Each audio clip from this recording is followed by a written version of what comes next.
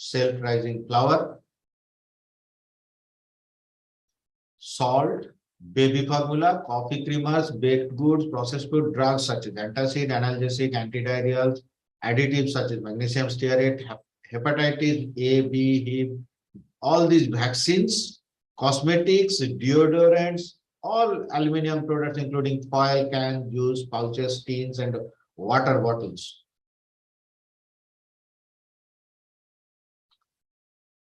What we have found recently? We found that till now, the concept of aluminum is a slow poison. It needs a long exposure, but we found that in susceptible conditions, the plasma triglyceride and liver triglyceride were changing. So dyslipidemia and because of hepatotoxicity, all these are there. Interestingly, we found that pre-pubertal rats, it didn't change much. But in young adult rats, there is significant and noticeable changes. So we came to that condition where these are female rats, where we found, we kept the zebrafish question open, that is there a male-female condition? Is there a estrogen-related issue? We found that estrogen-related problems are there, which is obvious when during the pubertal age. So very young adult, very just after puberty, there are problems, but before puberty, there was not much problem.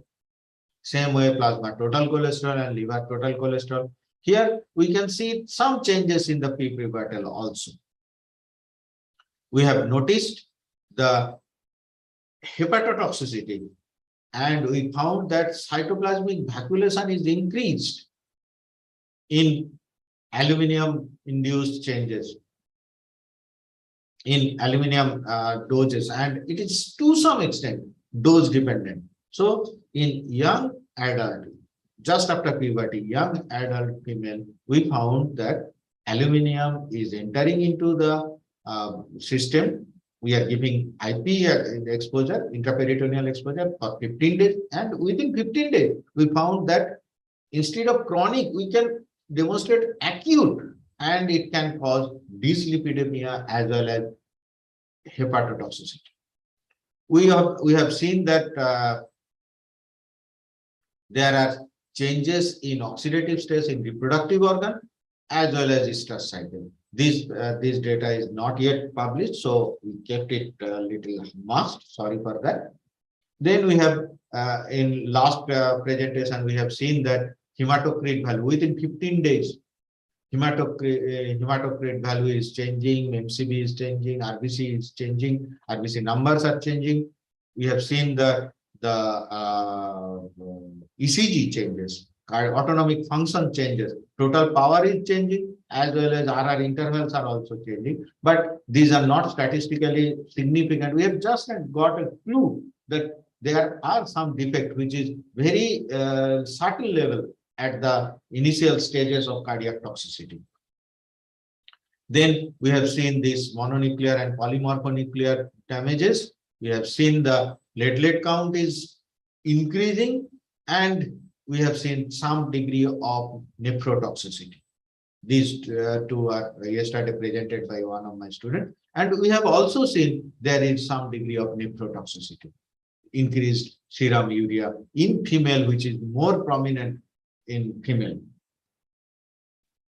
Then we have seen that even in orogastric, within second week, within 15 days, there was not much, not statistically significant damage, but we could find there is some degree of decrease, some degree of fall increase, and some degree of single stage distance covered is decreased. So the notion of having aluminum chronic toxicity can be found in early stage of even within 15 days. IP, oral, both cases, high dose, low dose. So in recent findings, we have identified that acute toxicity of aluminum is possible. Lipid profile, atherogenic index are being changing. Microcytic anemia could be there. Leukopenia and thrombocytosis also being there. Hepatotoxicity, nephrotoxicities are also seen. Chronic toxicity of aluminum can produce neurobehavioral toxicity as well as reproductive and endocrine toxicity. So there is a suggestion that estrogen could be a clue for this from these studies. It could be a crucial factor. However, we are not in a position to identify exactly how it is doing. Other people, they have already demonstrated that being a metalloestrogen, it can be a factor for the breast cancer. It can be a factor for osteoporosis. It can be a factor for menopause, postmenopausal changes in female. However, it's not. We don't have a concrete evidence yet. But what we could find that there, even in chronic type low dose, orogastric low dose exposure, we could find there are some changes which are visible, which are likely to be identified within 15 days. So our study, we are planning this way that can it be early detection? Can we do some early detection of the aluminum-induced toxicity so that we can put a word of caution to the patient that might be you are exposed to some type of condition where you are getting more aluminum exposure. Be careful and help yourself to protect from the aluminum toxicity. So that's what we can do. Identify the avoidable sources of aluminum exposure and keep them away from us or keep us away from them. Either way. I would like to acknowledge for this presentation that Ms. Tripti Sharma, Ms. Priyanka Tanwar, both of them yesterday presented, and another student, Mrs. Srisha Kullani. I also acknowledge Dr. Pramod Kumar, Dr. Sival Srivastav, Dr. Hare Krishna, Dr. Kamlaskant Shukla, Dr. Mithu Banerjee, Dr. Abhishek Purohit, Dr. Poonam Helens. All of them are colleagues in All India Institute of Medical Sciences. Dr. Hiraram from JN University and Dr. Surajit Ghosh from IIT Jodhpur.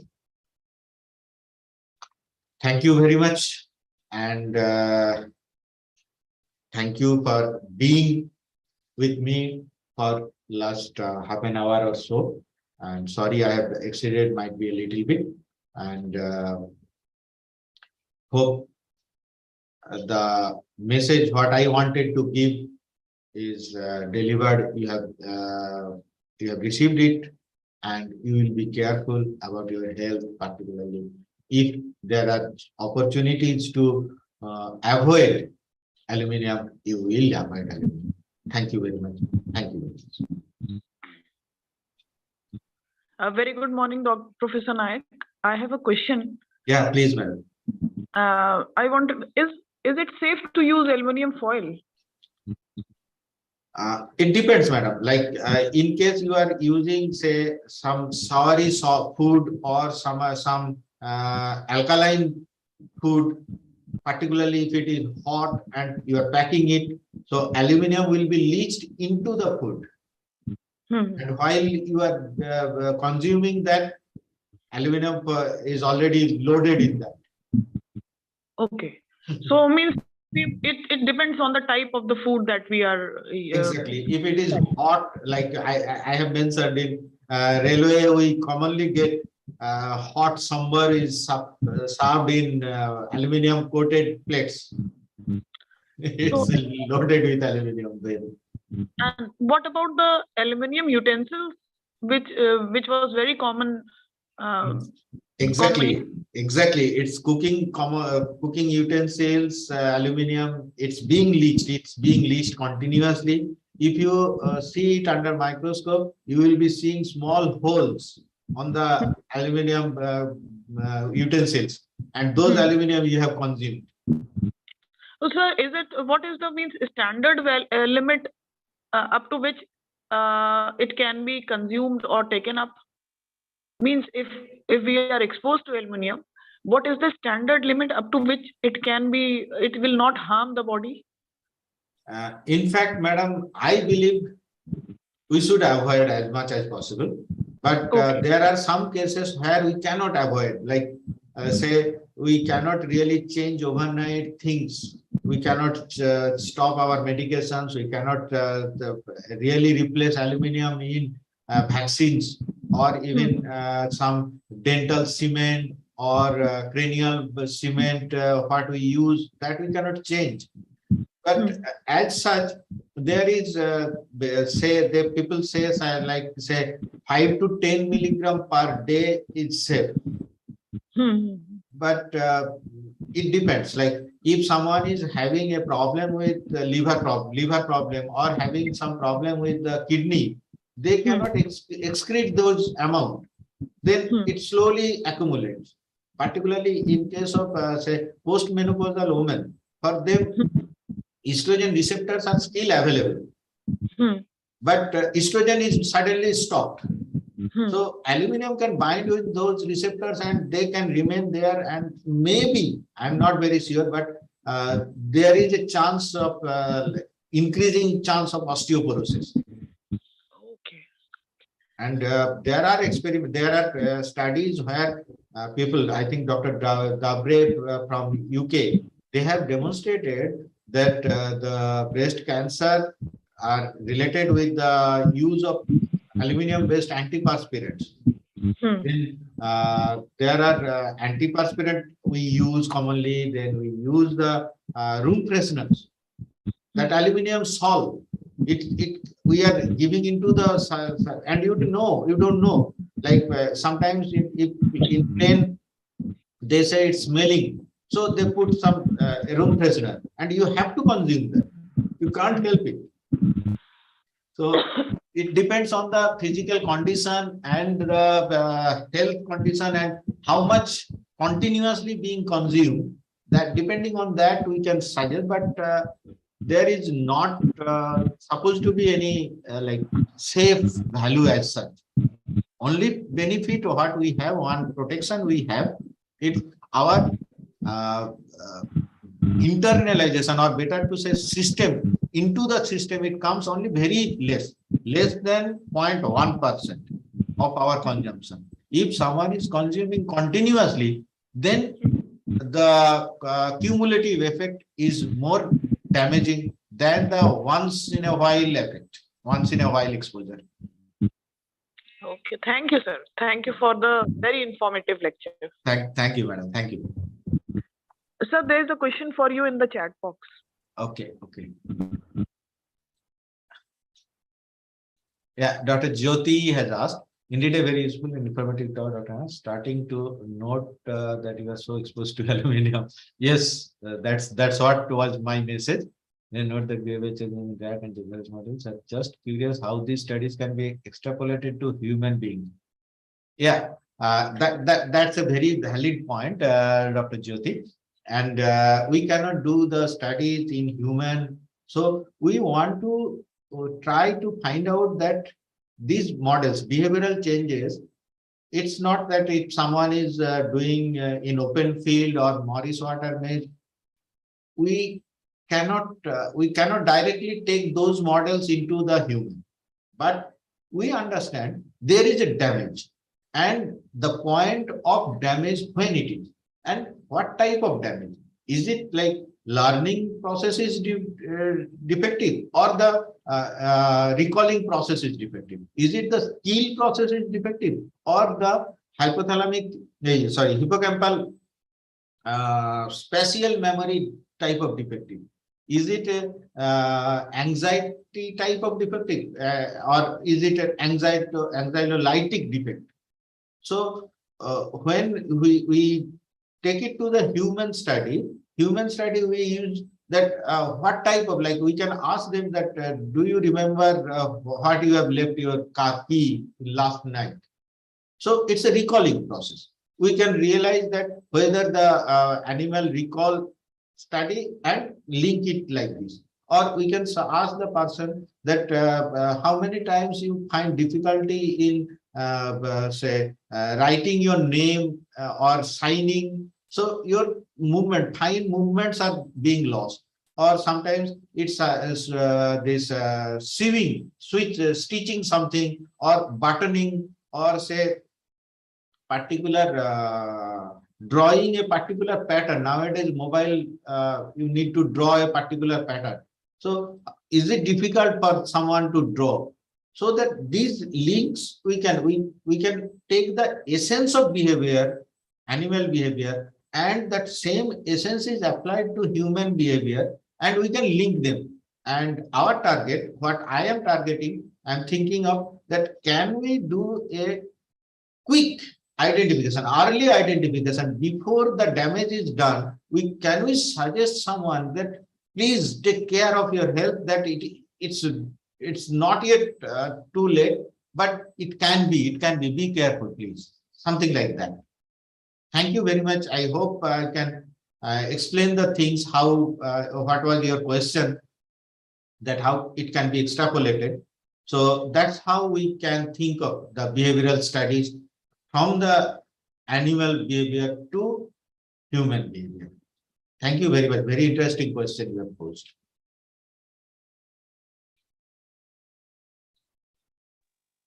Sir, there is one more question from Yeah. Aditi.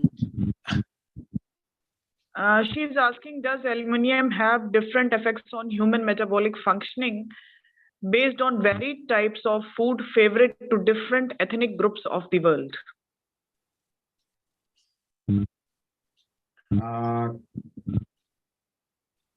I don't know whether aluminium present in the food could be a factor. Like, some plants are there which are like, they say, aluminium accumulator, like tea and I think potato, they are aluminium accumulator. At the same time, some plants are there which can protect themselves from aluminium soil, to take it from the soil. So depending on the ethnic practice, depending on the food, how they are, what type of food they are consuming, that depending on that, it can be a aluminium load could be different.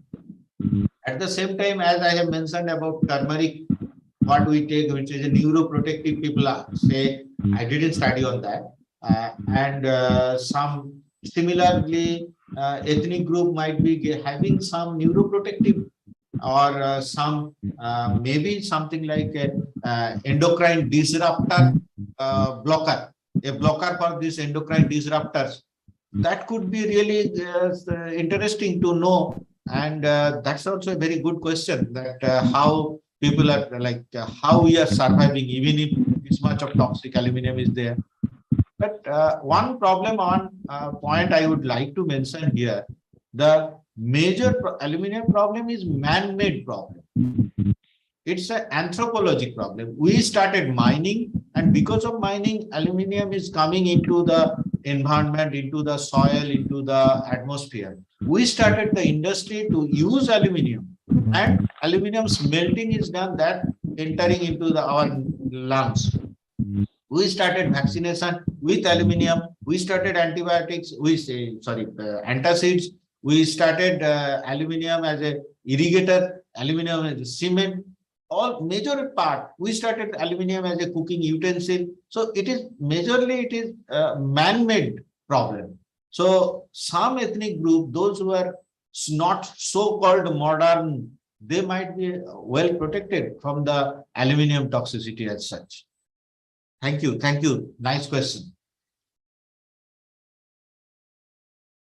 Thank you, Dr. Nayak. This was a very nice presentation, and it was a topic of concern that we are dealing with our daily lives. Yes, sir. If we have to boil our milk, we will be boiling an aluminum vessel or anything. And considering these situations, we think and we have actually started using mitti ka bartan, Yes, the sir. clay pots for cooking foods, and people have started branding those things. There are few companies, those Yes, are sir. basically preparing clay pots for these kind to eliminate these kind of problems. And I think I was aware of the fact that aluminum toxicity leads to osteoporosis, but I didn't know about so many diseases which are of concern and associated with aluminum toxicity. So that was a very good insight, and thank you for the presentation that have given us to think about to change our lifestyle, because these are lifestyle issues. We will have Exactly, to change exactly. our cooking habits. We will have to stop using aluminum foils. There are companies which wrap your medicine in a aluminum wraps. So, and there are chocolate companies, those wraps your chocolate into that. So we will have to avoid those products in order to keep ourselves safe from these kind of diseases. Thanks a lot, sir. That's a very nice presentation and very informative as well. And also, thank you for covering us up and presenting your this work before your time. Thanks a lot, sir. Thank you. Thank you very much, sir. Thank you. Thanks a lot. So, in the meantime, since we have to start our next session with Dr. Uma Shankar Singh, but before that, I want to make you see few Sci art that we have decided this year to start with, Sci art presentation. But what had happened, basically, we didn't get much posters, but we have got few. So I'm going to show one or two posters which are available with us. One is from Astha Singh. She is in BSc Zoology, and she had sent us a poster. And the poster, the theme of the poster is Science, Emerging Technologies for Sustainable Development. Astha Singh is a BSc first year student at Brainology Scientific Academy of Jharkhand, Ranchi. And here you go. Is the screen visible? No, yes, now it's visible. Can you see the screen here? Yes, it is visible. Yes, it is visible. Yes. So this is from Astha Singh, and also she will be having her poster presentation during the poster session. So, but see, she has talked about how humans have digitalized, and there are definitely benefits as well as demerits of the technology. So in this whole figure, in this whole diagram picture, we can see what are the benefits and what are the demerits of digitalization and technological advancements.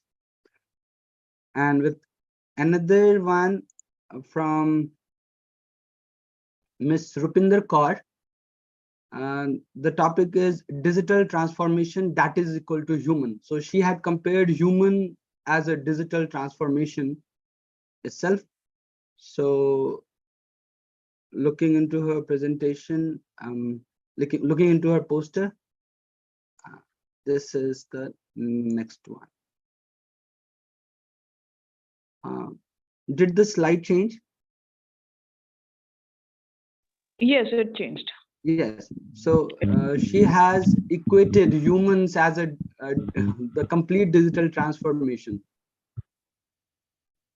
We have expected more and more presentations from more and more Sci art poster from the students, but unfortunately we have received only two, and as you can see, we have only a little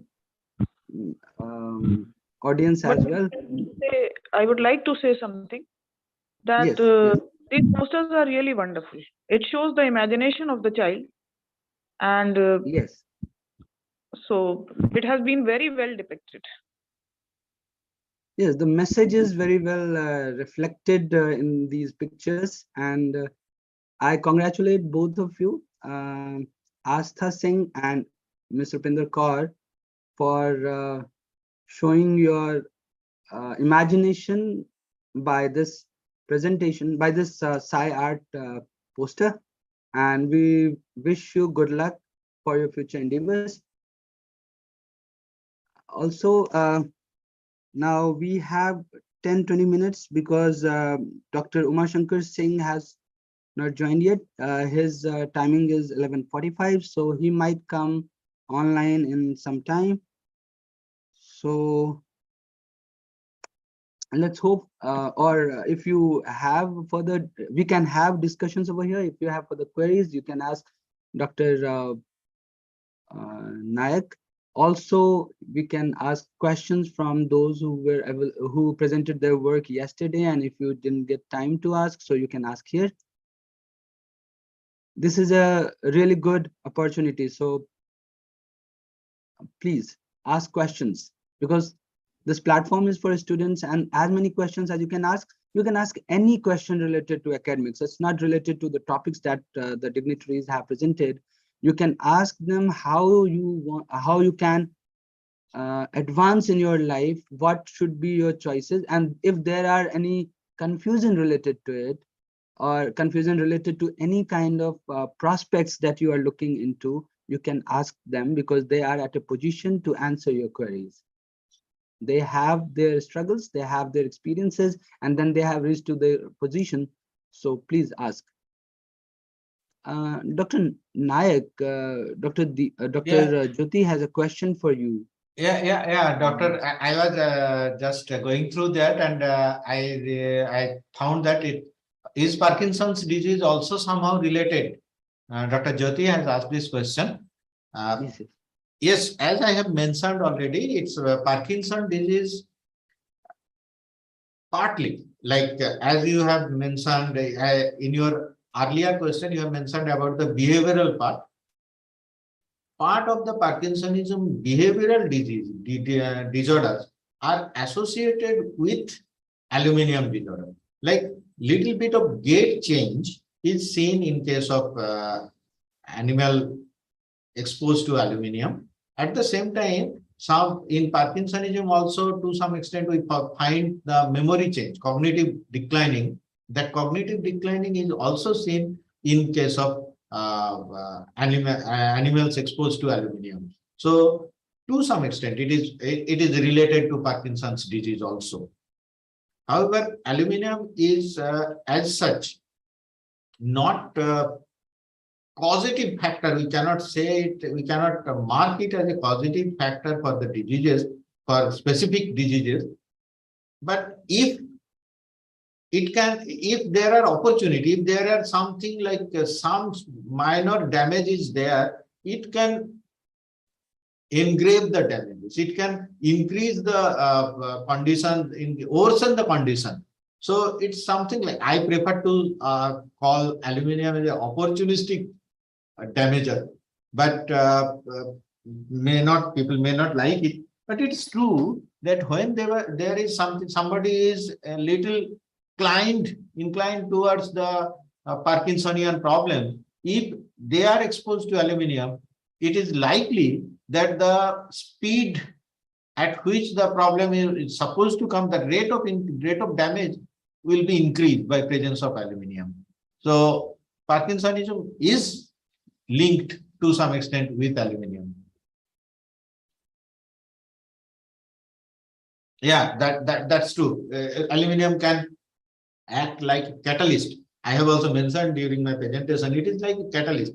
May it be oxidative states, may it be excitotoxicity, may it be inflammation, may it be hepatotoxicity, whatever it is, aluminum is something like doing that part of it, like सबके फाटे में टांग अड़ाता है, मैं बोलता हूँ, maybe like that, though not scientific, but it's like that.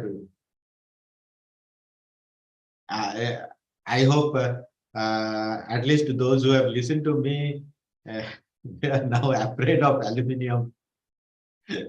So my task is done. I accept.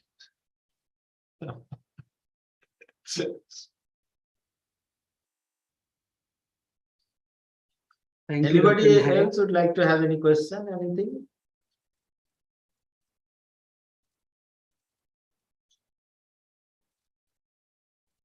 Even if, Dr. Nayak, even if we are afraid of things, until and unless others tell you, you don't follow that. We know, everybody knows that there is toxicity of anything which is in excess. Yes. So everybody knows that. But what happens? We don't bother until and unless someone tells you, hey, you stop using aluminum or stop using particular thing because you are getting this symptoms, getting these symptoms, and you don't want to suffer ahead. So until and unless someone warns you, you don't give a heed to that. So I think so. This is really an interesting topic. Yes, tobacco, for example. And why only tobacco? Alcohol. There are many other things. All. Even like you taking food. We go into those junk foods. Everything in excess, it's Everything in toxic. excess is bad. Yes, yes. So now I would like to ask Astha to talk about her poster, that science sci art poster that she has shown. She had submitted with us. So Astha, what was your Astha, are you there? Yes, sir. Yes. So can you talk about your poster for 1 or 2 minutes? You can give us insight that what we have understood from the this poster, that is exactly what you was trying to depict, or you have some other deep insight into it, because you guys are the next generation of scientists, so you can guide us through, please. Yes, sir. It is basically about how we can uh, sustain our environment. For building a sustainable future has become a topic that is being with the resources steadily depleting. The importance of science being able to find solution has become even more necessary now. Science plays an important role in the pursuit of sustainable development. There is many things that make for sustainable development, making robots uh, are no longer a mere subject of science fiction novels, movies, and TV shows. Robots help to manage waste, help preserve the environment. Green building refers to both a structure and the application of processes that are environmentally responsible and resources efficiently throughout a building life cycle. Recycling reduces the need to grow, harvest, or extract new material from the earth. Green transport, it means that we are keeping air cleanser through alternative transportation, such as riding a bicycle or a battery vehicle, and use public transport instead of personal vehicle. Biotechnology are some other technique. Some crops can be engineered to be resistant to plant disease and it tumor by nutrition map GPS track to system and probable. Economic system practice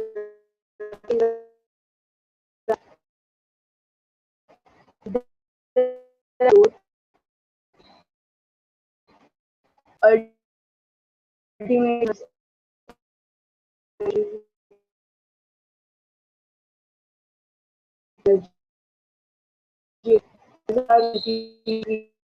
creators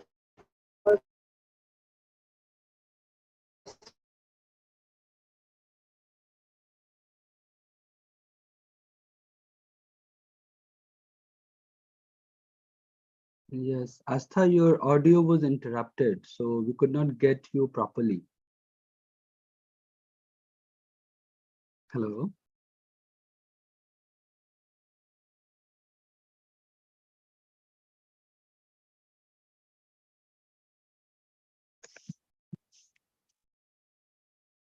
Hello. Okay. There is some issues with her audio, so let us. Am I audible? I guess. Am I audible? Yes, you are audible, sir. Okay. So there is some issue with Astha's audio, so we will proceed with the other poster that Rupinder has sent. So Rupinder, if you can speak your mind out, this is a platform you can say about your imagination and your thing. Yes, I know it's suddenly in between, but you can speak.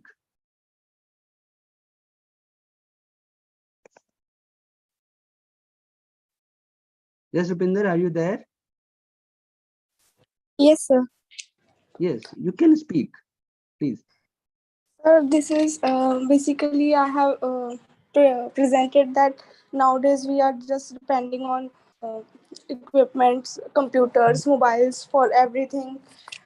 Uh, in this, sir, in today's world, everything has been transformed digitally, and that is just equal to humans as artificial intelligence is going to equal amount of work that the humans can do, and intelligence uh, is depending mainly on, sir, we are not using books, we are using more Google and YouTube for getting information. So that's why today's uh, digital transformation is more equals to human.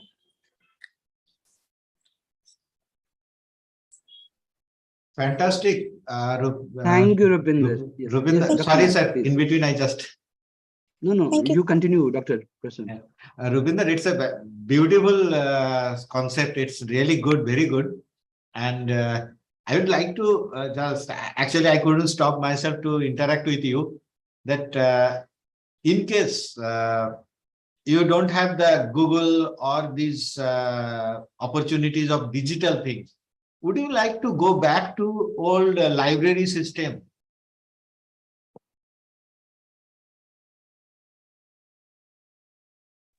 Yes, sir. Don't I you really, think? Don't you think that with that library system, it would have been more time consuming? yes, sir. It's time consuming, but sir, as we are using Google and YouTube for nowadays, we are not researching more information. We are just depending on Google, and if we don't have net, and we get issues, many issues regarding that. So if we have books and all, we can get more information. Yeah, that's a really good one. Actually, we miss some point of time. We Google, like we are dependent on Google or not. We should not say Google or something like that. We are dependent on the things what is given to us. If we read a book, if we go to the information, then the whole information is available to us, and we can choose anything, whatever we like. Our mind is something like when we look for some information, we not necessarily we look for that only. If we see the surroundings, if we see the related things, then our learning is a comprehensive. That comprehensiveness we are missing. That's a really very good idea for you, and I congratulate you to present it in such a way. Fantastic, very good, very good. I would like to add something to what Professor Nayak said. Sir, I feel that books cannot be replaced. Books cannot be replaced. Very true, madam. Books cannot be replaced. Students who study from Google and the student who consults the book, there is a vast difference in their writing and even knowledge. Yeah, concept with little bit of selected information. Development of concept is very tough. And that comes from the book, by reading books. By reading And books. some books are very rare in the library, which are very old, of 1950s or 1960s. But the concept is so good in those books. They are very conceptual books, and one must definitely go through those books. Exactly. I suggest my students to go through those books. Maybe we can think of it like mix up of both things, digital and information. We can read PDF books. Yeah, sure. That, And sir, it's easily available. That's different. But a student must definitely read books. read I always books. say. Yes, yes, yes. And at the same time, like you can utilize the information technology, what it's really a benefit for us. We can within a single click. I was showing in my presentation that 0.06 second, they are giving information about few lakh of sources. So from there, that is one part. Then we know the resources. Once we know the resources, we can go back to those original resources, and we can read them. Then it's a complete learning that we should encourage. And I really congratulate Rupinder about this. And this is a marvelous one. Thank you, sir.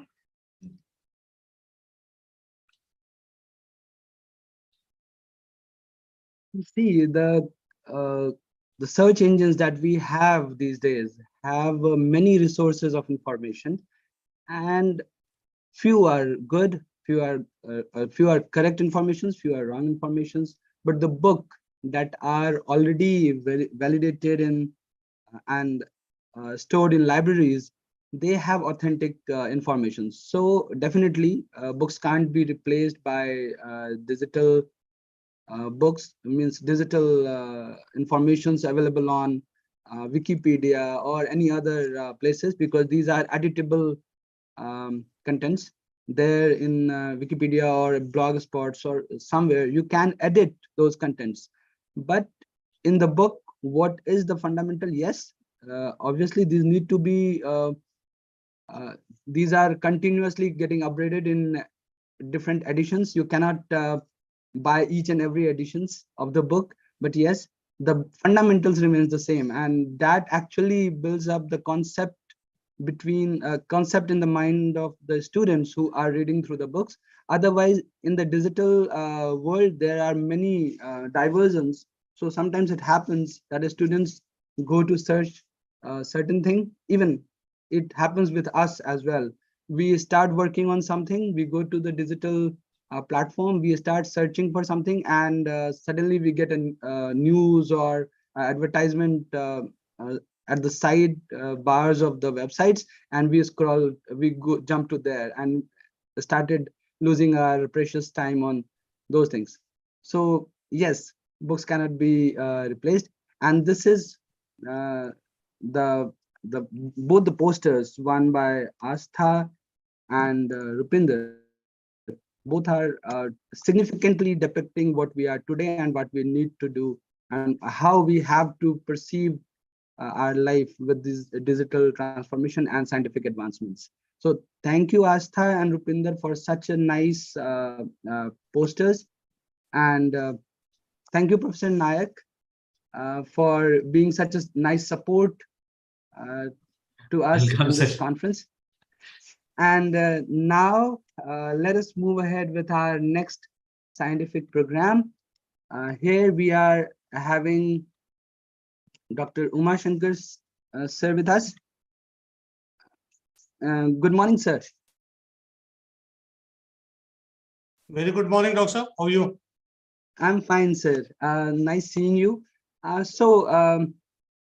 Dr. Uma Shankar Singh is the former IFS, and he served in the Indian Forest Services 1984 batch for a period of over 3 decades under various capacities at different places, acquiring leadership skills in sustainable forest management, public administration, human resource management, climate change, and socio-economic management of the nation's natural resources. I'm willing to use, he has been using his skills and abilities for the betterment of organization in particular and society at large. Presently, he is the director of NGO, One Shakti, and he is very much active in the field of forest and wildlife, climate change, and wetlands. And he's going to take you to the journey of what he has contributed with his work throughout the years. And with this, I would like to invite Dr. Umar Shankar Singh to present his work, the topic, Declining Forest in India. Over to you, sir. Thank you. Thanks a lot. Very good morning. Good morning, everyone. I believe, are you hearing me? Am I audible? Yes, sir. Yes, Yes, thank sir. you. Yes, sir. So, before I begin with, I would like to request some of you, if at all possible, some of you may come over to video if possible. This is a request. That's a request. That's all. I don't know. Yes. How are you? You unmute I'm yourself. fine, sir. Oh, great. Yes, yes. I'm Great. great, sir. Yes. So today, I'm going to talk about the. Today, I'm just going to talk about the forest. Forest is very important nowadays. It has become very important. And with the COP27 just concluded, the emphasis, I mean, the government of India, the Minister of Environment, Forest, Climate Change, recommended 5 ways to mitigate climate change, and forest was one of them. So you could be well understanding that this is catching up, but catching up very fast. So let us begin. Let us begin, Medha. India is a wonderful, lovely country, and I'm proud of being an Indian. I'm proud of having lived in a country like India. But it has some problem also, some issues also. I don't know, but I would like to be as honest as possible, because I will be defeating my purpose if I don't tell you the exact what is happening in forest. India has 2.5% of global land share, which supports 18%, roughly 18% of the population, world population, and 7.8% of the global biodiversity.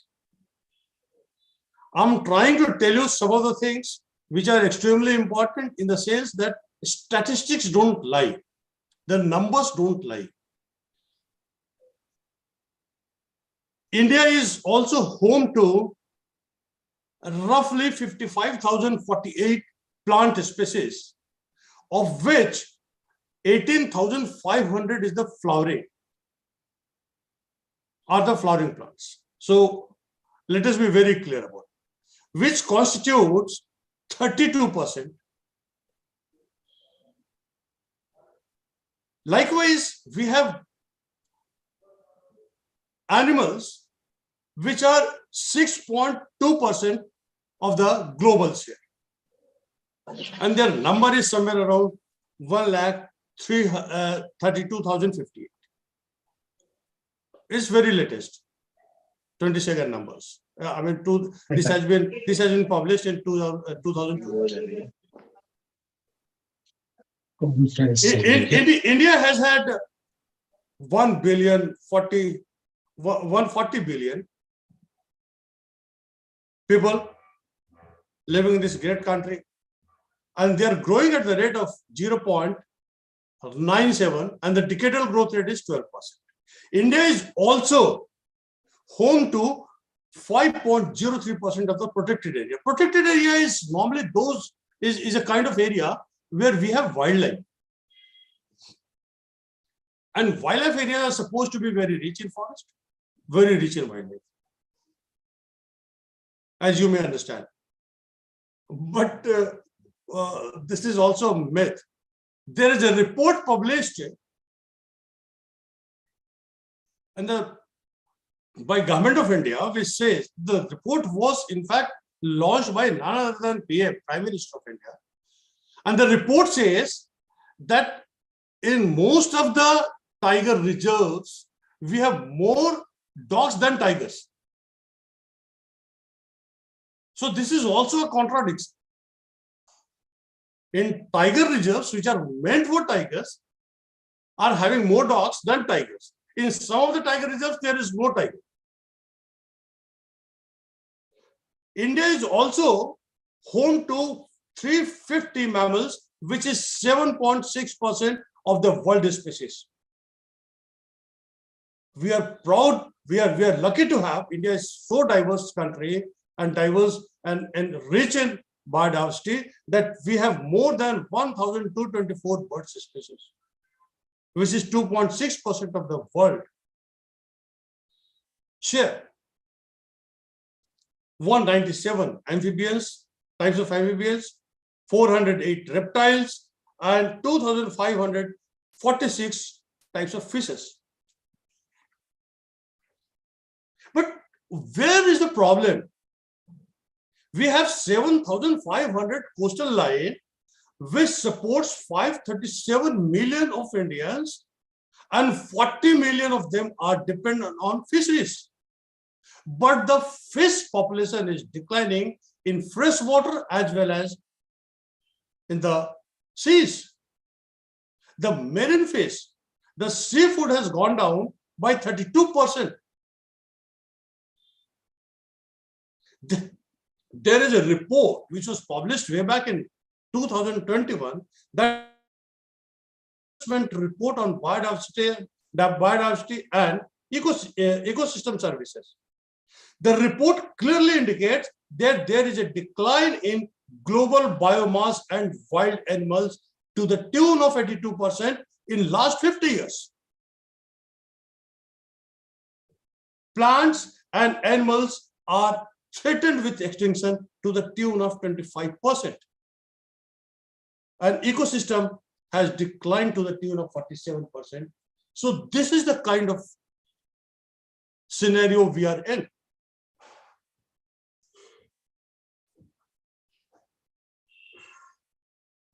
The Government of India publishes its report.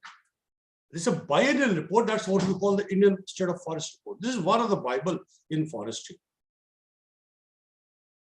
which says that the forest cover plus tree cover in India is 24.62% of the total geographical area. My dear friends, try to understand these figures. They are extremely important. If you deduct tree cover, this comes down to the forest cover, comes down to the level of 21.71%. It is growing at the rate of 0.56% per annum, which is fine. But what is happening that we are growing on plantation, but we are declining in native forest, or the forest which is old and rich forest ecosystem. We don't need plantations to come. It takes hundreds and thousands of years to develop into a forest if one area is planted. The ISFR says that 66.6% of the Indian states and union territories have declined in very dense forest and moderately dense forest. This is a technical word, my dear friends. I like to define what is very dense forest. Very dense forest is a kind of forest which has more than 70% of forest density. And the moderately dense forest, Aditi, is ranging in between 40 to 70% of forest. So both of them are declining, my dear friends. This is the problem area. Let us forget about plantation. Plantation is nothing. The survival rate of plantation when I filed RTI is ranging somewhere around 0 to 18% or 31% in some cases. We are spending huge amount of money but getting nothing. So let us invest those money into the protection of native forests. That's more important. Pranav जी, हिंदी या English दोनों चलेगा या सिर्फ English और हिंदी या सिर्फ English? अभी दोनों चल सकता है सर। Okay, done. मैं आपको सेंसिटाइज करने के लिए एक छोटी सी घटना बताता हूं। There is a country called Gabon in central Africa. उसमें 2 गांव है, मेबोट 1 एंड मेबोट 2। उस गांव का पॉपुलेशन रफली 150 के आसपास है, रफली। मेबोट 1 थोड़ा ऊपर है, 2 नीचे है, हिल पे। And this village is extremely important from the forestry point of view. Why? It is situated on the bank of Evander River, number 1. Number 2, it is bordering Minkebi National Park. एक दिन क्या हुआ कि 31 बच्चों ने ये डिसाइड किया कि आज चलते हैं कुछ शिकार करते, हंटिंग। और उन लोग वो गए और उन लोगों ने एक चिंपैंजी का शिकार किया। चिंपैंजी को घर पे लाए, काटा, बनाया और खाया। और दूसरे दिन उस 31 में 21 लोग मर गए। ये था इबोला वायरस। आपने नाम सुना होगा इबोला वायरस का। ये 1996 में हुआ था। आज हम लोग we are passing through a very tough time, that's what we call the कोविड-19। But I will tell you the story. I've done some amount of research into it. तो इबोला वहां से शुरू होता। There was a research carried out by a group of scientists, and they tried to find out कि ऐसा कितना disease है जिसको जूनोटिक्स कहते हैं, और ये कहां से आया और कितना आया। तो उन्होंने एक ईयर लिया, और वो ईयर लिया 1960 से 2004 के बीच में कितने नए डिजीजेस आए। और अब बिलीव करिए, they identified 335 kinds of diseases, and out of 335 roughly 65% diseases were zoonotics, जो वाइल्ड लाइफ से निकले। We do not know, no amount of research is done in forestry and wildlife, for that matter in your science also. We are in a country where 0.65% is allocated for research. If you compare it with Israel and China and America, it's huge. They are spending somewhere around 5% of their GDP. तो जहां पे research है ही नहीं, वहां पे करेंगे क्या? अंदाज में तीर मारे आप। वही हम कर रहे हैं। आप HIV देख ले, एवियन फ्लू देख ले, सार्स देख ले, सबका origin wild life. My dear friends, let us be very clear. Forest does not need us. We need forest for our survival. It's not a question of our revival. It's a question of our survival by difference. Wuhan is supposed to have given rise to COVID-19. That's what we are told. China is one country which does not let anybody come and research on COVID-19 as far as the origin is concerned. तो जब मैंने देखा, मैंने इस पे सारे journals देखे, पढ़े, तो 2013 से Wuhan is a capital of Hubei सेंग province, situated on the bank of Yangtze river, जिसको कि इंडिया में जब वो आता है तो ब्रह्मपुत्र भी कहने लगते हैं। तो 2013 से 2020 के बीच में 70% of their forest resource was cut, was failed। और उन लोगों ने वहां पे डेवलप कर लिया, और डेवलप करके क्या बनाया? हाईवेज बनाए, बिल्डिंग्स बनाए, मल्टीनेशनल्स को इनवाइट किया। पता नहीं क्या है, क्या इसको डेवलपमेंट कहते हैं क्या? We do not know how many of us died in COVID-19. The figure is not yet clear. The government of India says on the floor of parliament that we don't have the figure. We are living in that country where the figures are hidden, concealed. When the figures are not told, then what happens? Modeling karte hain scientists in India and abroad. बहुत जगह से modelling हुई, US के बहुत सारे institute ने किया, India के बहुत सारे इंस्टीट्यूट ने किया, प्राइवेट ऑर्गेनाइजेशंस ने किया, और ये मान के चल रहे हैं अभी आज की तारीख पे कि कम से कम हम 42 से 50 लाख लोग मरे इंडिया में. ये कंजर्वेटिव फिगर. क्या is this the price we are paying for the development? Wild life का एक वर्ल्ड ट्रेड है दैट अमाउंट्स टू $23 बिलियन. हमारे आपके कंट्री का बजट नहीं है सर. जब when we were passing through the COVID-19 and the entire world, India had the strictest lockdown.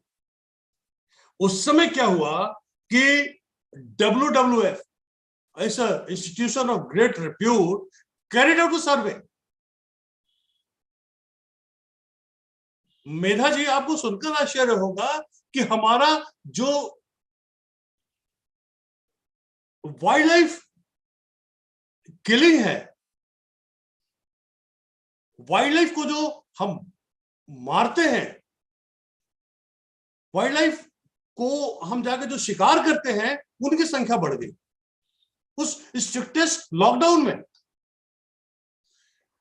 The report, the world, the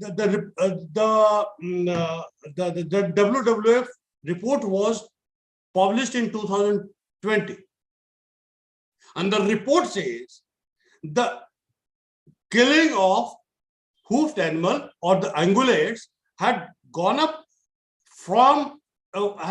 to 44% from 22%. मतलब आम दिनों में तो हम 22% मार रहे हैं, जब हम 44% पे पहुंचे. पता नहीं लॉकडाउन हमारे लिए था या उनके लिए भी था. The small animal killing gone up from 6% to 22%. Until unless we strike at the root of the problem, we are not going to solve it. ये वुहान हो चाहे कुछ भी हो, our ecosystem is almost we have come to a point of no return and is almost destroyed. I told you that India is one of the 17 mega biodiversity countries, but we have 4 hotspots. Those hotspots are Himalayas, Western Ghat, India, Burma and Sundaland. मैं अब आप एक एक करके बताता हूं, एक एक एग्जांपल लूंगा. Let us begin with Himalayas. Himalayas is one of the, इसके लिए तो कोई शब्द ही नहीं है कि हिमालय क्या है. It runs 2,500 kilometer from west to east. West में इसकी थिकनेस जो है वो 400 किलोमीटर का है एंड ईस्ट में 200 किलोमीटर का.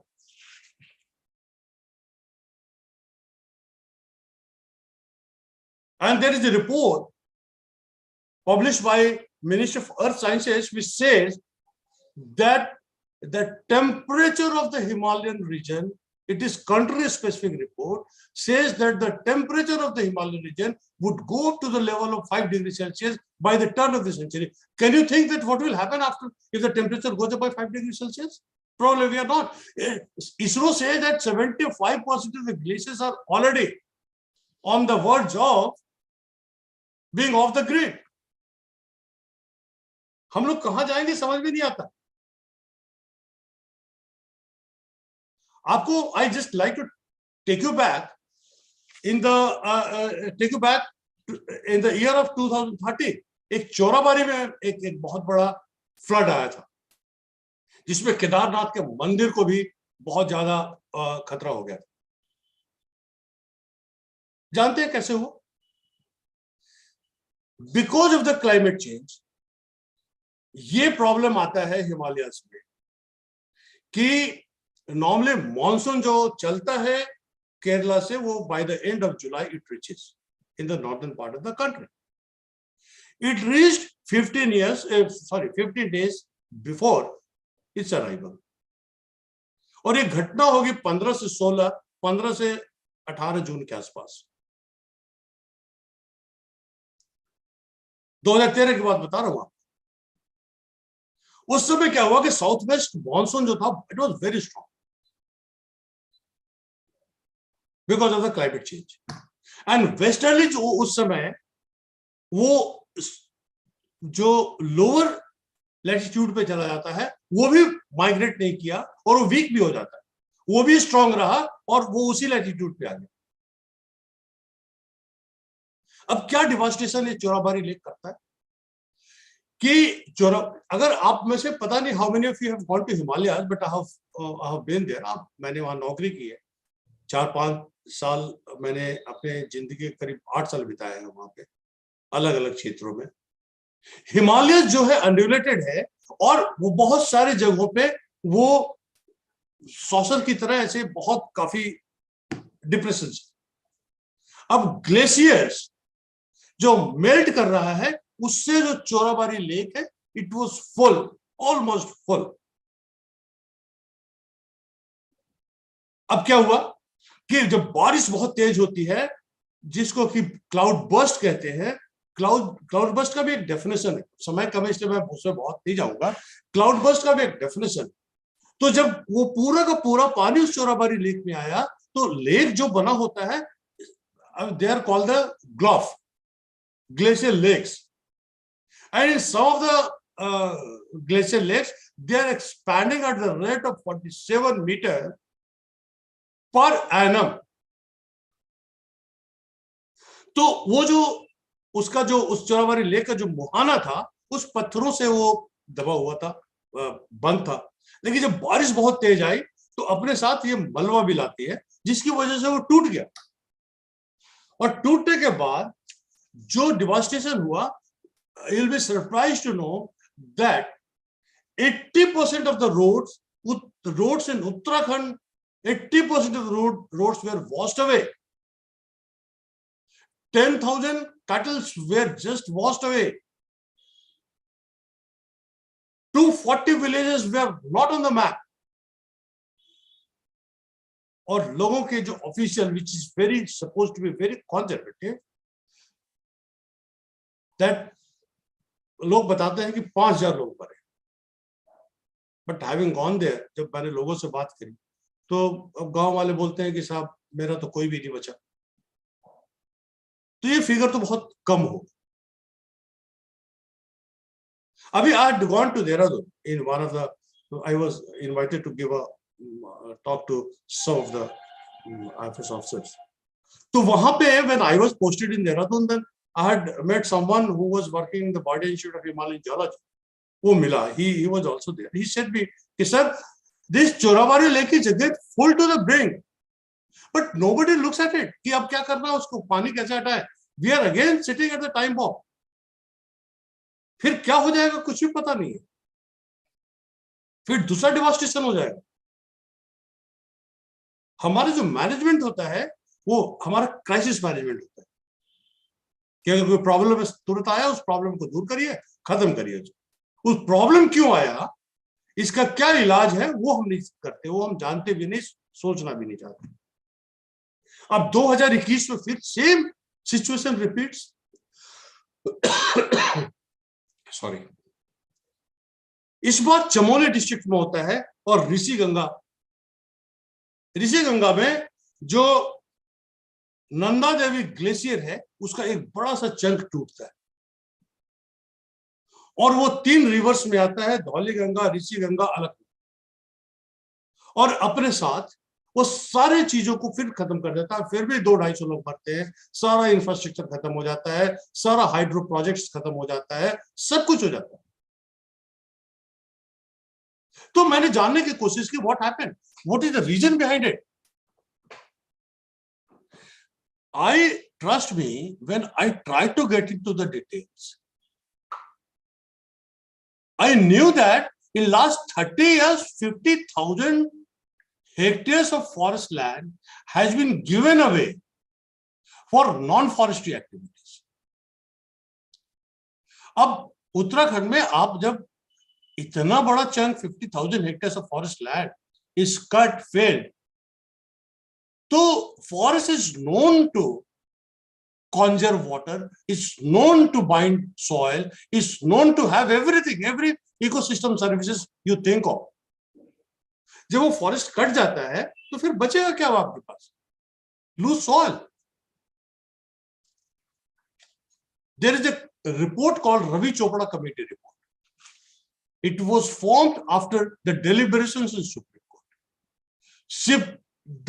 The Ravi Chopra Committee report says that there shouldn't be any kind of hydroelectric project in Uttarakhand. Still we have 47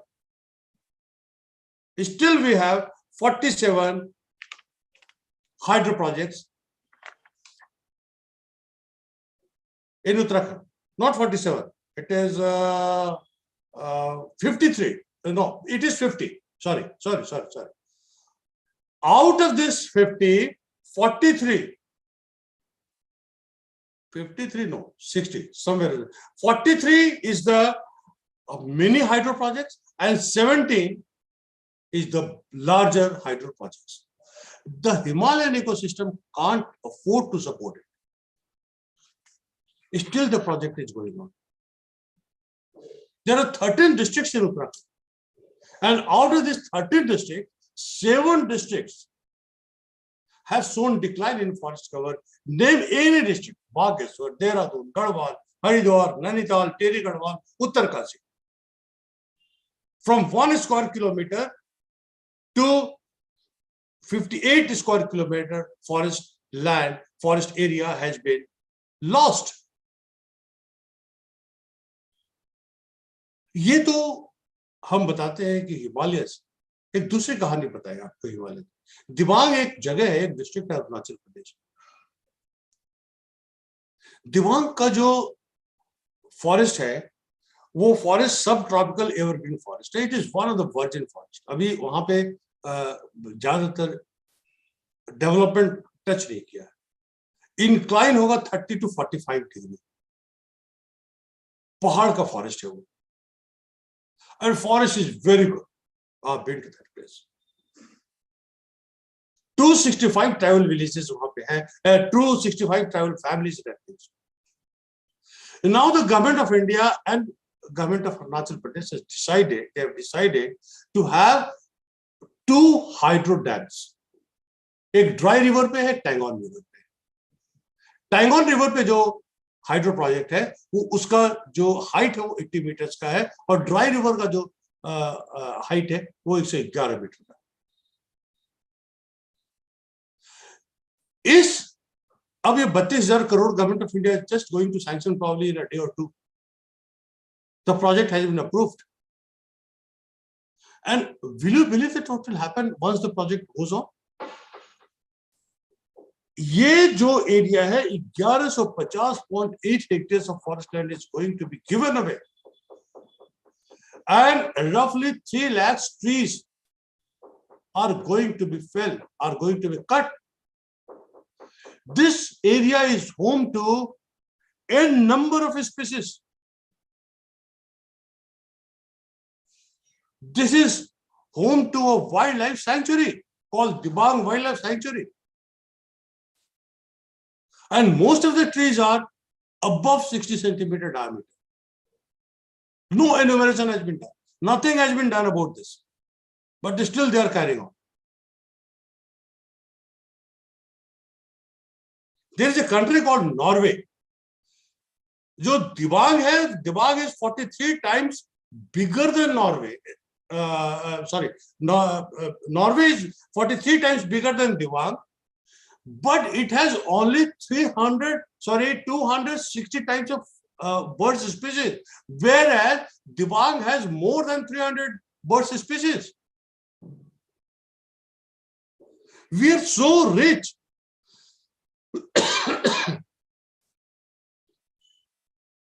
The fact sheet claims that this forest is irreplaceable.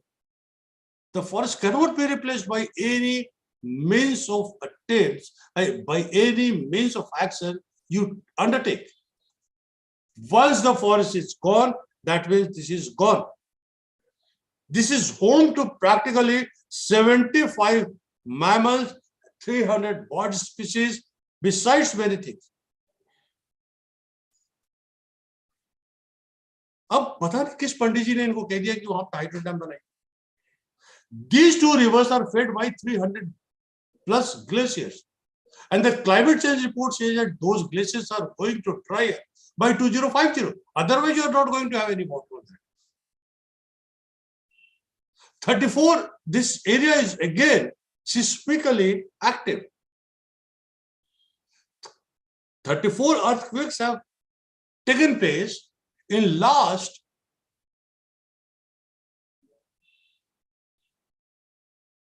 30 years. यहां पे तो और भी इसको conserve करके रखना चाहिए, लेकिन हम लोग इन साइंटिफिकली किसी चीज को देखते नहीं. अब ये जो 3 लाख पेड़ कटेंगे, ये पेड़ क्या होगा? देखिए, we have one Indian institute of forest report, that's one thing, but global forest watch is again one agency which is taking everything very neutrally. This says that in 2021, India has lost to the tune of 127,000 of natural forest. I don't know what happens. Forest Survey of India is one thing which is very, that really surprises me. I've seen myself the forest is decreasing. But the Forest Survey of India says that we are increasing. Yes, we are increasing, but in the plantation sector. But we are decreasing in moderately dense forest and the very dense forest areas. There is an elephant reserve in Assam. That's what we call the Dehing Patkai elephant reserve. The government of India in 2020 given away permission for open cast mining. Is it unheard of in the area of wildlife that any area which has been declared as the wildlife sanctuary, elephant reserve or the tiger reserve is given away for the coal mining? This is just not possible that any wildlife will sustain there, will live there if the mining has already started. And that's all illegal. And the mining is given to the eastern coalfield area.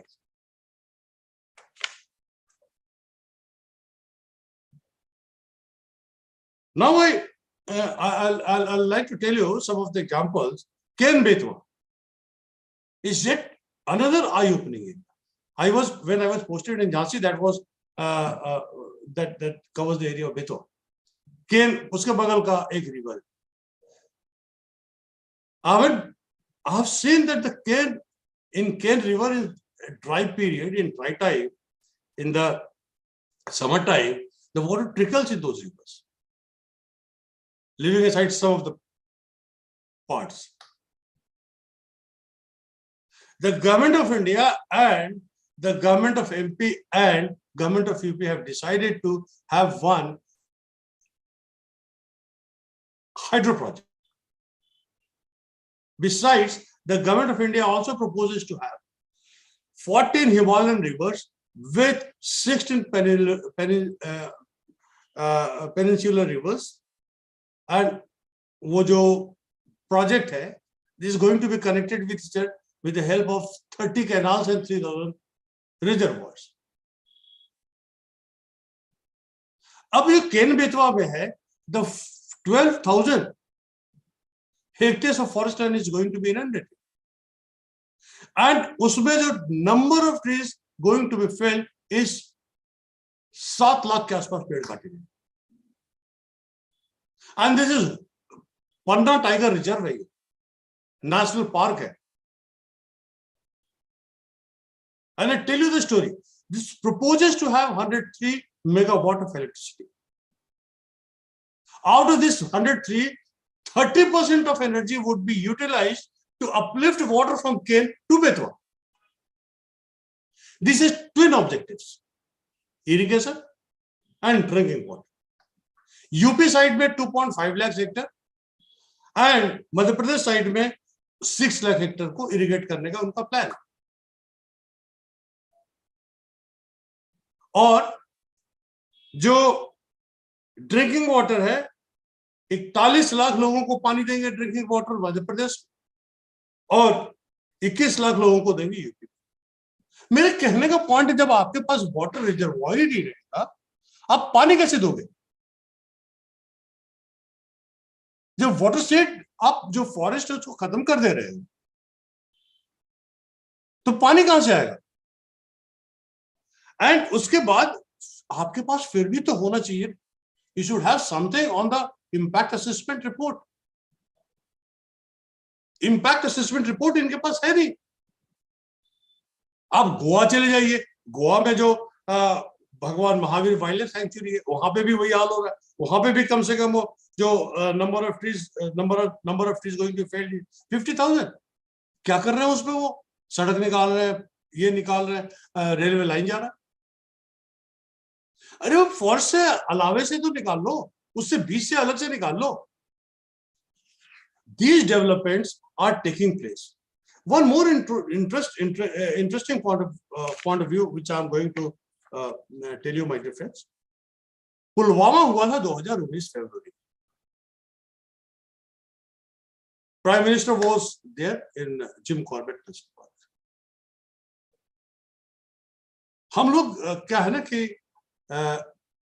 उस वो wild life versus man versus wild life का वो जो एक gentleman, he is called Jim, no, his name is, anyway, I'll tell you. उसका जो भी नाम अभी याद आ जाएगा मुझे, हाँ, बियर ग्रिल, वो मैन वर्सेस वाइल्ड लाइफ में। तो वहां पे प्राइम मिनिस्टर पहुंचते, जिम कॉर्बेट नेशनल पार्क, उस नेशनल पार्क में आप सारे एनिमल्स को बाकायदा उसकी साइटिंग होती है, लोग देखते हैं। उन्होंने अधिकारियों को बुलाया और कहा, अधिकारी वैसे भी थे वहां, उन्होंने कहा कि why don't you have one safari, tiger safari. हम अधिकारी बहुत रीढ़ की हड्डी हम लोगों में नहीं होती, किसी में नहीं होती। उन्होंने कहा, and I had not imagined, I had not even thought to have one tiger reserve in a national park. Till then, the government of India had also issued the guideline that there shouldn't be any safari in a national park. Once the Prime Minister has announced in February, नवंबर 2019 में government of India modify करती है और कहती है we can have tiger safari in national park. अब यहां तक तो बात होगी, ठीक है। The park authorities were there, जब प्रधानमंत्री चले गए, उन्होंने 10,000 पेड़ काट दिए और काट के क्या किया कि वहां पे they wanted to build a safari. आप जब सफारी बनाओगे तो सड़क बनानी पड़ेगी आपको, कोर एरिया में, बफर एरिया में, दोनों इस जगह सड़क बनानी पड़ेगी। तो एक गौरव वल्लभ नाम का एक इंसान था, he brought this matter up to the Supreme Court. फिर एनजीटी पे आए और उसने कहा कि 10,000 पेड़ काटे गए।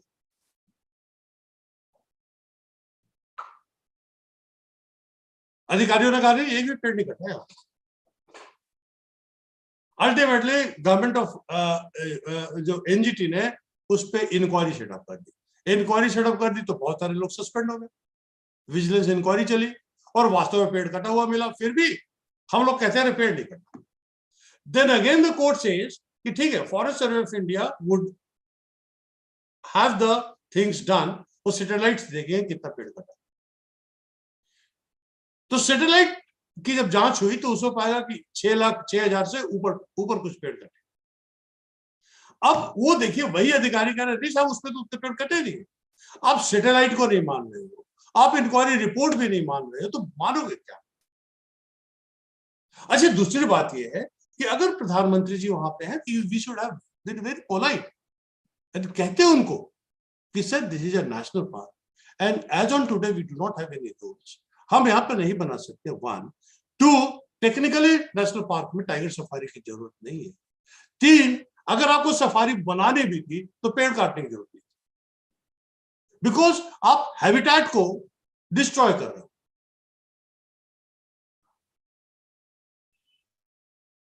देहरादून में आता है, वहां पे क्या हुआ कि जॉली ग्रांट एयरपोर्ट का नाम, तो मुख्यमंत्री जी को एक विचार आता है एक दिन सुबह सोकर उठे तो कि हमको वाइल्ड लाइफ टूरिज्म करने की जरूरत है। अब तो वाइल्ड लाइफ टूरिज्म जब करेंगे तो कैसे करेंगे? उन्होंने कहा कि हम एयरपोर्ट को एक्सपैंड करेंगे। एयरपोर्ट को जब एक्सपैंड करेंगे तो जो एलिफेंट रिजर्व है राजाजी नेशनल पार्क का, वो 243 hectares were suppose to be filled, और अगर वो होता तो उसमें 50,000 अच्छे साल के पेड़ कट जाते। लेकिन meanwhile some of us went to the high court, high court ने रोका। This is the story my dear friends, we have taken forest for grant, we have taken forest for granted कि इसको तो खत्म कर दो। The forest land, the transfer of forest land for non-forestry purpose has been increased many-fold during last 7-8 years. And there are 10 states jahan pe 82% forest land has been transferred for non-forestry activities. And wahan ke zyadatar jo head of the office the, head of the forest the, they have been given post-retirement jobs. So these are the issues. Now let us come to Western Ghat. Western Ghat में कोडगु एक जगह है, वहां पे क्या है कि Kodagu the Western Ghat is passing through 6 states, namely Tamil Nadu, Karnataka, Maharashtra, Goa, Gujarat and Kerala. This Kodagu district is surrounded with 3 districts, Kerala और कर्नाटका के बीच में। समय कम है इसलिए मैं बताऊंगा, because I like to take questions for last 10 minutes. तो ये जो कोडगु है, the total geographical area of the district is roughly somewhere around 45,000, roughly 4,100 to square feet. Sorry, अब याद दे रहा था सारे फिगर्स। और इसका जो पॉपुलेशन है वो 5 लाख के आसपास है। During peak time, the population goes up to the 13 lakhs. 25% of the population is Malayali. Malayalis are very strong and very aggressive business people. This district has 43% share of coffee in the national trade, in coffee business. They wanted to have a railway line from Kerala passing through Kodagu to Delhi. ये 2 railway line, एक थालासेरी मैसूरू और एक Hunsur Mangaluru. The railway line has already been approved, and probably this area it provides water to Kaveri River to the tune of, when the catchment is so rich, forest is so rich that this 70% of the water it contributes to Kaveri. इसमें काफी हंगामा हुआ, लोग गए, सड़क जाम किया, सड़क बंद किया. Then Chief Minister decided to go there. Every district has a police line, और उस पुलिस लाइन में वहां पे एक हेलीपैड बना होता है।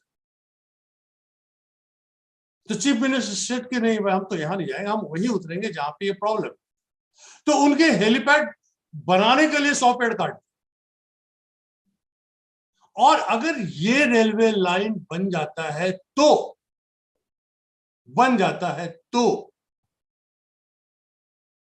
5 लाख पेड़ कटेंगे।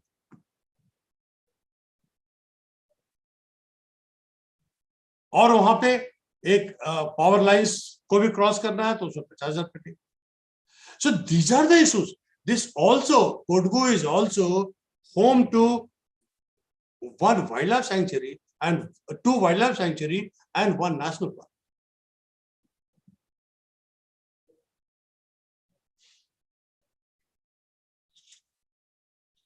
Abhi, very recently what happened, that Andaman Nicobar is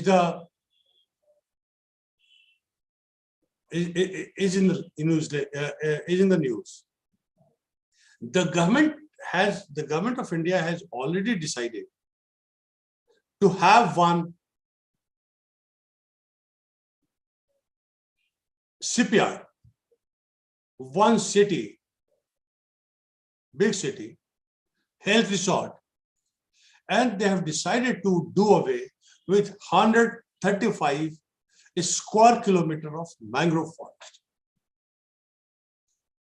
Mangrove forest की वक्त वो है प्रणव जी कि जब सुनामी आया था तो जिस तरह की हमारे सेंट्रीज खड़े होते हैं पोस्ट पे, उस तरह वो काम करता है mangrove forest.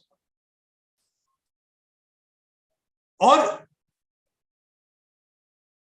this has already been approved, this project. I have written a number of letters to Prime Minister, Chief Justice, and who's सारे countries के who's. Probably I have decided to go over to the court. इसमें करीब 10 लाख पेड़ कटेंगे mangrove forest. और ये जो great Nicobar island, आप यहाँ पे एयरपोर्ट बना रहे हो, यहाँ पे शिपयार्ड बना रहे हो, यहाँ पे हेल्थ रिसोर्ट बना रहे हो, यहाँ पे आप सिटीज डेवलप कर रहे हो, फॉरेस्ट काटकर क्या जरूरत है उसकी? वो भी मैंग्रोव फॉरेस्ट काटने की तो कोई जरूरत ही नहीं है।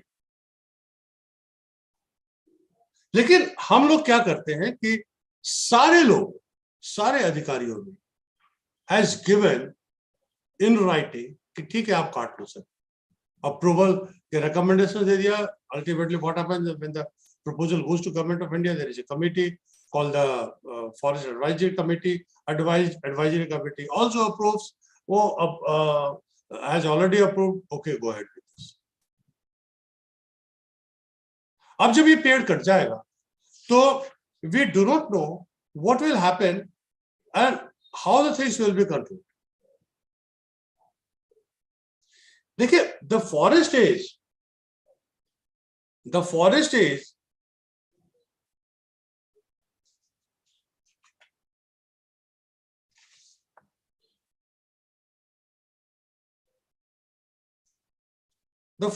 on the verge of being over. अब यहाँ पे कुछ बचता नहीं है हमारे पास. If you look at the closer look of Indian State of Forest Report, which tells us that 9,177 square kilometer has turned into scrub and 74,457 square kilometer of forest has been degraded. There is no definition as such as on today on the forest. Forest को कैसे define करोगे मुझे पता नहीं. Having spent 34 years in service, the only definition which has given by Supreme Court in Goda Varman case says anything that gives you the semblance of a forest is a forest. उसी तरह degraded forest का कोई definition नहीं. But we foresters, we try to find out how could this be defined. This could be defined in a number of ways.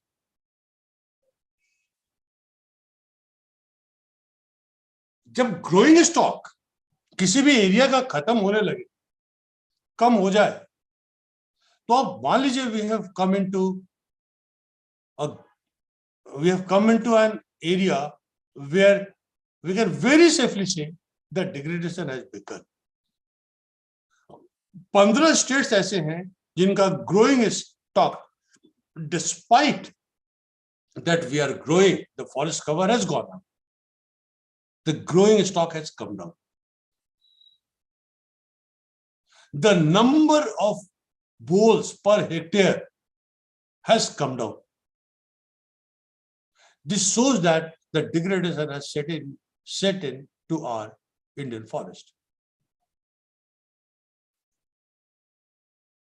I'll take up only two issues, then I'll wind up and ready for question answer session. Forest fire, in last 3 years, the forest fire has gone up by 225%. An interesting figure I'll tell you. There is a report by Ministry of Finance which says that the forest resources or anything that comes to forest fire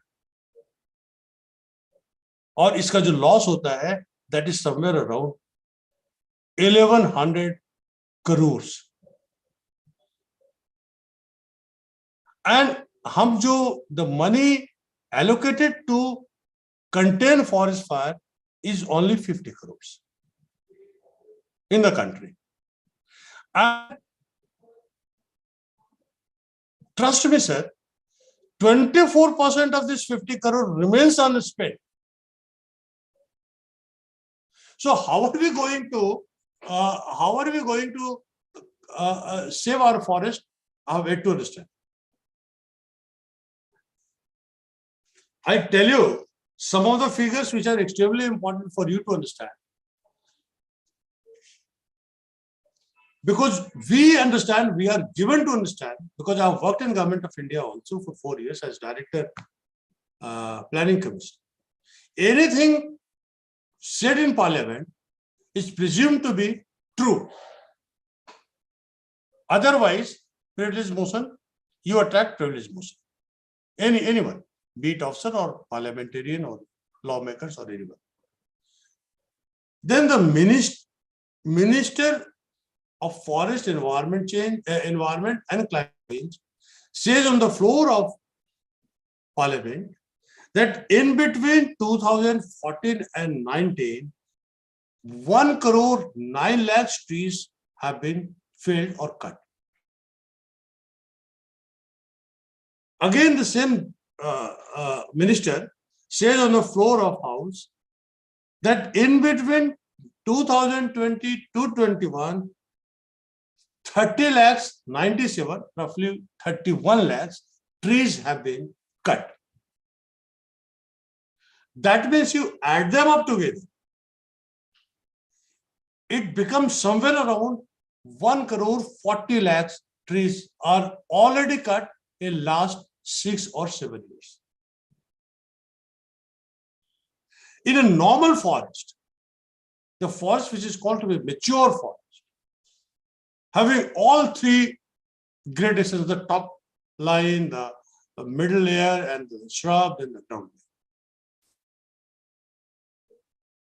layer, has roughly in 1 hectare, we are somewhere around 230 to 40 trees if the forest is mature with all kind of germinations. So if you convert this into the number of hectares being denuded, deprived of the forest, probably this comes to a gigantic figure. And the land transfer, almost the forest land is on the what should I say? On buy one get one, free sale.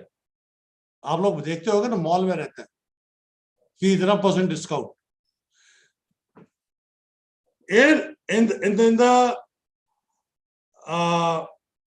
In between 2015 and 18, the forest land to the size of Kolkata has been given away for non-forestry purpose.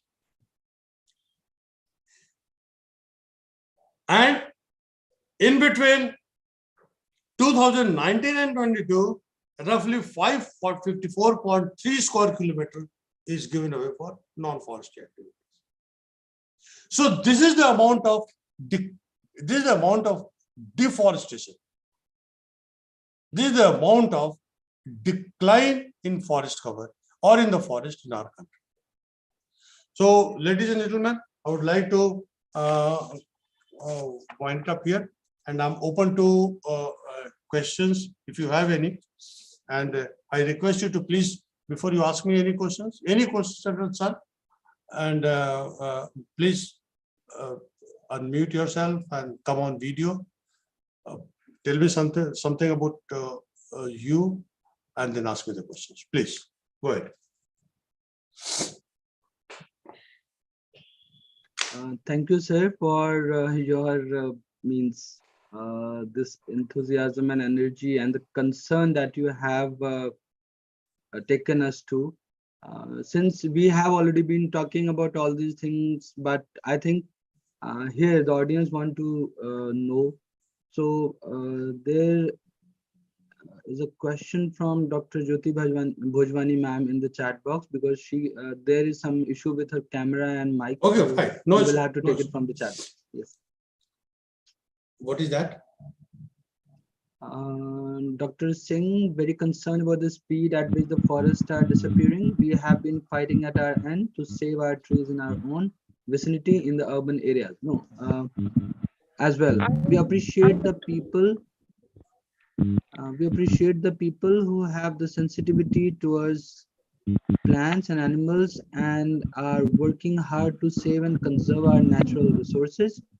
We will be nowhere if we don't wake up now and try saving them in our own individual capacities. It's a message. I would like to say something and even Yes. ask some questions. Please go ahead. May I know who is speaking? I'm Dr. Rashmi Tripathi from Banastali Vidyapeeth. Oh, welcome, ma'am. Please. Sir, I have few concerns also and few questions also. You ask me the question first. Yes, sir, such as when about 3 to 4 years back, Ma'am, you are not audible. I'm not able to hear you, ma'am.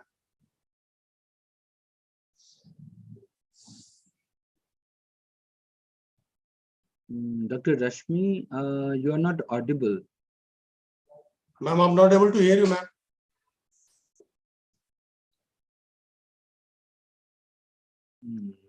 Might be some audio problem. There is some technical issue with her audio. Medha, are you? Will you ask any question? Medha, Aditi, Roberts. Actually, I want all the students to ask the questions, because this is the best opportunity that you can catch him over here. Otherwise, it will be very difficult. So you can ask Dr. Umar Shankar Singh if you have any question, because this is the area of concern. Yes, this is area of great concern, and honestly, I'm telling you one thing very honestly, that asking, you always raise questions. If you want to thrive, please raise questions. Keep me on toes. Hi. Hello, Dr. Umar Shankar. This is Jayant.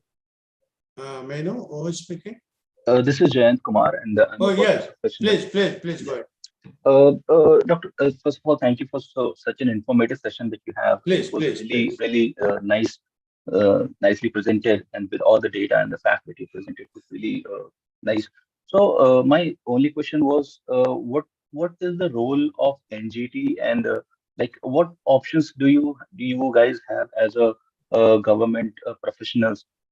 Because in such cases, when the government itself is asking to cut down the trees and have things in their own way, so what options do you guys are left with, or NGT has?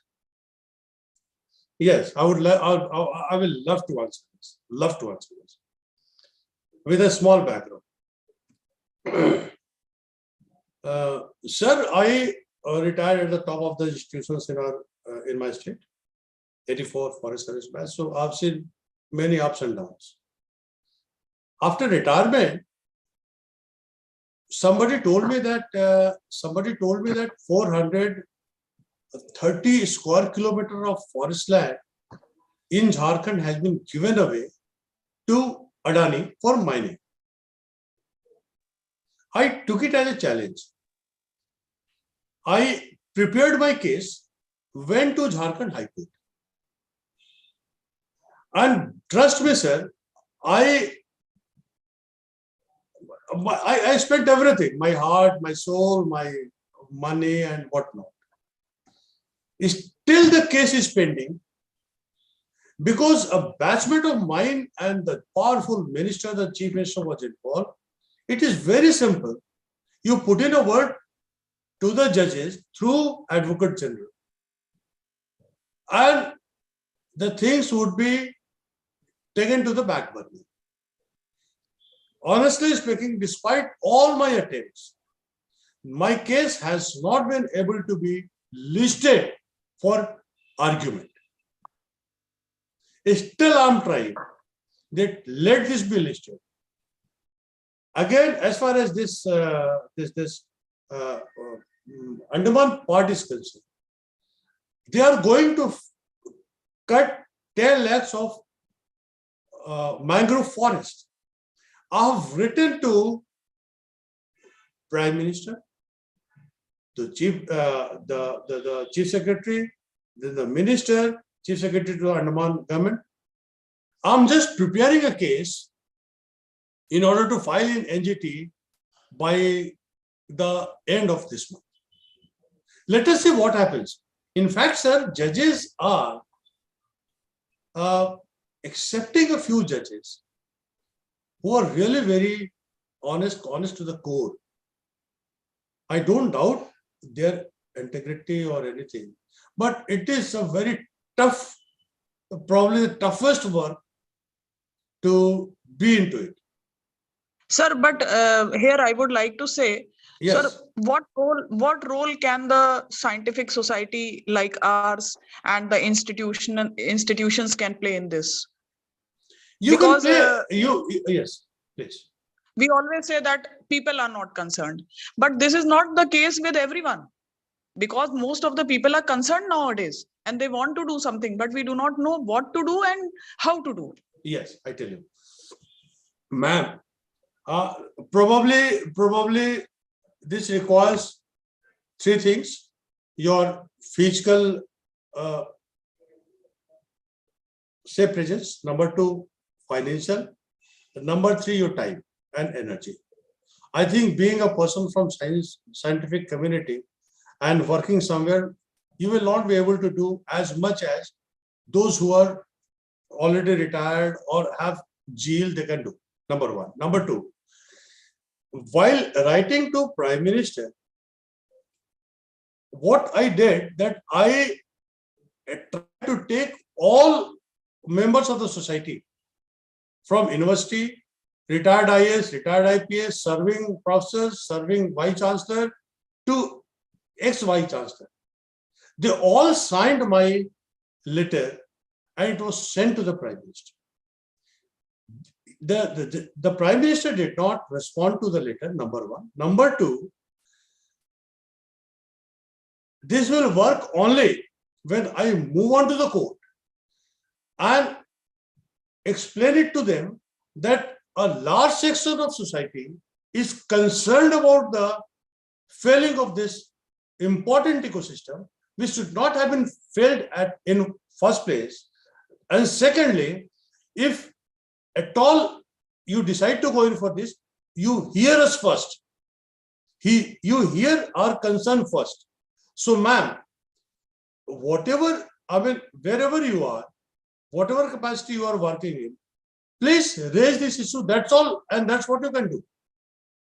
The government, having worked in government, I tell you from within, from the core of my heart, those who were working with me, those who were subordinate to me, those who really worked under me, they are not cooperating me. They are not helping me. What to talk about others? One example, when I was in Planning Commission, I was director. The gentleman who is now heading the cell of mangrove deforestation and the approval of this project, he was my subordinate. When I telephoned him, I said, look, gentlemen, I'm very concerned and I want to do something for this. He said, sorry, sir, I'm not, trust me, we are not talking to each other. And I request you not to ring me up again. What else? What could be done, ma'am? I really, I'm also at loss. I don't know where to go, how to go. But anyway, I'm trying to. I've spoken to a number of lawyers, and I've also hired 1 or 2 lawyers. We are going to go over to NGT by the end of this month. Let us see what happens, because I will not let this 10 lakhs tree go. Sir, I really appreciate you for all these efforts.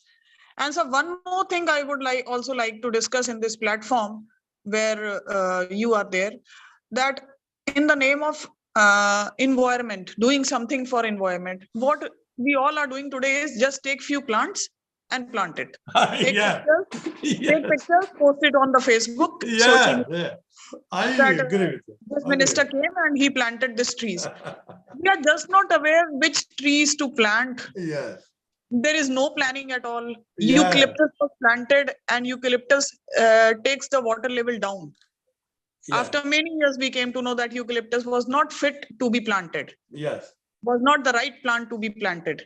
And so we do not, no one knows nothing about plants, which plants are to be planted. Just for the sake of publicity, we are taking few plants and we take pictures and click and post it. So how can this all be stopped? Because the person who knows feels that what nonsense is going on. Yes. In the name of doing something. This is one of social media problem. We will not be able to stop it, because what you write on social media is uncontrollable. I mean, we can't control it. And number 2, nowadays this has become a fashion. As you let us see, when this comes June, April, March, World Forestry Day, World Environment Day, they'll go and plant a tree. That's all, and they forget it. So I say, don't plant a tree. Please conserve a tree. If you have a good tree in and around you, please conserve it. Don't let it fall down. Don't let it cut it down. Don't let it be cut down. So you conserve them. Conservation is more important than planting a new tree and forget it. Planting anything, sir. Planting anything. Yes. Anything and everything. I'm so happy that when I was speaking to Pranav ji yesterday evening, उन्होंने कहा कि इस group में कोई सवाल ही नहीं पूछता है. अब देखिए कितने सवाल आ रहे हैं. I'm so happy. Sir, I would like to suggest, when you are working so much, I think means this just came into my mind, that can we not at our platform form a group which can work in, for example. Yes, ma'am, this is a wonderful idea. Sir हमारे छोटे छोटे लोग जो हैं, जैसे कि जो हमारी कमेटी के मेंबर्स होंगे, जो आई थिंक नेशन वाइड है, तो they can at different places. मैं तो कहता हूँ मैम कि आप एक हम लोग अपने जो भी व्हाट्सएप ग्रुप बना ले, मेरा नंबर मैं आपको दे देता हूँ, और जो हम लोग अपने लेवल पे अवेयरनेस अपने लेवल पे करेंगे. और मैं तो ये कहता हूँ, मैं अपने पैसे से आ जाऊंगा आपके पास, जहां बुलाएंगे.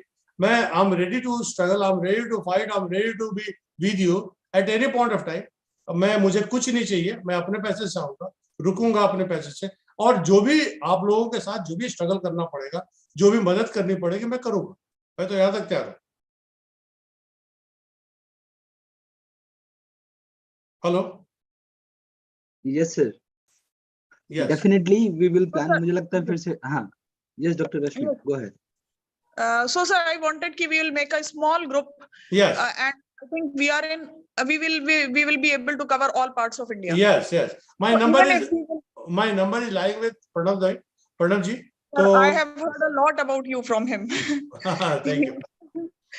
And sir, I really appreciate your efforts and Thank you, ma'am. Great to hear.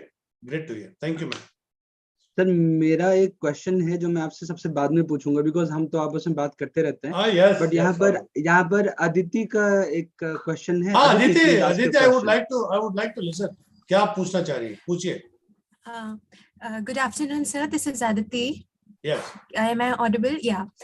So, sir, while listening to the discussion, the optimum discussion going on, I just had an idea put up. Like, for example, if the government doesn't help, as you just mentioned, so this Mama Earth, so can we group up with some company, like they say that they are linking every of your order with one of the tree. So can we go this way as well? so that if we are already have a brand with us, then maybe our voice and maybe the idea of working could be like a bit enhanced, or we can work better on a longer for a like enhanced period, or for in like an over group, and some like after like getting associated with some either the government or some company which is already established, so we can get a name as Yes, well, agree so with you. our work also will be like not very tedious. Agree with you. Sir, I'm interrupting here, Yes. but I would just like to say a few lines. Yes. Sir, we are already a brand. Abricon is itself a brand, sir. We Yes. will make our own brand. Why should we go with Mama Earth or any company? Sir, because Dr. That is also Rashmi, true. collaborating with many other group doesn't going to harm our motive. No. I So only we mean can, to say ki, yes, I only yes, mean to say ki the scientific community, when yes, I understood your scientific point. I community am like us will approach, then Hmm. more people will get associated. Because yes, that definitely. is what I mean to say. I'm actually trying to answer Aditi's question. Better is Dr. Singh will answer to her question. Then if I will see, I can add few things. But Dr. Singh, please. Yes, Aditya, any idea, I welcome any idea which the objective of the idea should be to protect natural resources, earth and environment. That's, I agree with you. The working model could be anything. And my take on this subject is, I don't know how will you like to work on this group, but have a smaller group and try to choose people who are really very keen to work and hardworking people.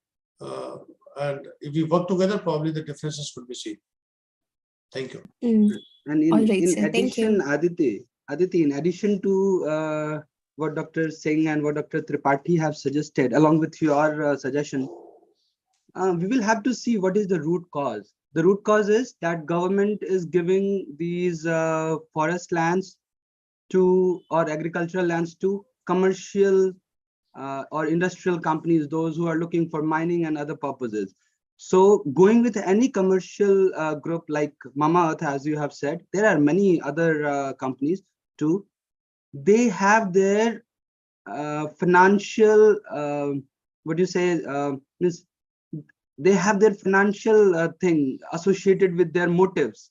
So might be that they can use our like our idea and they can proceed with it just because they are going to get more money. This is not the first time that we don't have an idea that we can start a group and we start planting trees and we start conserving trees and our ecosystem. This is not for the first time we are doing. So this is the old, this has been coming from very, very long time. But what happens when industries get into your motives and they started with like, अच्छा आप हमें हमारे से एक product खरीदेंगे, हम आपके साथ एक प्लांट एसोसिएट कर देंगे, हम लगाएंगे. क्यों? वो हम उनसे क्यों गए? हम खुद वो प्लांट लगा देंगे ना. उसके लिए हम उनका प्रोडक्ट खरीदेंगे and वो प्रोडक्ट बनाएंगे कैसे?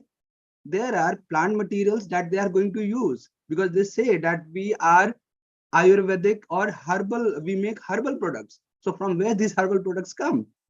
From plants. So ultimately they are just giving you the idea कि देखिए हम आपके लिए प्लांट लगाएंगे, हम प्लांट कंजर्व करना चाहते हैं, लेकिन हम क्या करेंगे, हम प्लांट को मार करके आपके लिए प्रोडक्ट बनाएंगे. So they are not going to means in my concern, मेरा जो सजेशन है कि वो आइडिया मैच नहीं करता है कि आप प्लांट लगाएंगे प्लांट मार के, ठीक है. So my concern is कि हाँ हम सिर्फ इस आइडिया के साथ जाएं कि हम प्लांट्स को कंजर्व करें, जो हमारे पास है हम उसको बचा लें, वही बहुत है. लगाने की बात अगर हम नहीं भी करते हैं तो जो हमारे पास है हम उसको बचा लें. That is what Dr. Singh has proposed. क्या सर? मैं I think मेरा जो agree. तो ऐसा है कि एज अ फॉरेस्टर मेरा यही है, और after having done my PhD and then DSc, मेरा यही I've come to a conclusion कि जो आपके पास है उसको कॉन्जर्व करें, और कॉन्जर्व करा के हम अभी I've not been able to talk on the encroachment of forest and deforestation, loss of wetland, loss of ecosystem services, बहुत इश्यूज हैं इस पे। तो हम यही रिक्वेस्ट करेंगे कि आज की तारीख पे जो हमारा सबसे ज्यादा डिवास्टेशन है नेचुरल इकोसिस्टम का, क्योंकि आज दिखाई नहीं पड़ रहा हम लोगों को, बहुत सारे पेपर्स पे सब सारी चीजें नहीं आती हैं, तो उन चीजों को अगर हम रोक लें, जैसे कि मैं महाराष्ट्र में 2 गांव में एक बार गया था, तो उस गांव में देखा कि जहाँ पे मैंग्रोव फॉरेस्ट था, जो सुनामी 2005 में आया था, तो उसमें सिर्फ 2 लोग मरे थे, और एक में मैंग्रोव फॉरेस्ट नहीं था, उसमें 1600 लोग मरे थे। तो ये अंतर है एक मैंग्रोव फॉरेस्ट का होना और नहीं होना। ये मैंने जब लिखा है कमेंट को, तो ये मैंने कोट किया है इसको, कि ये स्थिति है। आप आज तय कर लो, आप वहां पे पोर्ट बना लीजिए, कोई दिक्कत नहीं है, आप वहां पे हवाई जहाज बना लीजिए, आप प्रणब जी को हवाई जहाज से उतरने की सुविधा दे दें, लेकिन अल्टीमेटली व्हाट विल हैपन, जो वाइल्ड लाइफ है वहां से वो निकल के the wild life will go to the population. जो पॉपुलेशन में जाएंगे तो वो वहां पे वेट मार्केट, इंडिया का बहुत बहुत बड़ा वेट मार्केट है, और यहाँ पे वेट मार्केट में हम इतने एनिमल्स को खा रहे हैं, हमको पता नहीं कि उसमें से कितने वायरसेस को हम ले रहे हैं अपने अंदर। हो सकता है कि हमारा वो जो बॉडी है एक इंक्यूबेशन का एक पार्ट हो, और वो कभी भी किसी फॉर्म में वो बाहर आ जाएगा, तो we are sitting on a time bomb. कितने कोविड ऐसे आ जाएंगे, कितने किसी और दूसरे फॉर्म में आ जाएगा, वी नेवर नो। तो हम एक तो सबसे पहली बात ये है कि जो हमारे पास है उसको कंजर्व करना आज बहुत जरूरी है। वाटर, अगर आप देखें तो वाटर नीचे जा रहा है, चूंकि फॉरेस्ट खत्म कर रहे हैं आप नॉर्मली क्या हो रहा है कि जितने ग्रास लैंड्स हैं वो खत्म हो रहा है, जितना फॉरेस्ट का सर्विसेज है वो खत्म हो रहा है, सब कुछ तो खत्म हो रहा है सर, रिवर खत्म हो रहा है सर आपके पास, सब कुछ भी तो नहीं बच रहा। अगर वर्ल्ड बैंक का कहना ठीक है कि 2050 तक गंगा रिवर वो टर्न इनटू नाली, स्मॉल नाला, तो हमें सोचना पड़ेगा ना सर कि हमने अपर रिचेस जो उस पे इरिगेशन के लिए गंगा कैनाल बना रखा है उसको खत्म करना पड़ेगा। अगर वो खत्म करना पड़ेगा तो एग्रीकल्चर के सिस्टम के बारे में हमको सोचना पड़ेगा। अगर एग्रीकल्चर का सिस्टम छोड़ेंगे तो उनके हमको इरिगेशन से ड्रिप इरिगेशन पे आना पड़ेगा, हमको ग्रे वाटर के बारे में सोचना पड़ेगा, क्योंकि सब कुछ जुड़ा हुआ है एक दूसरे से। Aditi, thank you. Thanks a lot. You asked me this question. Varsha, any question? Varsha and Medha? Thank you, sir. Yes, Medha. This is Medha here. Good afternoon, sir.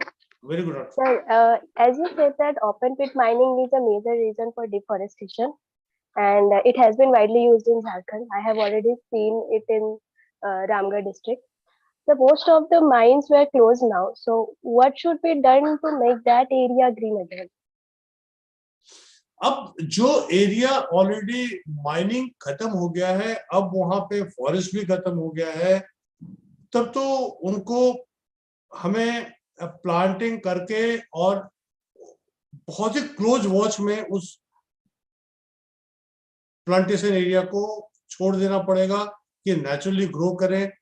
उसके जो बहुत सारे ग्रोइंग स्टॉक्स होंगे वो अपने आप आ जाएं, जो हमारा स्पीसीज कॉम्पोजिशन पहले था उसी। देखिए एक्चुअली क्या होता है ना, कोई भी इकोसिस्टम होता है वो, आप अगर इकोलॉजी के स्टूडेंट को सीरियल स्टेज में होता है वो, तो हमने जहां पे बाहर से इंटरसेप्शन करना शुरू किया तो वो फिर प्रॉब्लम होता है वहां पे, तो उनको हम फिर जो भी रिक्लेम करें, रेस्टोरेशन करें, और रेस्टोरेशन के बाद हम उसको छोड़ दें जिससे कि वो एक फॉरेस्ट के रूप में कन्वर्ट कर ले, और उसके लिए फिर एक गलती दोबारा ना करें, जैसे कि छत्तीसगढ़ में भी हो रहा है।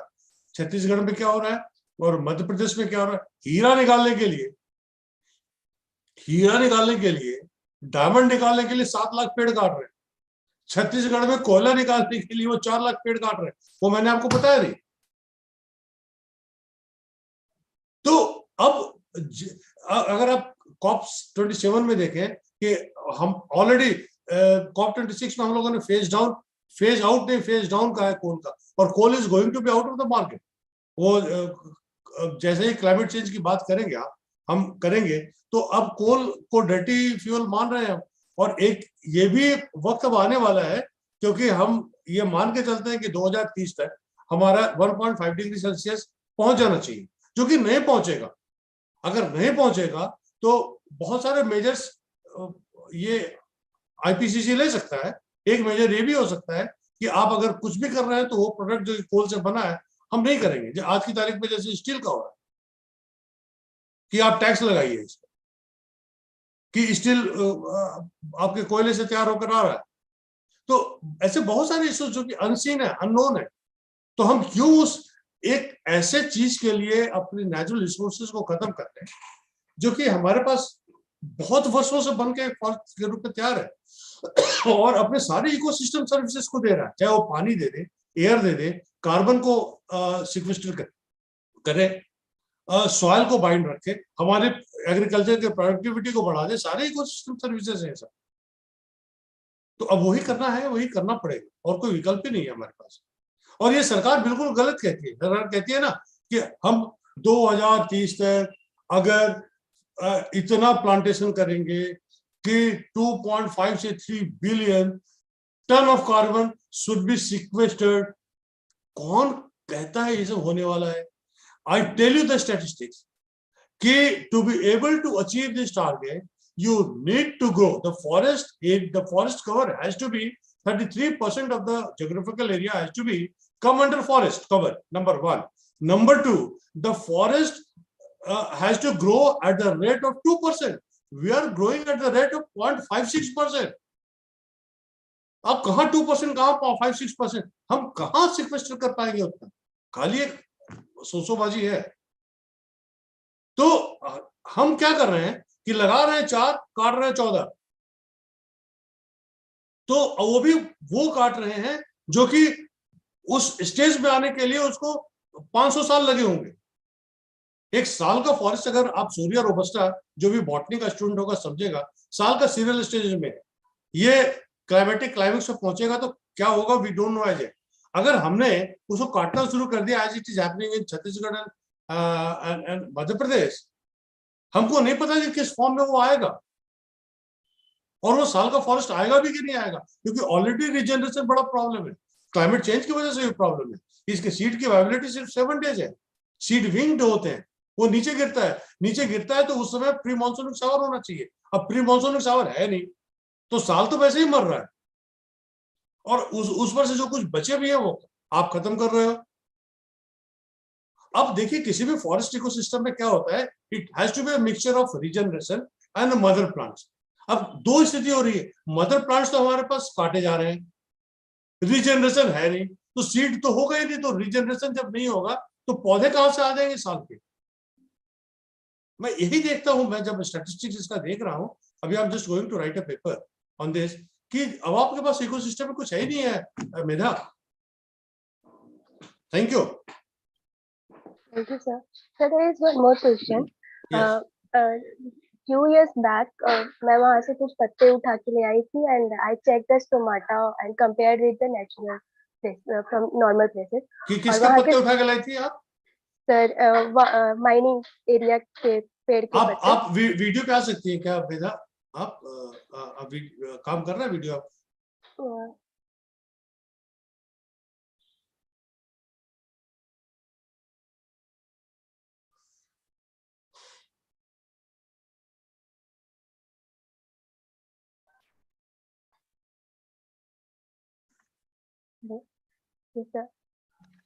शायद इनका वीडियो काम नहीं कर रहा है, but she can ask question still.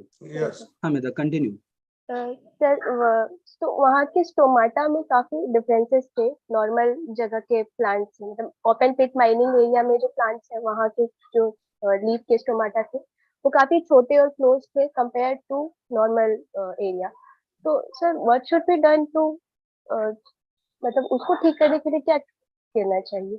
क्या कह रही है? लास्ट क्वेश्चन क्या है? आपकी आवाज इको कर रही है इसलिए सुन नहीं पा रहा हूँ। क्या लास्ट पे क्या है? क्वेश्चन क्या है? So what should be done to मतलब उस पेड़ के स्टोमाटा में जो साइज छोटे हो जा रहे हैं उसके कारण पेड़ को भी इफेक्ट पहुंच रहा होगा, तो उसको ठीक करने के लिए क्या करना चाहिए? पटम जी थोड़ा सा लास्ट क्वेश्चन क्या है आप बता देंगे? मैं सुन नहीं, इको कर रहा, बहुत इको कर रहा है इनका। हाँ, इनका क्वेश्चन ये है कि ये वहां से जब लीव्स उठा के लेके आए तो उन्होंने चेक किया कि स्टोमेटल एरिया जो था वो रिड्यूस था। हाँ, तो ऐसा क्या किया जा सकता है कि क्योंकि अगर स्टोमेटा का साइज छोटा है तो डेफिनेटली वो प्लांट को इफेक्ट कर रहा है। सो हर क्वेश्चन इज कि what should be done to कि उसका जो स्टोमेटा का साइज है वो नॉर्मलाइज हो सके और ये मेरा, आई एम एक्सट्रीमली सॉरी, इसका उत्तर कोई प्लांट फिजियोलॉजिस्ट भी दे सकता है, लेकिन जो मेरे समझ में आ रहा है मैं आपको बता रहा हूँ, क्योंकि मैंने इस पर पढ़ा है कुछ एक पेपर्स। वो पेपर ये पढ़ा है कि अभी जहाँ पे आप इस तरह का जब काम करते हैं किसी फॉरेस्ट एरिया में जहाँ पे कि आपने इंटरवेंशन किया किसी फॉर्म में माइनिंग का और ये वो, तो प्लांट रिएक्ट करती है। रिएक्शन उनका एक ये भी होता है कि वाटर का लेवल भी कम होने लगता है, मॉइस्चर का लेवल भी कम होने लगता है, सॉइल में भी और एटमॉस्फेयर में भी, तो वो अपने कुछ फिजियोलॉजिकल चेंजेस लाते हैं। ये this could be one answer, could be very superficial answer. मैं इसका एक्सपर्ट नहीं हूँ कि एग्जैक्टली स्टोमेटा क्यों श्रिंक कर रहा है, साइज क्यों कम हो रहे हैं। Maybe a physiologist could be able to answer you. और अगर आप मुझे समय दीजिएगा तो मैं फिर बात करके और इसको मैं इस प्रॉब्लम को डेफिनेटली आप नहीं भी देंगे तब भी अब इश्यू को मैं देखने वाला हूँ। अभी तक इसे मैंने देखा नहीं था, but this one very very very interesting question कि क्या क्या फिजियोलॉजिकल चेंजेस आ रहे हैं। थैंक यू बेदा, thank you. Thank you so much, sir. Any further question from Dr. Singh? मैं प्रणव जी, देखिए काफी लोगों ने क्वेश्चन पूछ लिए।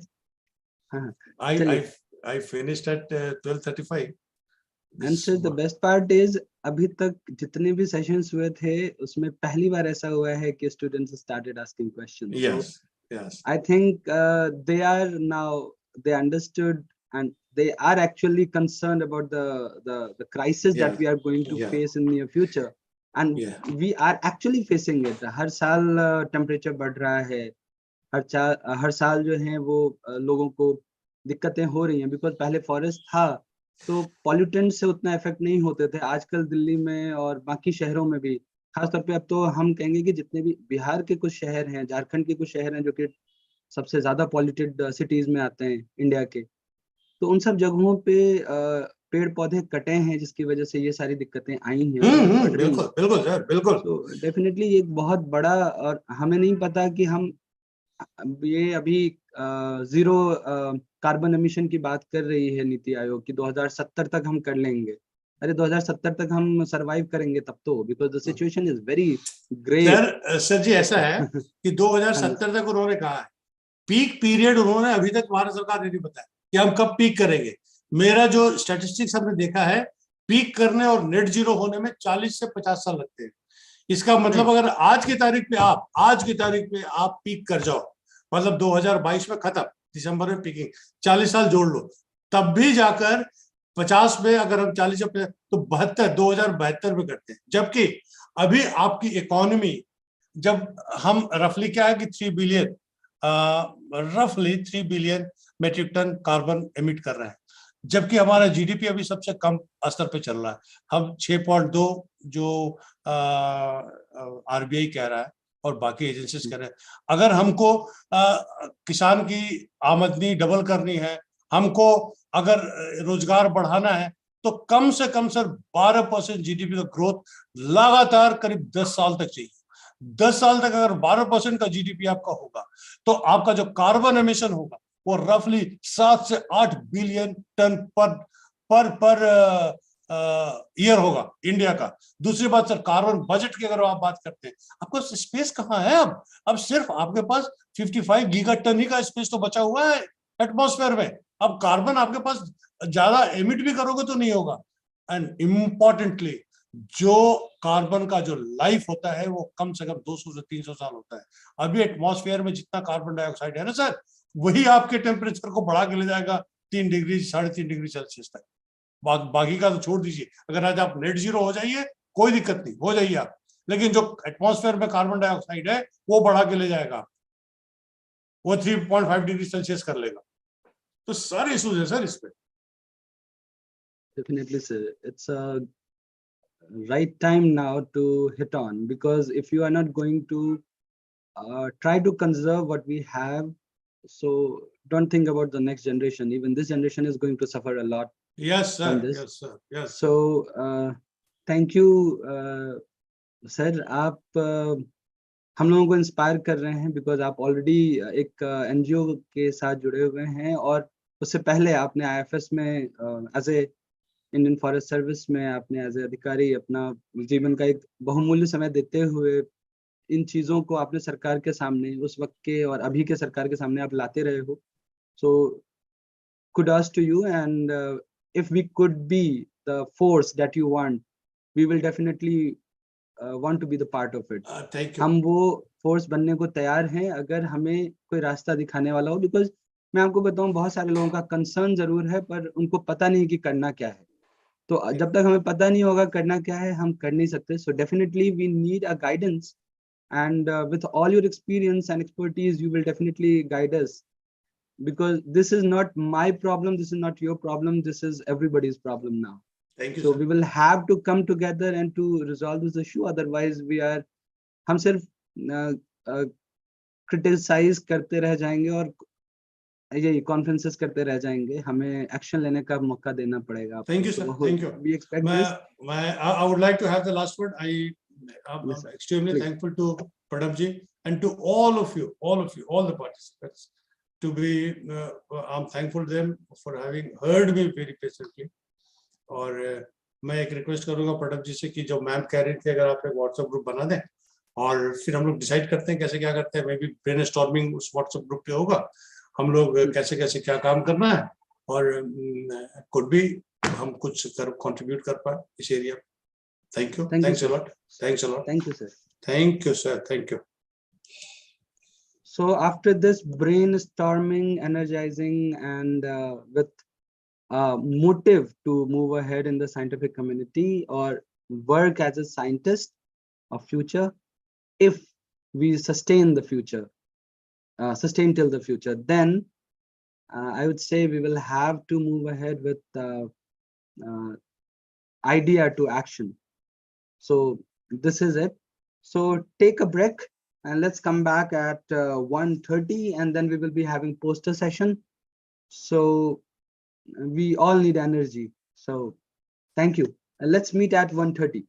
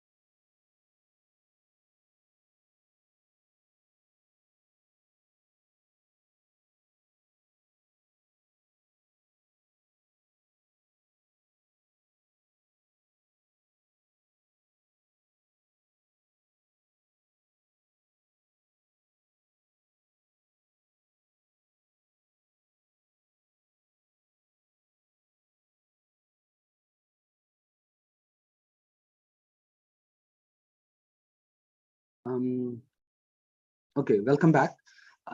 Can we wait for some more time so that all the participants can come back, or can we start?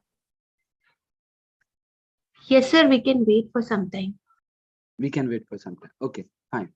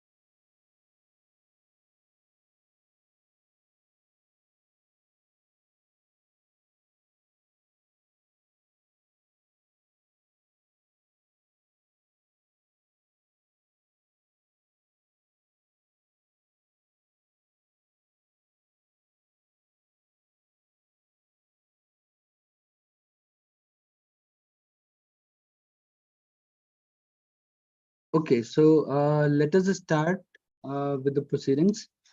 We have now e-poster session. We have to continue with it. So those who have not come in time, we cannot say anything about them, but those who are patiently available and waiting for their turn, they should get their opportunity to present their work. So the first one is Poster presentation 02, Ms. Krishna Rana. Her topic is estimation of median lethal concentration, LC50 value, and its confidence interval for the effect of carbamide pesticide propoxur on C. elegans, Caenorhabditis elegans. Krishna, are you there? Yes, sir. Yes, yes, please present your work. 1 second, sir. Keep in mind, you have 10 minutes to present and 2 to 5 minutes for question answers. So try to conclude within 10 minutes. Yeah, Okay. sure, sir.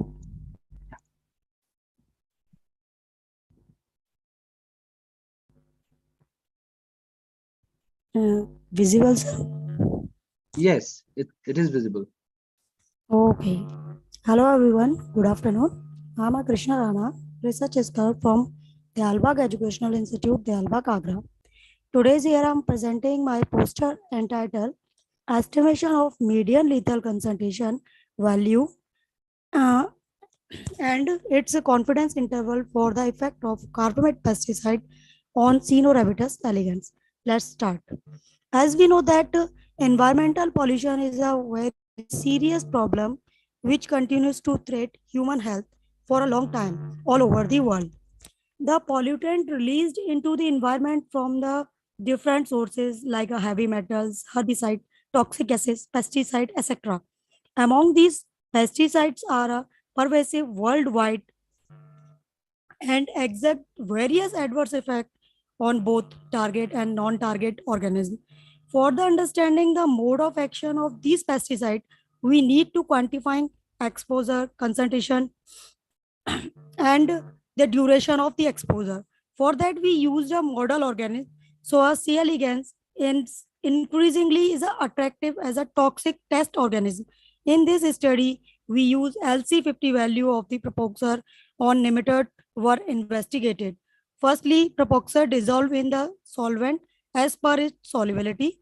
A total 300 asynchronized worms were used for experiment and divided into 10 groups, one as a control and 9 as a treatment group. For a different pesticide concentration range from 1 to 20 mg per liter in triplicates. The propoxur added into nematode growth media and poured into a petri plated. All experimental group received the exposure of 24 hours. During the experimentation, all worms observed under dissecting microscope and the determined mortality of worms to calculate percentage of death of worms.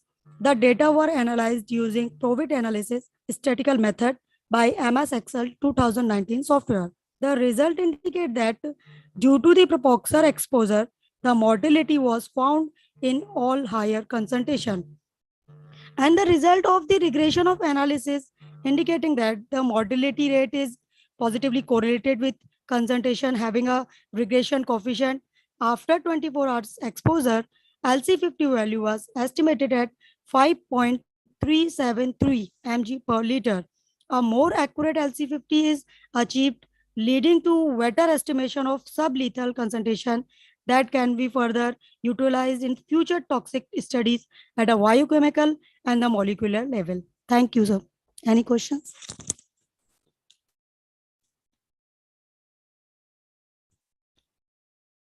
Hello.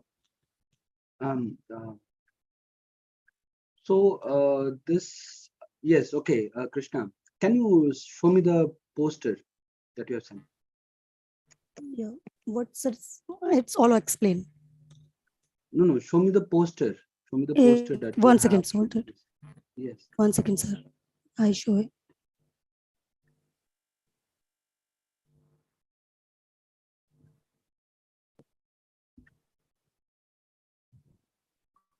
This is a visual, sir. Yes.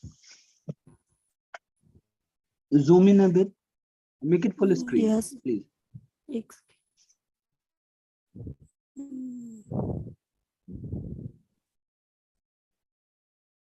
No, I'm saying make it full screen. Yes. Yes.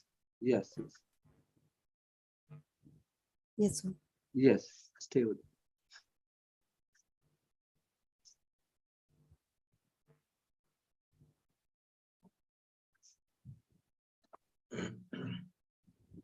So first question is that you have checked the LC50 median value for C. elegans, Yes, right? sir. Yes, sir. And have you read anywhere or considered to work with any other organism and Yeah. check the propoxer's median lethal concentration? जरूर sir, हम किसी और मतलब model organism पे कर सकते थे, but my college is animal ethical committee is does not provided any committee, मतलब कमेटी की तरफ से हमें कोई भी एथिकल अप्रूवल्स नहीं है एनिमल्स, अदर एनिमल्स पे। एनिमल्स नहीं है, you can look into bacteria. There are different bacteria where you can check. Sure sir. इस एक्चुअली इससे मेरा कंसर्न ये है कि इससे हमें पता चलेगा कि क्या ये जो पेस्टिसाइड है ये आप सिर्फ देख रहे हैं या इसका कोई डिफरेंट, जैसे प्रोपोक्सर का हाँ एंटीबायोटिक इफेक्ट भी है क्या, या किसी फंगल के अगेंस्ट आपने ट्राई किया हो। और जैसे आप कह रहे हैं पेस्टिसाइड, तो pesticide is for paste, right, लेकिन यहाँ हम पेस्ट पे तो देख नहीं रहे हैं, हम सी एलिगेंस पे देख रहे हैं। So एक्चुअली सर पेस्टिसाइड का एक्चुअली सर ये है कि हम पेस्टिसाइड का पेस्ट में हम ऑलरेडी यूज कर रहे हैं, हम उसी डोज को डिटरमाइन करने के लिए इसलिए हमने एज अ मॉडल ऑर्गेनिज्म इसको यूज किया। कमर्शियली तो सर पेस्ट यूज हो ही रहा है, उसके इम्पैक्ट भी हम देख रहे हैं, उसी इम्पैक्ट को एनालिसिस करने के लिए एज अ मॉडल ऑर्गेनिज्म हमने सी एलिगेंस को चूज किया है। उसमें कुछ जो डोज निकल के आएगी हम उसको फर्दर एनी एक्सपेरिमेंट में यूज करेंगे, फिर उससे हम बता सकते हैं कि ये जो हम पेस्ट यूज कर रहे हैं इसकी क्या एक परमिसिबल डोज होती है कि जिसको हम यूज कर सकते हैं, या उससे और बिलो जाना चाहिए हमें। अच्छा, मेथड्स में आपने बताया है कि you have used bacterial stock of E coli. जी सर। ठीक है, तो इस पे क्या इफेक्ट दिखा आपको प्रोपोक्सर का?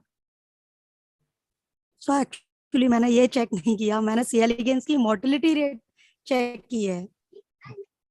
बट आप मेथड में बता रहे हो ना कि experimental animal and its culture में आपने बताया है that you have used the bacterial stock of E. coli OPO50 as a food source only for the C. elegans. अच्छा, you use it as a food source. हाँ, मैं यही जानना चाह रहा हूँ इसका कहाँ इस्तेमाल। ठीक है। Yes sir. Okay. Any further question, please? Hi Krishna, this is Jayant. Yes. Krishna, would you please explain the significance of using this particular organism like C. elegans, and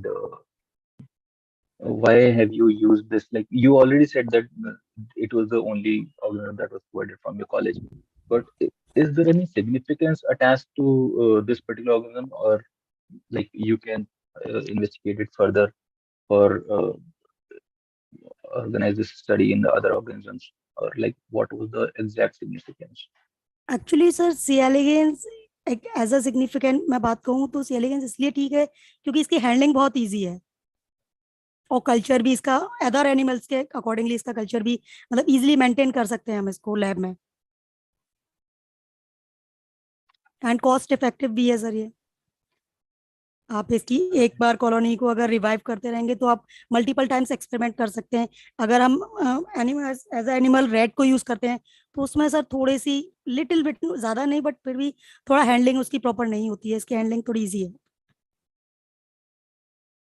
और इसका सर कंप्लीटली जीनोम इसका sir sequenced है, हमारे पास इसका data available है एनसीवीआई की site पर। But आप उसके जीनोम पे क्या इफेक्ट है वो तो देख नहीं रहे हैं, ऐसे तो बहुत सारे एक्चुअली सर फर्दर हम उसको कर सकते हैं आगे सर। ओके, फ्यूचर में मुझे ये फ्यूचर प्लान ये भी है। मैं ये एक चीज और जानना चाहता हूँ कि जो LC50 वैल्यू है जो आपने सी एलिगेंस में देखा है, अगर हम इसको क्या मतलब कहीं रिपोर्ट है कि प्रोपोक्सर जो है वो ह्यूमन पॉपुलेशन को भी इफेक्ट कर रहा है, और किस तरीके से कर रहा है, कोई एनी आइडिया, और if you want to shed some light on it? Actually sir pest, अगर हम पेस्ट यूज कर रहे हैं तो कहीं ना कहीं वो ह्यूमन पॉपुलेशन, अगर हम पेस्ट की बात कर रहे हैं तो अगर वो इंसेक्ट को अफेक्ट कर रहा है तो कहीं ना कहीं वो ह्यूमन को भी अफेक्ट करेगा, इट इज पॉसिबल। कैसे, मेरा जानने का पर्पस मतलब मेरा पर्पस है कैसे इफेक्ट करेगा। जी सर, जैसे एक्चुअली जैसे इंसेक्ट को ये उसके नर्वस सिस्टम को ब्रेकेज करता है, ऐसे ही इस तरीके से ये ह्यूमन को भी कुछ ना कुछ उसका अगर लॉन्ग टर्म एक्सपोजर देते रहेंगे तो ह्यूमन को भी उसके कुछ भी मतलब इफेक्ट देगा ये। अगर लॉन्ग टर्म एक्सपोजर यूज करते हैं सर इसका तो।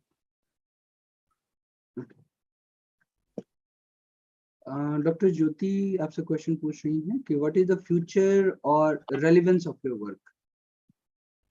Future it's is a dot, मतलब पर्टिकुलरली इनिशियली हमें कोई भी पेस्ट, कोई भी chemical, like I am not only pesticide but actually heavy metals या एनी हर्बिसाइड्स, किसी भी तरीका अगर हम कोई भी केमिकल यूज कर रहे हैं अपने एक्सपेरिमेंट में तो उसका डोज डिटरमाइनेशन पहले फर्स्ट इनिशियल स्टेप है।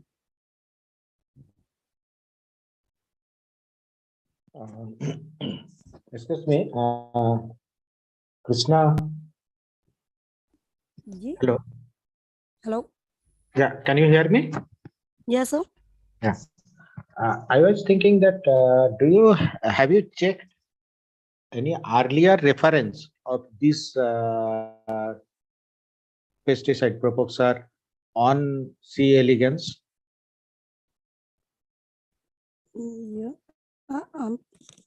Yes sir, can you repeat? Any earlier reference available regarding this study? Yes sir, What was the- 2021. Uh, Actually I am not mentioned here, but it's available. what they have done? Actually it's not proper LC50, what the impact of pesticide. But what they have done? There sir, effect of pesticide on brain system, neurons, etc type of different type of hurt. No. On C. elegans, they have not done. No sir. Okay. So what you want to do with the C. elegans and the propoxar? Why you have chosen C. elegans as a model? See, you have already told that your animal ethics committee is not Yes, sir. allowing you to do experiment on animal. On the other animals. No, that cannot be true. That cannot be true. If it is a registered animal house, no animal ethics committee can deny you any experiment if your requirement is scientifically correct. Yes, I agree, sir. So they cannot, that cannot be the cause of choosing C. elegans. So what is your purpose? Why you have chosen C. elegans? Sir actually मेरा purpose सिर्फ यही है कि अगर मैं elegance को choose किया क्योंकि मेरी लैब में मतलब इजी हैंडलिंग कर सकती थी मैं उसकी अपनी लैब में इसको, मेरे पास कोई एनिमल हाउस रिक्वायर्ड नहीं था, that's why I am choosing only C elegans. Okay, you don't have any animal house. Yes sir. Okay, fine. Then it can be understood. So you have presented the poster in a it's a running text. Yes isn't sir. it? So do you think in a poster we should use running text or we should use bulleted text? So bulletin face ज्यादा best होता है. So you can understand that it's not a published paper, it's not in a text paper, so it should be in a bulleted form that what are your main points, those points should be highlighted and those points should be mentioned. Yes sir, my next time. So, okay, that's good, very good. So what was your hypothesis? Why you wanted to do LC50? Yeah, you have mentioned the next work you will be doing, but that cannot be a hypothesis, isn't it? Yes sir. Actually sir LC50 के बाद अगर हम कोई भी अपना experiment लगाएंगे तो हमें एक डोज चाहिए, तो वो मैंने LC50 से डिटरमाइन किया फर्स्टली. अब आगे मैं इसको अपना वर्क कंसीडर करने के लिए जो मेरी डोज डिटरमाइन हुई है मैं उसको आगे कंसीडर करूंगी अपने एक्सपेरिमेंट में. कैसे, how you want to use it? How you know that LC50 you have, what is the value you got? LC50 mean value? जी sir.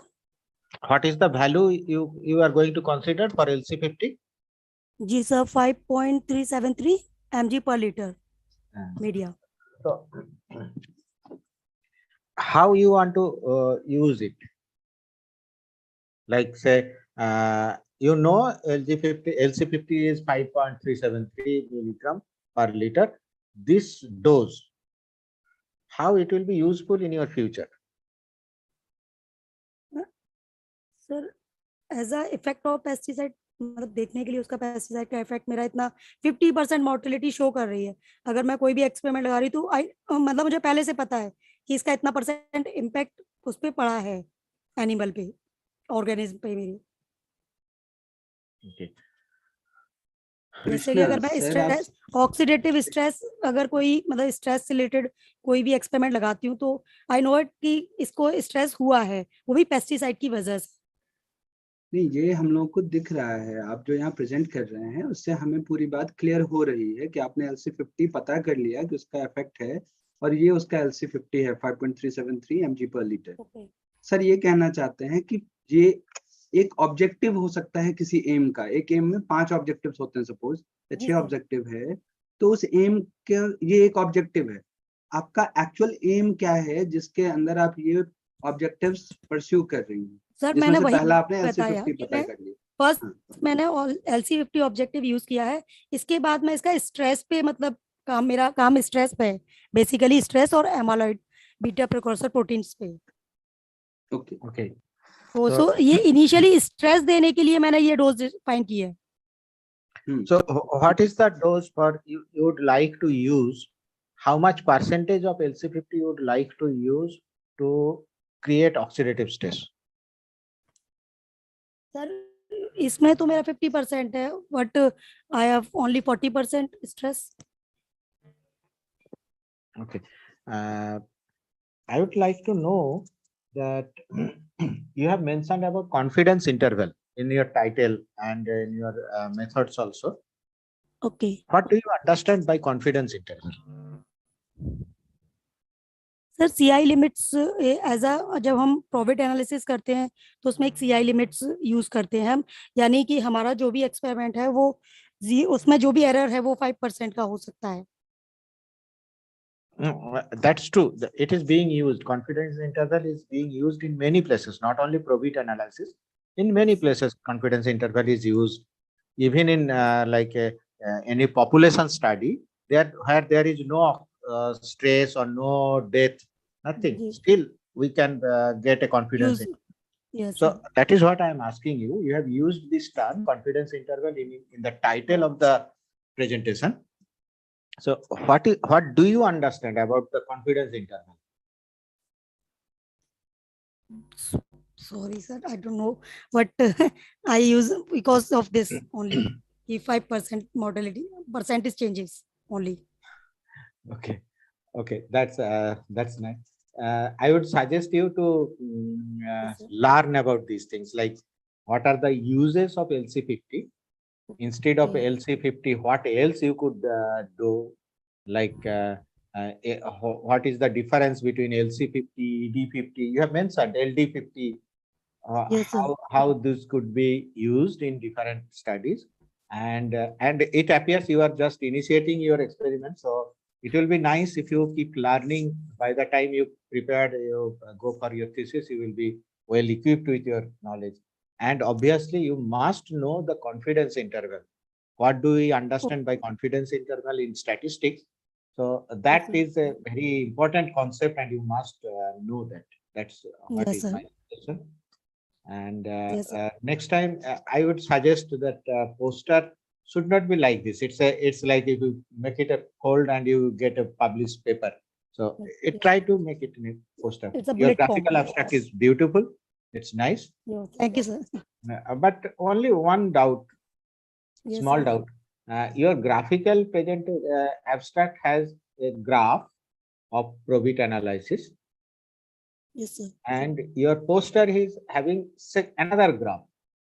How do you explain it? Actually, sir, ये graph it's is a hypothetical graph. It's not on my graph. Why? Oh, okay. It's not your graph. Okay, Yes, okay, sir. okay. You have taken from It's a hypothetical somewhere else. graph only. Okay, yeah. Okay, And my actual graph is this poster. okay. But do you feel like there is two big differences? Yes, sir. What is that difference? Actually sir जो मेरा graph है वो simply line diagram, जो मैं मतलब actual आता है और इट्स अ हाइपोथेटिकल ग्राफ जो कि हम एक पेंसिल लाइन से ड्रॉ करते हैं. नहीं, you didn't get the point. You know, you have used Excel, and in Yes, sir. Excel there is a if you dot presentation, the dot graph presentation, if you have, then you can get the trend line, Yes, sir. Linear. and with that trend line you can use a formula. It's a regression equation you get, straight sir. line formula, and that formula, using that formula you can find out the 50% dose or Mortality. 50% concentration. You Yes. should have used that one. Huh? Yes, sir. Okay. Thank you. Thank you, sir. There is one question from Dr. Jyoti. Application wise, do you see any utility to your work? Can you repeat, sir? Do you see any utility of your work application wise? जो इसका application है उसमें आपके काम की कोई utility आपको दिख रही है? Can you say something about it? Sir utility तो मतलब मेरे थीसिस के अकॉर्डिंग तो काफी है लिए इसका, क्योंकि मेरा first objective is clear.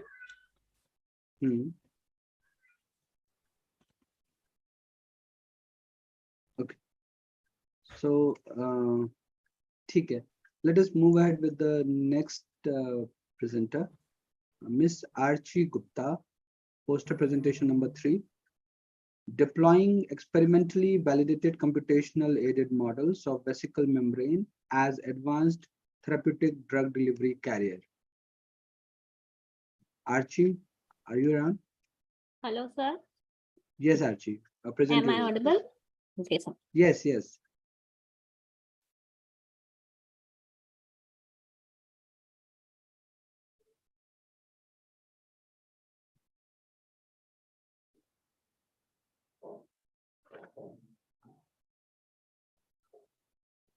Sir, is the poster available? Yes, it is visible. Okay, Yes. thank you. Sir, I am Archie Gupta. I am going to present my topic, deploying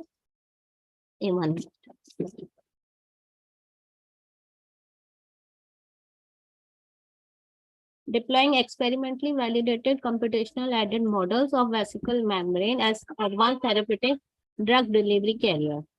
So the novel delivery carrier systems are rising fast and creating sudden interest in the development of advanced drug deliveries. Latest strategies have resulted in layout of deformable lipid vesicle, which are comprised of two major constituents, the phospholipids and an age activator, that is the surfactant, and the incorporation of these surfactants not only provides adaptability and flexibility in lipids, deformable lipid vesicles that make them to cross the minute pores of the skin. Despite the rising difficulty of experimental efforts to measure. Sorry to interrupt, Archie. Yes, sir. The area that you are talking about, please zoom in so that everybody can see what you are talking about. Sir, I'm just giving an overall first of all. Okay, that's fine. Okay. Okay, sir. So despite the rising difficulty of experimental efforts to measure, design, and optimize the structure and dynamic of vesicle carrier, such research faces characteristics and variable restrictions. So to mark these limitations, we highlight on the assessment of computational modeling here, precisely MDA simulations in designing deformable membrane vesicles, which are with improved and optimized properties for the therapeutically successful non-invasive delivery of biotherapeutic compounds. As most these therapeutic agents suffers from poor solubility, rapid clearance from bloodstream, a lack of targeting, and often poor translocation ability of cell membrane. So therefore, there is a need to design such therapeutic active formulations of optimized deformable vesicles, which can pass through the narrow constriction of the skin, which is the stratum corneum. So they can reach the blood circulation where they can act and provide us the immunological protective responses. So for the study, the methodology.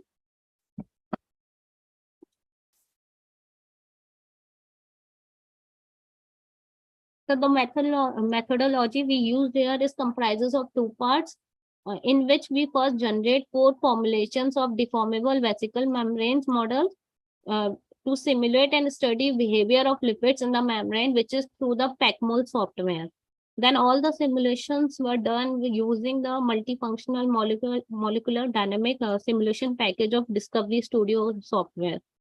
Secondly, the in vitro physiochemical characterization of these formulations were evaluated through methods like dynamic light scattering and FSM analysis for structural determination. So in the results, the first figure represents the membrane models of deformable vesicles, followed by the second figure, which is the solvated membrane, which we use to simulate to gather data in the form of APL, which is the area per lipid. It provides not only an important information about the bilayer or the membrane, due to its sensitivity to hydrophilic attraction between head groups and hydrophilic repulsion between non-polar hydrocarbon tails. The lowest, it will be the more stable the membrane is. So for the out of 4 formulation, that is 1:1 or 2:1 or 3:1, 4:1 ratios, we get the 1:1 formulation of SPC and twin 20. It was the APL found to be 90, around 90 Armstrong, which are followed by other formulations. Furthermore, when these membrane models are validated through experimental means, this 1:1 formulation has shown an efficient correlation with 75.17 nanometer particle size, 0.468 polydispersity index, and with zeta potential minus 8.55 megavolts and 2.26 deformability index. Furthermore, the FSM analysis shows the formed vesicles are circular to oval in shape, which is due to the deformability, and have dimensions in the range of 80 to 100 nanometer. So in the conclusion, the in vitro and the in silico result shows similar relation about the deformability and stability of 1:1 formulations of SPC and twin 20, which is verified as potential in forming deformable vesicles that could be further optimized in delivering therapeutic compounds across mammalian cells. Hence, this present study aim to evaluate the effective use of deformable vesicles as a therapeutic drug delivery carrier. That's all. Thank you. Hello? Yes, thank you. I have few fundamental questions. One is that what are the 3 ways that drugs can cross the cell membrane? Right. This is the first question. And another question is that how the concept of membranes be used in drug delivery system. So we want to use as a membrane carrier, means which formed of lipid vesicles to use invisibly to the skin through the mammalian skin, so that these can reach the systemic circulations to release the drug contents in the blood. No, that's fine. I'm talking on the concept of cell membrane, that what are the 3 ways that drugs can cross the cell membrane. So possibly there are 3 reasons, as you know: passage through channels or pores, yes, right? Sir. Passage Yes. with the aid of a transport system. And Yes. then third one is by diffusion, that is direct penetration to the membrane. Yes, right? sir. So which one is the most common? So here I'm going to use through diffusion. Diffusion. So diffusion is the most common one because it do not require any energy, and it happens just on the basis of the concentration, right? So definitely inside we don't have drug in the membrane, so on the basis of solute concentration it will take it in, right? Yes. So you are using liposome delivery system. No, sir, we are using the deformable vesicle, which are more advanced than liposomes, because liposomes are very rigid in nature, so that they don't enter the skin pores through skin pores due to their rigidity. But here we are using the deformable vesicle, which can cross which will cross through the mammalian skin, even the minute pores, through the minute pores, which are lesser than 2 nanometer inside. Okay.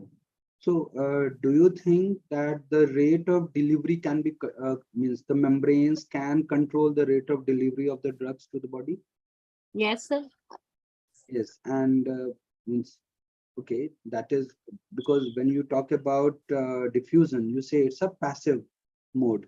Yes, it sir. has not actively been done. So, if it is passive, then how it is going to affect the rate? Means, what could be the membrane structure that will provide enhanced diffusion than other? So that here I'm trying to develop a vesicle system which are more stable, so that this can stable in the body itself. So till now I'm just trying to find a stable membrane structure. In the next step, I will discover that how these deliver the drug contents in the skin, through the skin. Okay. And how long have you been working on this project? I think you have started with it, right? Yes, sir, I've developed a stable system, and now I'm using the drugs also. In January, I will start with my drugs delivery. Okay. Yes.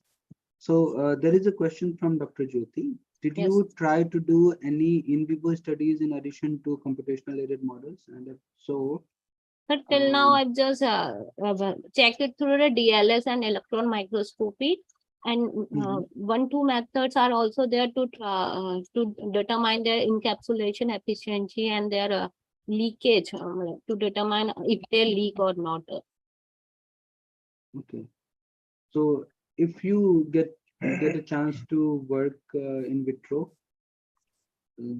or in vivo, then would you be able to really relate the data that you have got from this computational model? Yes, sir. Because yes, sir. Because you have done MD simulation, right? Yes. With the help of Discovery Studio. Yes, sir. So, and for that, to go with Discovery Studio, you would have developed a model. Yes, right? sir. And you have not shown that model here. So Is it that's, there? yes, sir, they are with me. Okay, you have not shown in this poster, right? So the first figure is the membrane models. There's a part of that membrane which comprises of both the SPC and the twin 20 in a certified ratio. So can you tell me how you how you validated that the model that you have generated through whatever software? So how is it first energy wise and structurally stable? Yes, and sir, did you I check have. the हाँ sir, yes. हाँ मेरे पास उसके energy के diagram और 3-4 diagram और हैं, जैसे कि मैंने उसका I mean सॉफ्टवेयर कौन सा यूज किया था एनर्जी एस्टेब्लिशन मैं सर VMD किया था Veena Yes, sir. Right No, sir, Veena. VMD it's a VMD, different okay. software. It's a Got it. visualizer software which Visualizer, yes. हाँ. Okay. ठीक है. Thank you. Okay, sir. Any Thank other you. question, please? Okay, Archie, Yes, sir. I was thinking like you have done in vitro experiment as well as in silico Yes, sir. experiment. Yes, sir. And you have mentioned your these vesicles, they are circular to ovoid type. Yes, sir. What is the size you have mentioned? Sir, it's in the range to 80 to 100 nanometer. 80 to 100 nanometer. Yes, sir. And you have mentioned the skin pore size about. Yes, sir. It's about less than 2 nanometer. So do you feel like less than 2 nanometer pore can be as a route for this 100 nanometer vesicles? Yes, sir. They definitely enter through these minute pores. Because of their deformability, they deform in shape, and then after entering the skin, they reform their shape. So it is proven through other papers also. Other scientists are also working. So here I'm just taking another lipids. No, I agree. What is the membrane thickness? In the form dermis and epidermis. No, in the membrane, what you have prepared, the membrane you have prepared, what is the thickness of single membrane? So it's about, so I'm not checked yet, but it's about 10 to 20 nanometer diamond and wise.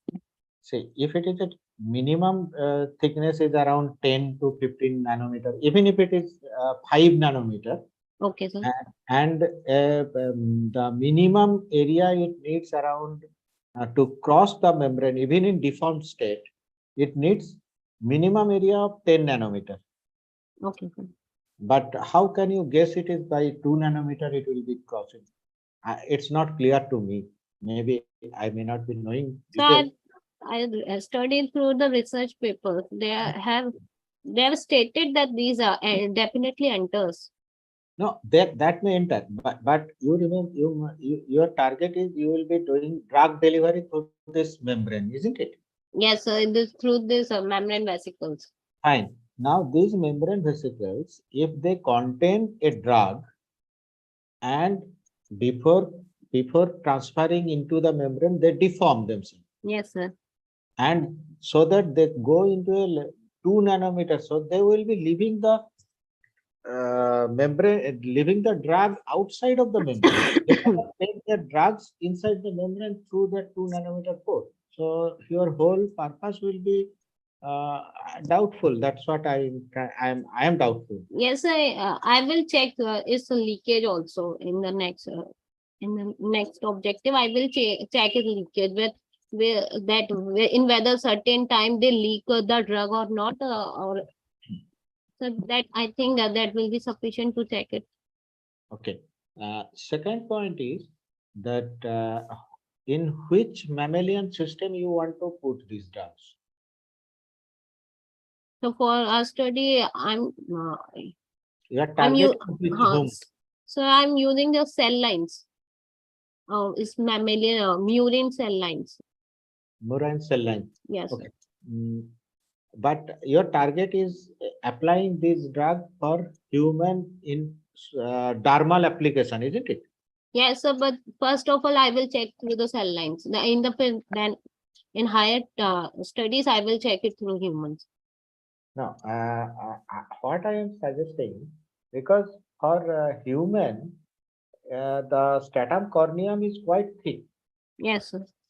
So what Dr. Pranav was suggesting about that, how much drug will be delivered, how much membrane will be delivered, because there is no receptor, no channel, no energy based. It's a passive process.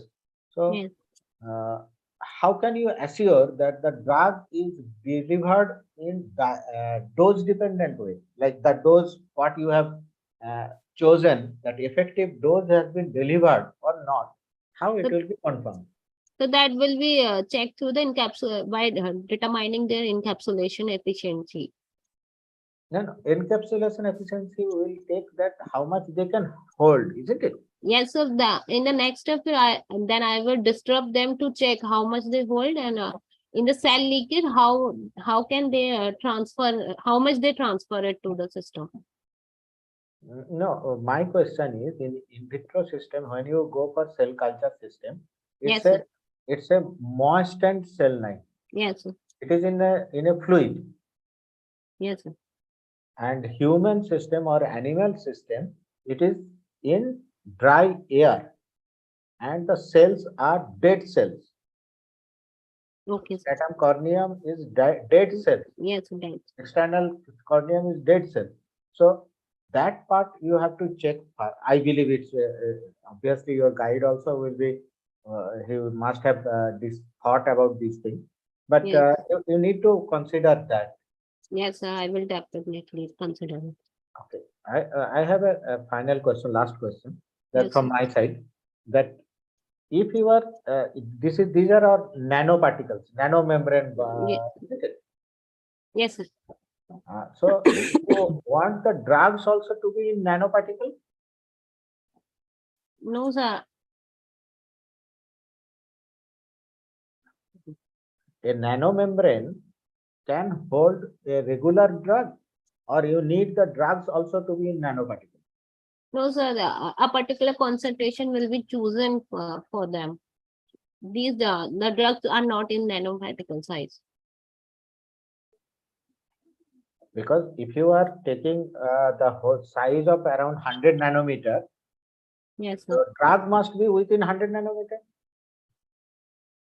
Yes, sir. So concentration also will be in nano only, I believe.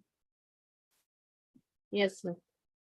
So these are my suggestions, and again Yeah. I will suggest you to think about your introduction, conclusion, to make it bulleted, make it point wise. Okay, Otherwise, your presentation is good. Okay. Thank you, sir. I will definitely look into this. And as everyone is suggesting that while presentation, you have to, when you knew already that your presentation is going to be online, it is better you keep yourself ready with the that this is my whole poster. Then second slide, this is my part of the slide, what I am talking about. That way it will be good. Okay. Yes, Okay. sir. Okay. Thank you. That's good one. Thank you, sir. That's all from my side. Okay. Thank you, Archie. Thank you, sir. Next presenter is Anju. I guess Anju is not available. Okay, so we will move ahead with Manisha Orao. She's going to talk about impact of prevalent metals on staple fishes of Jharkhand. Manisha, are you around? Yes. Please present your work. Actually, I think you need to stop your screen sharing. Yes, sir. One second.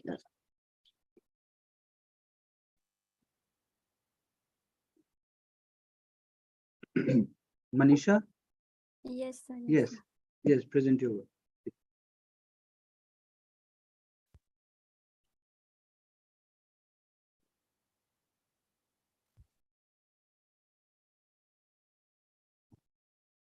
A very good afternoon, one and all present here. I am Manisha Aura, student of BSc Geology, first year at Brainology Scientific Academy of Jharkhand. Now I am going to present a poster on the topic Impact of Prevalent Metals on Staple Fishes of Jharkhand. As we all know that fisheries and aquaculture plays an important role. It is one of the most prominent sector of food production as it provides fish proteins and vitamins more than 25% very easily and locally. It also provides employment to millions of people around the world every day. In the year 2017-18, the total fish production in India was 12.59 million metric tons. And in the year 2020, the total fish production in Indian state of Jharkhand was 223,000 metric tons. Fisheries in Jharkhand is developing with good pace and is one of the sector which is attracting rural youth in a very big way. But some challenges remains. There are many harmful substances which cause water pollution, but heavy metals are the one among the serious pollution. They are naturally occurring elements. They can enter into water supply by industrial and consumer waste and also from the acid rain, which breaks down the soil and release the heavy metals into rivers, lakes, stream, ponds, and also in groundwater, etc. Due to their non-biodegradable and long persistence nature of environment, heavy metals cause toxicity in fishes by producing ROS, which means reactive oxygen species. ROS are chemically reactive molecules derived from reduction of molecular oxygen. They are very harmful molecules. The most common heavy metals are arsenic, cadmium, copper, nickel, lead, mercury, chromium, etc. which cause toxicity in organ of fishes. The toxicity of these metals not only depend on its concentration, but also depends on its speciation. They cause lesions in tissues such as liver and reduce egg production, total lipid and total concentration in liver, muscles, and gills. They cause tissue differences and seriously damage the integrity of tissue structure and function. They also decrease soluble and the structure of total protein. Heavy metal exposure can induce various kinds of organ damage in the gills, liver, kidney, brains, gonads, and heart, etc. It may cause death of fishes. Some of the health risks associated by consuming fish contaminated with metals include renal failure, liver and kidney damage, reduced immune system. It can cause skin disease, cancer, and other serious health problems. That's all my presentation. Thank you so much for listening me and giving me this platform. Thank you. Thank you, Manisha. Any questions from Manisha?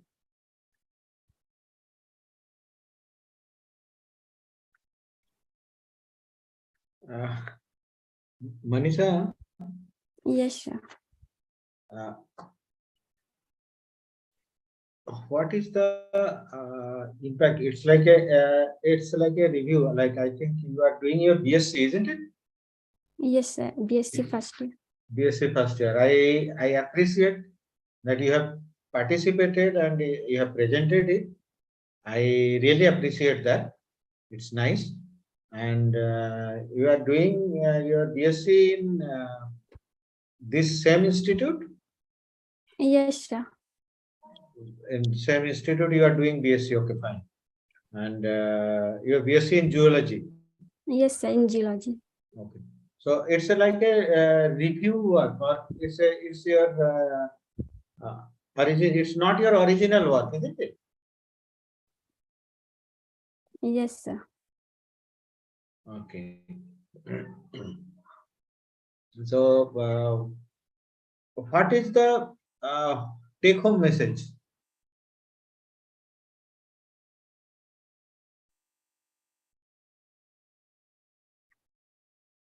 What you want to tell us?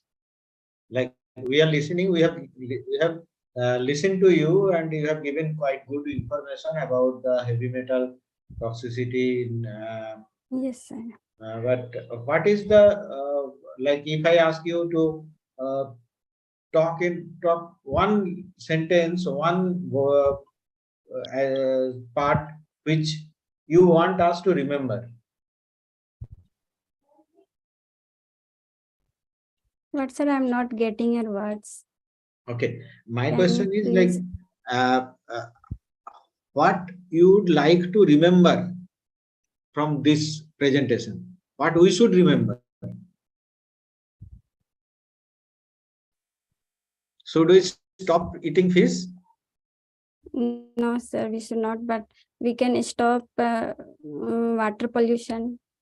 We can stop water pollution. Yeah, that's great. Yes. Any idea how we can stop that water pollution? Yes, sir. That heavy metals cause water pollution. So for that, we should reverse osmosis. Reverse osmosis is the one process that can be used to reduce many heavy metals in water. You have mentioned about like many fertility related problems in heavy metals in fishes, isn't it? Liver, Yes, means like gonads, then testes, ovaries, many fertility related, and kidney, liver. Normally, when we take fish, we remove those things. Cleaning, fish cleaning होता है ना? Yes, sir. While cleaning fish, we remove those parts, and if we don't take that, then it will be nice. No, we don't have problem. What is your suggestion in that? Sir, if you consume fish continuously, then Mhm. we should have that problem. Okay, but people keep saying that fish is having so many good things. You might have heard about omega fatty acid. Yes, sir. So fish is good in that sense. So that's what. What is your suggestion? Should we take fish or not? So we should take more than 25%. It gives vitamins. Okay, so we should take fish, Yes, sir. but we should not pollute our water. Yes, we should not pollute the water.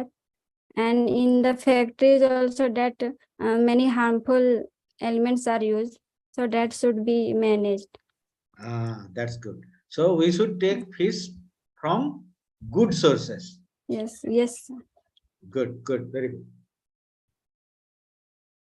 Thank you, sir. Thank you. Thank you, Manisha. Thank you, sir. Then moving ahead with the next, I would like to call Komal Kashyap, poster presentation number 6, effect of zinc oxide nanoparticles activity on Anethum graveolens cell suspension culture biomass and its antioxidant activity. Komal, yes, please present. Yes, sir. So my voice is audible? Yes, yes, go ahead.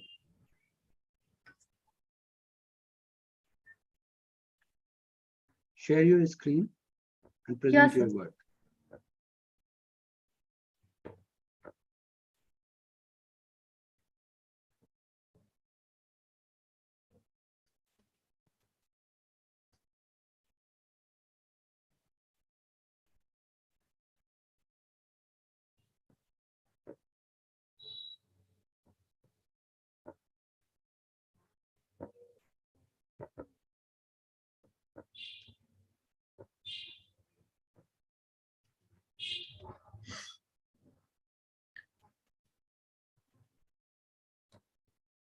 Good afternoon. I'm going to present effect of zinc oxide nanoparticles activity of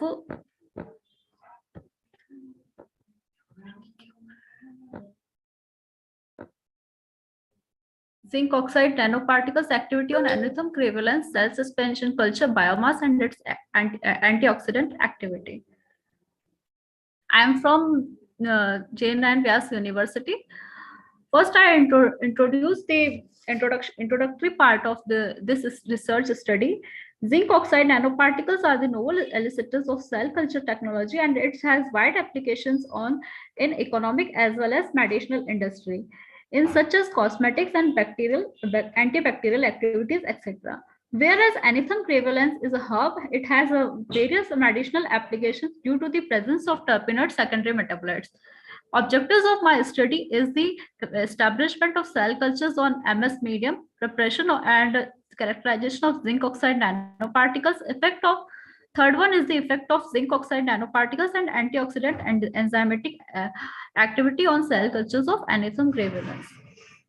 Materials and methods. First, we establish the callus and cell suspension cultures. The results of callus and cell suspension cultures are there. Callus cultures are established on the solid MS medium. Whether we establish callus cultures and callus cultures on the auxins and cytokinins BAP and NA, whether we getting best results on the 4.05 plus 2.7 NA concentration on the green fiber callus cultures. Whether suspension cultures are established on the various cultures of the various concentrations of the auxins and cytokinins, whether auxins are the higher concentration and the cytokinins on the lower concentration. Then Na 4.7 and the BAP is NA is 5.0 and BAP is 4.5, getting the best suspension culture results. Then next we go to zinc oxide nanoparticles preparation and the characterization. Zinc oxide nanoparticles are prepared from the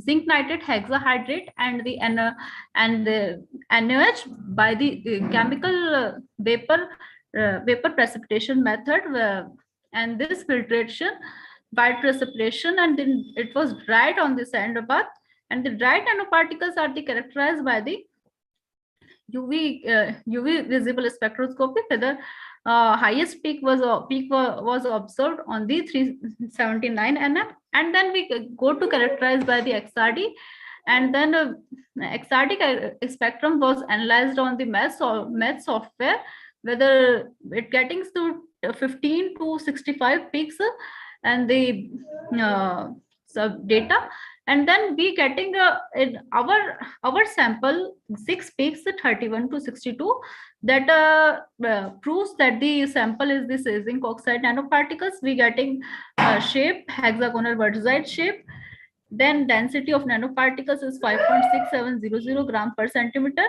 Then path length of the zinc oxide nanoparticles are 171.9668 micromolar, and the layer of thickness is 85.9834 micromolar. Then next we go to the same characterization, scanning electron microscopy. By data were analyzed from the ImageJ software and the Origin software. We getting the average particle size is 7.5 nm. Then we go to the zinc oxide nanoparticles elicitation treatment in the liquid MS medium, ranges between 0, 5, 15, 25, 50, 100 mg per liter. After the establishment of cell suspension cultures, the biomass was measured by the fresh weight, dry weight, and packed cell volume, and then cell viability measured by the measured by the MTT assay and Evans blue stain. Antioxidant enzymatic assays were the hydrogen peroxide and SOD.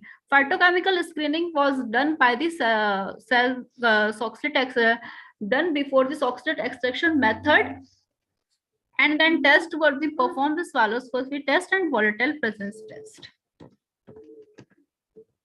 The antioxidative active cell biomass measure experiment gives that the 25 mg per liter concentration is the gives good result, getting highest cell biomass, and the MTT assay also represents that the cell viability on the 25 mg per liter concentration, whether the amount of the hydrogen peroxide and nitrogen blue tetrazoleum percentage indicates that the zinc oxide nanoparticle concentration is the favorable for the cell culture survival rate. That is the Evans blue stain microscopic results, cell viability. Next, phytochemical screening test, swallowscopy and volatile oil present test, whether 5 ml extract was added with the 2 ml of the chloroform and 3 ml of the concentrated sulfuric acid. It gives the reddish brown color of the interface, shows terpenoids are present in the CSC extract. Whether volatile oil presence test, it was performed by the 2 ml extract with the 0.1 ml dilute NaOH and a small quantity of dilute HCl. Shake the solution and the formation of white precipitation shows the volatile present. Both tests are shows positive results. So we conclude that this study zinc oxide nanoparticles shows positive effect on cell cultures. Then 25 mg per liter zinc oxide nanoparticle concentration is the favorable for the biomass of cell suspension cultures, and it improves that the cell biomass, and it also shows the secondary metabolite terpenoids in the cell suspension cultures. Thank you.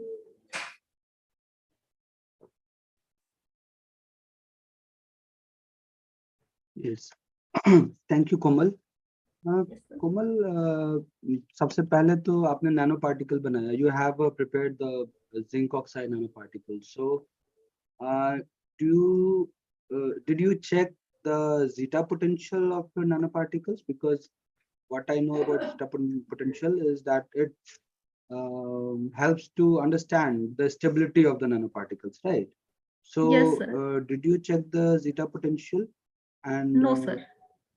No, sir. no. Then how can you say that the nanoparticle that you have made is stable and it is going to do for what purpose you have made them?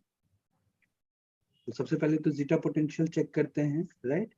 Besides Yes, that, besides the zeta potential, do you know there is a range of zeta potential for a nanoparticle to be considered as a stable colloidal suspension system, right? Yes, Plus sir. 30 millivolt to minus 30 millivolt. Yeah, yeah. है ना? So, so whenever you make a nanoparticle, it's my suggestion.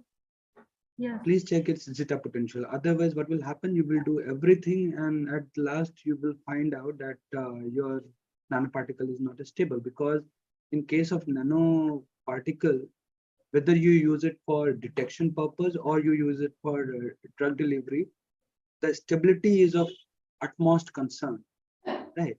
So you Yes. need your nanoparticles to be stable in different cell suspension system or dispersing medium.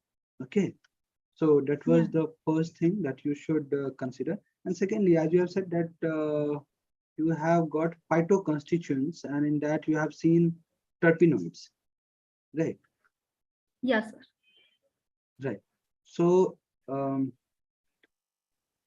what are those terpenoids? Because terpenoid is a group of compounds. So when you say about phytoconstituents, so you need to say few compounds. So what are those compounds that you have come across? So monoterpenes and diterpenes and triterpenes. Again, mono, di, tri, sesqui, these are classifications of. Yes, sir. I mean like, have you heard about lycopene? Yes, sir. Sir, Lycopene anything or gravel. terpene oil. Yeah, yeah. Wait, please listen to the question, what I'm saying. Like lycopene that you find in tomato, or terpene. Actually, terpene oil is having terpene. Yeah. Terpene. So what I mean is, you will have to tell us if you have checked what terpenoids are available, what terpenoids are present in the phytoconstituents that you have got from your plant. So you can tell us that, because terpenoids have a very broad spectrum. They have a broad spectrum applications.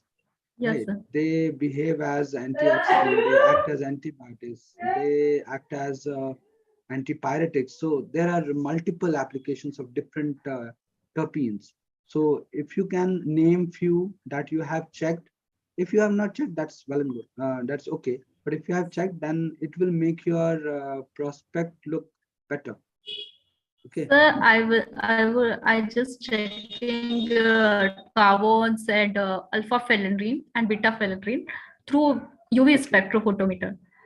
UV spectrophotometer ranges, but in this presentation, I didn't show there. Okay, so alpha and beta phenylene you got from there. So fine. My major concerns were this. So yes, anybody else to ask questions from Komal? Komal, your poster was up to some, means it is in good form, and as Dr. Nayak was suggesting to other, yes, your poster was in good shape, but still introduction was a bit in paragraph kind. So you can further make it in bulletins. You can give bulleted marks so that whenever you will present in other conferences, you can get an upper hand on this. Yeah, Komal. Yes, sir. If I try to understand the objective of your study, it is that, as you have mentioned, establishment of cell cultures on MS medium. Yes, sir. And preparation and characterization of zinc oxide nanoparticles. Yes. What is the relation between these two?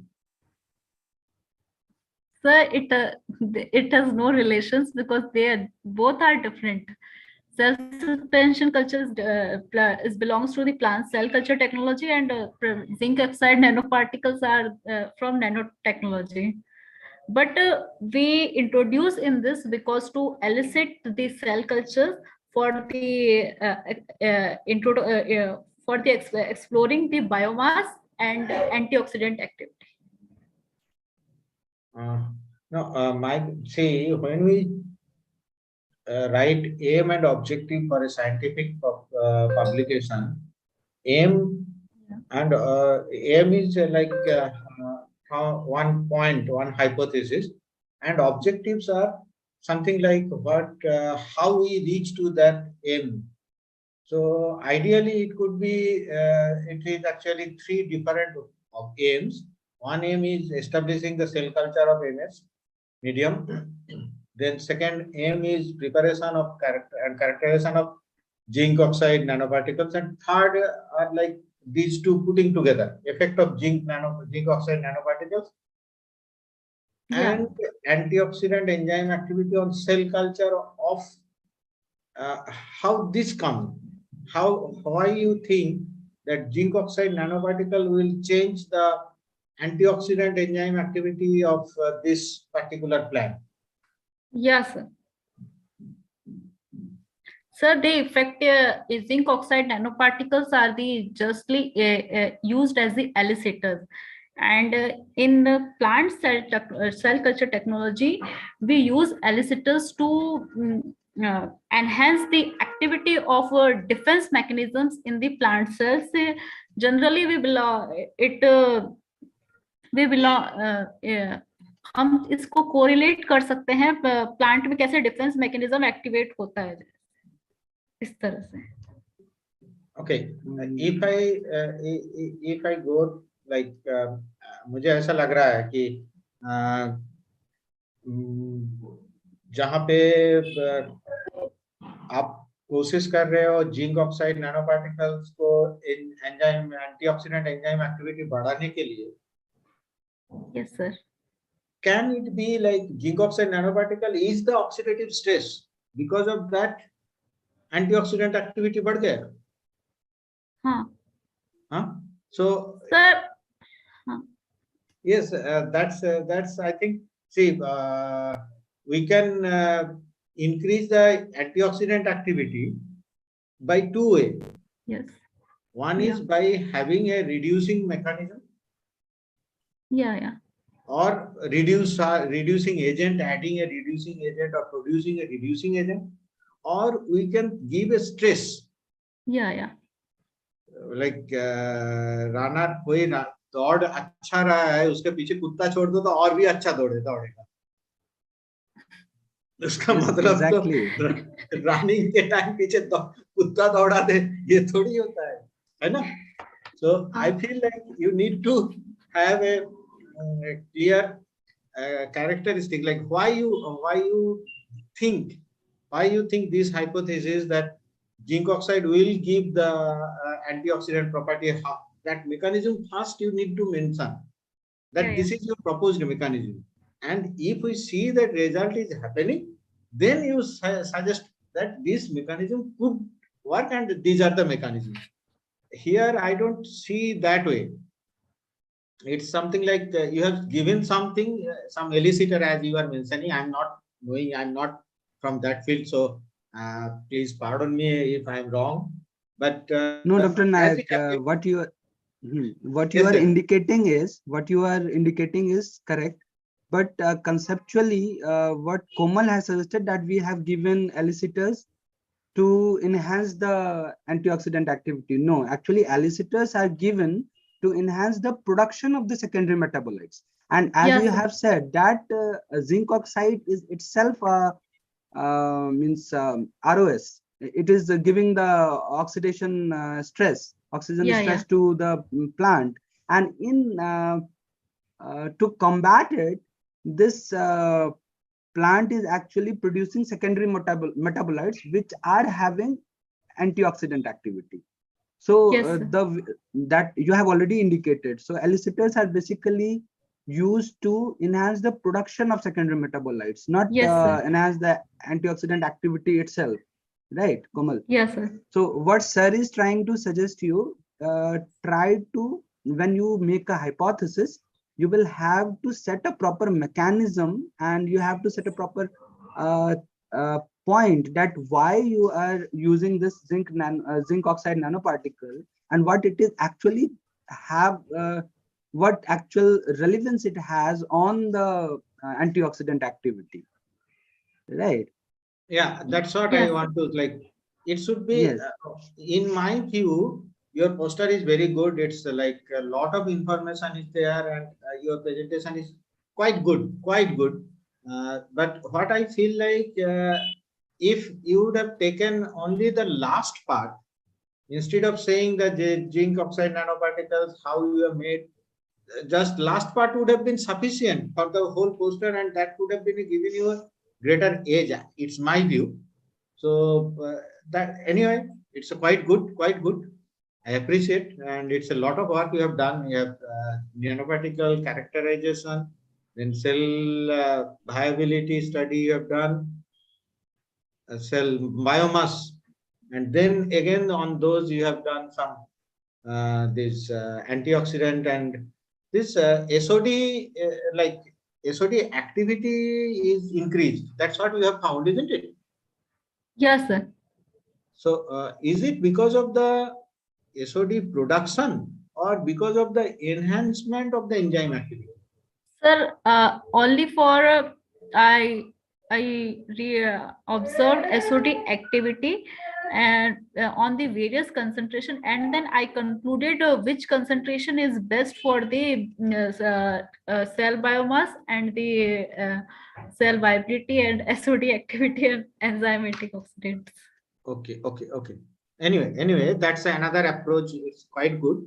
I was suggesting about the mechanistic approach, that which way it's okay, no issue. Everybody will be having their priorities. It's okay. Good, good. One more thing, Komal, when you say that we use elicitor to enhance the production of secondary metabolite and then it has enhanced antioxidant activity, then again, it's just my suggestion. You can Yeah. show it as like one without elicitor and the other one with elicitor. Yes, and then sir. it will give you one more data to add in your, and it will definitely support your hypothesis then. Right. Sir, yeah, yes, sir. Yes. Have Sir, you done it? Sir, yes, sir. Sir, zero Zero mg is per there. liter Control value is per there. liter concentration. Okay. Then it's You fine. could, Then this, yes. I will, sorry to interrupt. I will suggest Sure. that these graphs may be scientifically very good. When you go for a poster presentation, a little bit of color change, the control, if it is different, Pranabji would have not missed it. Yes, definitely. Yes. Yes. It's like a little bit of difference you need to prepare, not just directly from the thesis work, not from the paper. You just don't cut and paste. It's like a little bit time if you give, that would be nice. A little color difference. It's a small part, or at least at the last end, when you are giving that 0 milligram per liter, there you could mention it's a control value, so that it is compared with the control. That way would have been nice. And you saw it's the packed cell volume. Why it is like packed cell volume as well as cell viability? There is a different tendency. It's like not a straight line or not a smooth growth, isn't it? Yes, it's sir. like hinge. Can you suggest anything in that?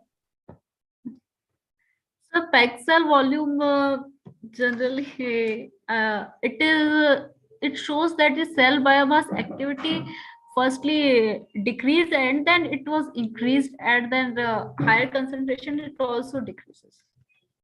Yeah, that's what and you have chosen it as a 25, isn't it? Yes, sir. But you see that 25, it is quite crucial, and there is statistically 25 and 50 for fresh water and dry weight, as well as packed cell volume, both cases 25 and 50, not much difference. Yes, sir. Yes. Not much difference. Statistically, they are not different. Okay, But sir. when it is Yeah. coming to cell viability, Yeah. they suddenly become drastically very bad. Yes, sir. And similarly, if you go for the SOD activity, you have taken NBT. You see, Yeah. go there. It's like 15 is high. Yeah. 15 reduction, percentage reduction is high. Yeah. 50 it is high. 25 it is less. Yeah. It's like it appears some stoichiometry. Yes, sir. So it's like I think, how many times you have done these things? So 3 times. No, Sure. that is your standard deviation or error, whatever you have given. Error bar is showing that you have had the repetitive study, but Yes, sir. have you done it in a completely different setup?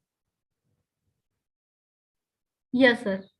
I Different would setup. suggest, like sometimes it happens, even though we are doing 3 or 5 times repetition, but all the 3 Yes. or 5 they are running in the same setup. Yes, sir. And if there is a mistake, that same mistake happens to the all the three repetitions. Yes, sir. So I would suggest to have at least one complete fresh setup and data, so that you are confident that 25 is that abruptly bad or good. Okay. Because you can see, if you just omit 25, there is a pattern. Yes, sir.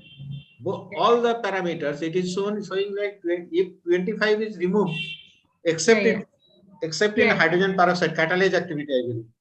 Yeah. Sir, Activity, hydrogen. it is the concentration of hydrogen peroxide. Yes, sir. Amount, sir. Amount of hydrogen. But you have written activity of hydrogen peroxide. Yes, sir. But it should be amount. Yes, Amount sir. of hydrogen peroxide in cell suspension culture. Yes, sir. And with 20, except this data, all the other 3 data is showing that 25 is like odd man out. Yes, sir. So I am not questioning your data as such, but I would suggest have a repetition of setup, so that you can, sometimes it happen. Yes. Otherwise, if you if 25 is like, if you go with the same pattern, 50 would be giving you better result, something like that. So you Yes, just sir. check those things, which way it is good. Okay, sir.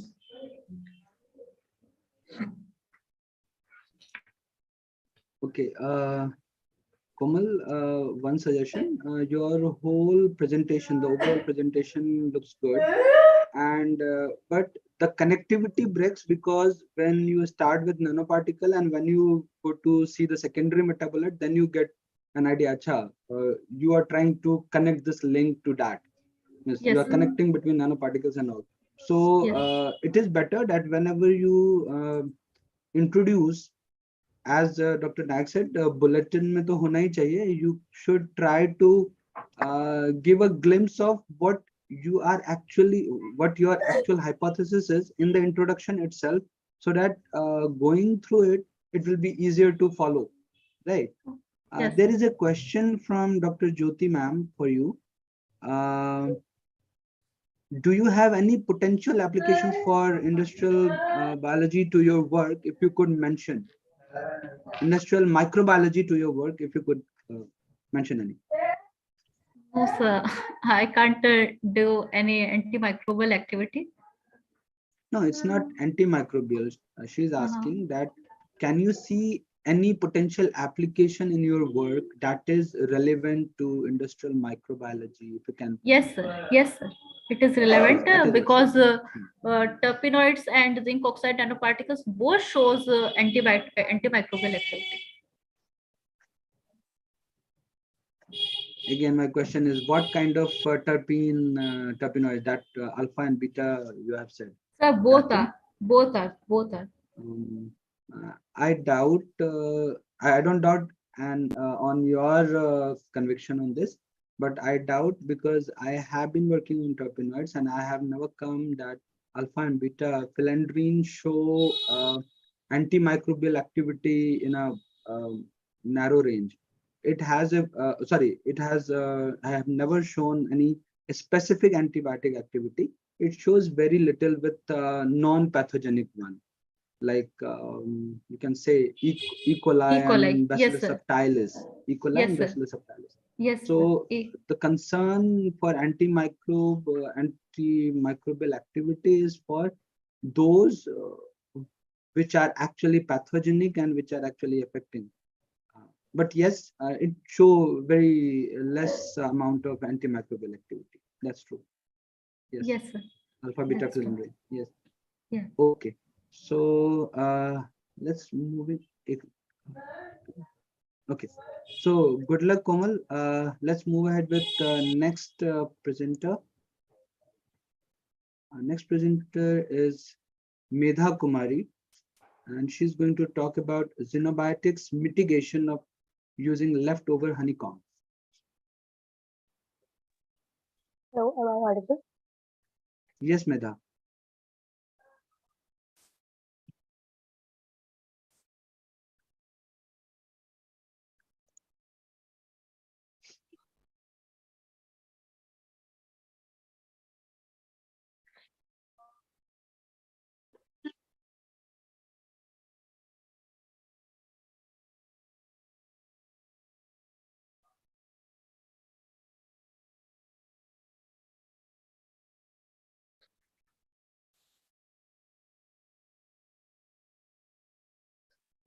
So good afternoon to everyone. I'm Medha Kumari and I'm presenting on the topic mitigation of xenobiotics using leftover honeycomb. So let's start with some introduction. Xenobiotics are chemical substances that are foreign to our biological system. It can form naturally or can be made synthetically. Some of the examples are heavy metals, pesticides, dyes, antibiotics, plastics, chemicals from paper industries. There are many others. These xenobiotics are exposed to soil, water, air via various anthropogenic actions, and they are taken up by plants from the soil or eaten up by fishes. It has already entered the food chain and are getting biomagnified with each trophic level, eventually coming to our plates also. So why it is harmful?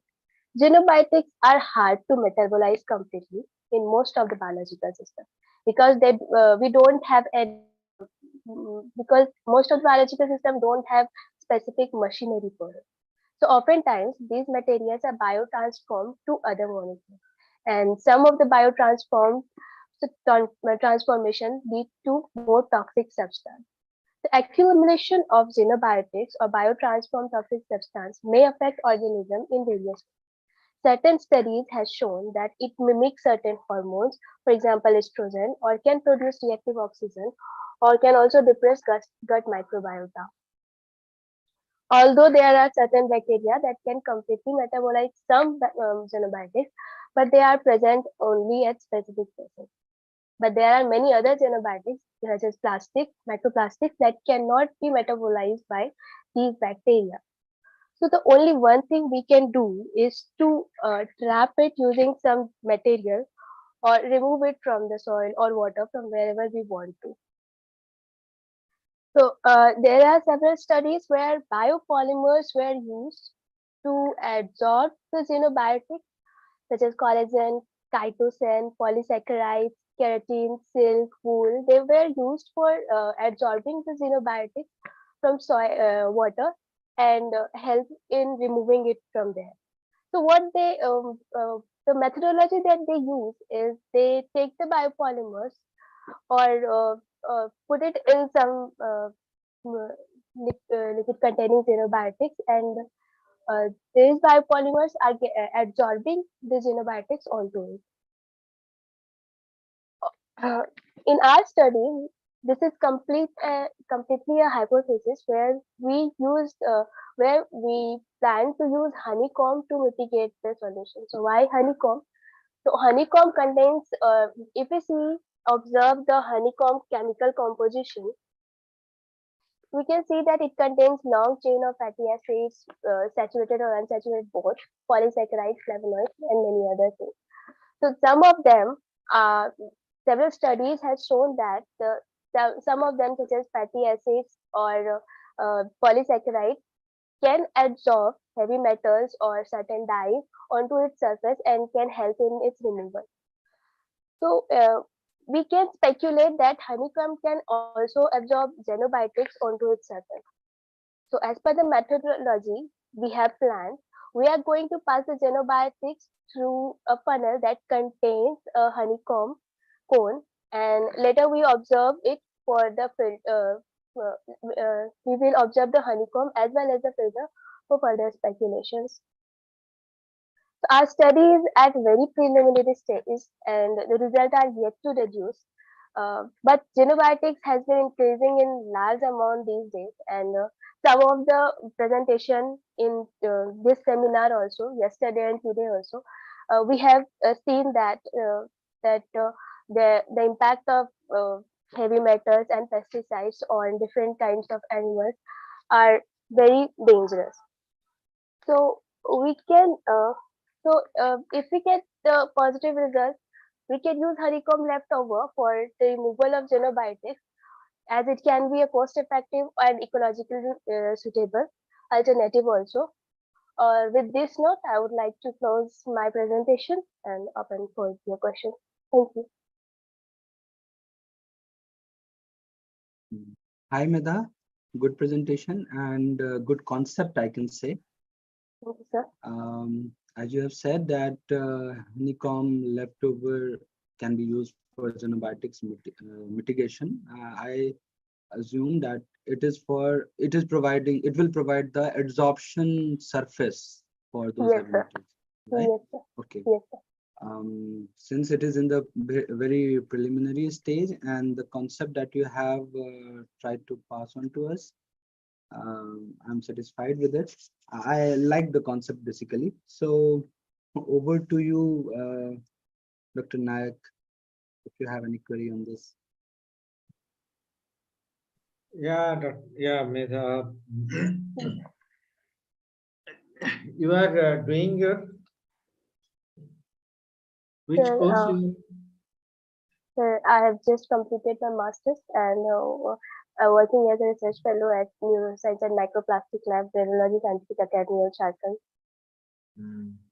That's good, very good. You have taken a good topic, and I think good future is there in that. And there are many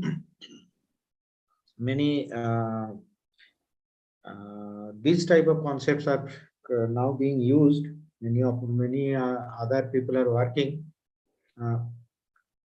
Only thing what I would like to know, like how do you get the xenobiotics? From where you would like to remove this? Sir, it's in the water, specifically it's in the soil also. Or as we had seen some presentation in today's program and yesterday program, that it is harming the fishes.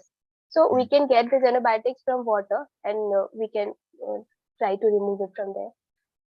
My question is, like, what is your plan of removing the xenobiotics from the whole water body? How you would like to do it? Yes, sir. How? Sir, we first try to find that is honeycomb is actually working or not, and if it is possible, then we can use some machinery for removing it from the whole water. Just making a filtrate out of the honeycomb. No, my question is something like, sorry, there is some disturbance in the neighborhood. Okay. My question is, like, you found that there are some xenobiotics and it's being spilled into a pond. Yes, sir.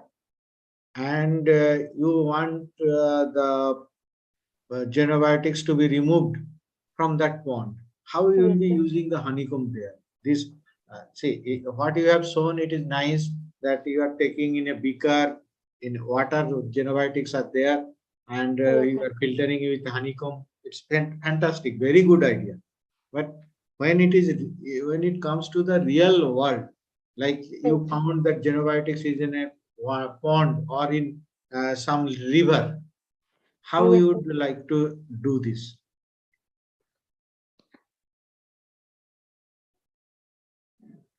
So maybe we can put it inside a pipe, or we can cover it via pipe and pass the water through it, or in the way the genobiotics get absorbed onto it.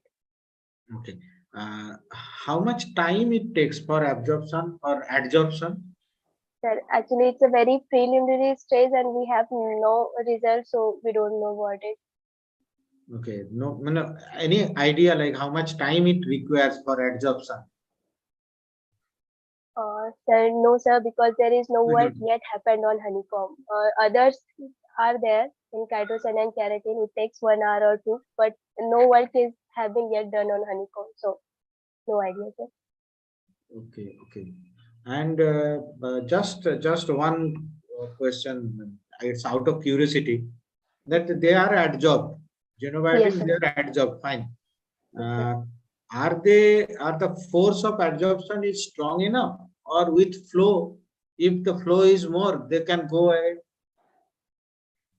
Yes, sir. It may create problem in that situation. But sir, we don't know yet that what is the capacity of adsorption also. So we can also cannot deduce it. Okay, that's great. You are starting with a very good idea, but I would suggest you to think of like be aware about the real life problems, so that it's not your whole effort is not wasted. That is what I want to. And just your poster is quite good, but as I have earlier mentioned, it would be nice if you would have given in bullet form. Yes, sir. Only one point I would like to mention, that see, this presentation is by you and your co-researcher or your guide, I believe. Yes, sir, guide. So because both of you are the author here, Yes, sir. She should not be acknowledging herself. Yes, you have acknowledged, in the acknowledgement you have given your guide's name also. Yes, sir. It appears like your guide is acknowledging herself, isn't it? Yes, sir. That should not happen. So next time you take care, and Yes, sir, definitely. I wish all the best for your future. Thank you, sir. Thank you so much. Okay. Hi, Meda. This is Jan. Yes, sir. First of all, really nicely presented within details and all the logics and reasons. So it's a good work. Thank you, sir. I have a few questions. Like, have you tried other methods? Like, are there any other methods apart from this, the method that you have explained? And how much efficacy or efficiency your method holds over other methods? Like, does it takes out all the xenobiotics, or like 50% out of it? Like, in what manner have you ever evaluated this? Sir, as it is a very preliminary stage, we have not yet deduced the results, so we cannot say anything up till now. Okay, thank you. So Medha, again, I will say it's a very, I cannot say it's a novel concept, but yes, it's still untouched. People would have not think of honeycomb, or might have worked upon it. So you will have to be aware, as Dr. Nayak suggested, that you will have to be aware about the real life problems, because if this hypothesis is like not been touched earlier, and you could get some preliminary results, and you can be able to extrapolate it in real scenarios, then it's a nice, it will be a nice concept and nice achievement, I can say. So good luck with it. Thank you, And sir. keep studying on this topic, because this will be helping you out to resolve your problems Yes. ahead. Okay. Thank you, sir. Yeah. Thank you. Good luck. Thank you. May I stop my presentation? Next. Yes, yes. Next is Astha Singh, aptamers for smart diagnostics towards improved sensing of tuberculosis. Poster number 8.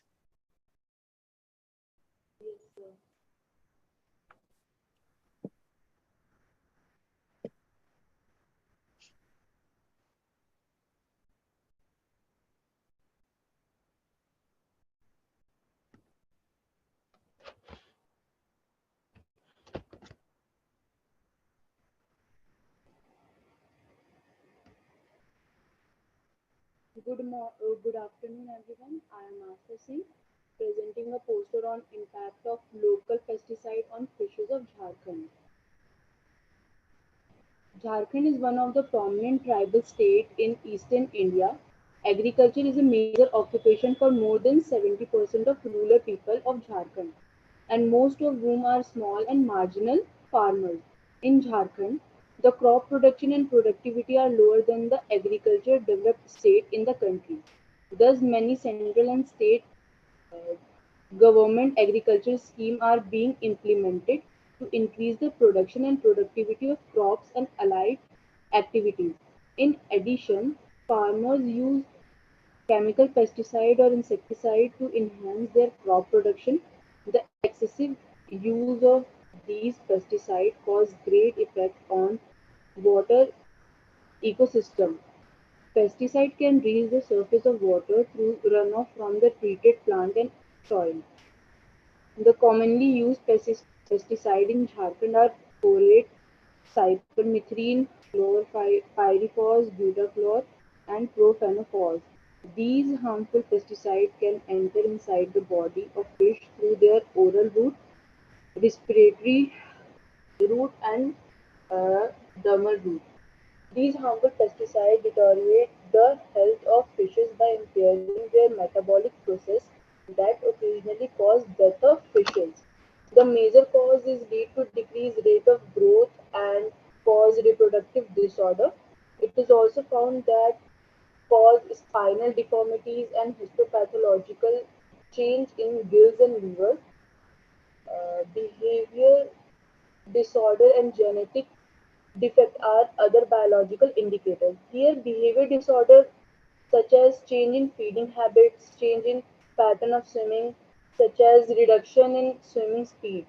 These chemicals, by interfering with the nervous system, uh, secrete sensory receptor, and consequently it can lead to disorder in the fish response to environmental stimuli.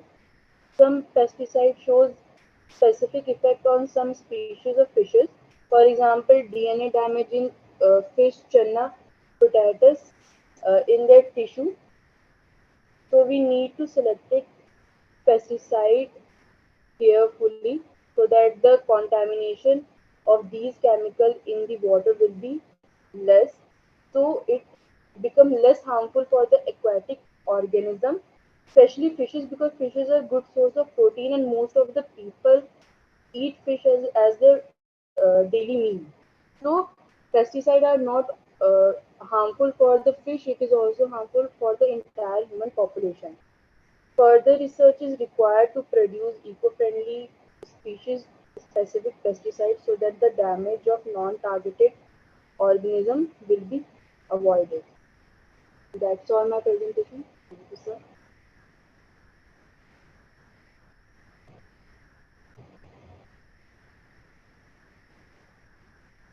Thank you, Astha. Any question from Astha? Yes, sir.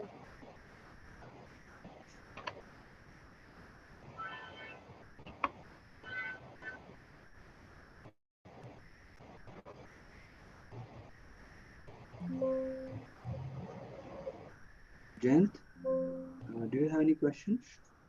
Astha? Yes, sir. Your voice was not clear. Yeah, Astha, now it's clear? Yeah, yes. Yes, sir. Yeah. Yes, sir. This is a this is what is the like purpose of this study? So the fish production in Jharkhand will be less, 2.25 crore, 2.25 lakh tons of annual demand, and only 1.9 lakh tons fishes are produced in Jharkhand every year. So we will find out the uh, im- uh, impact. We will find out what mainly affect the fish production in Jharkhand.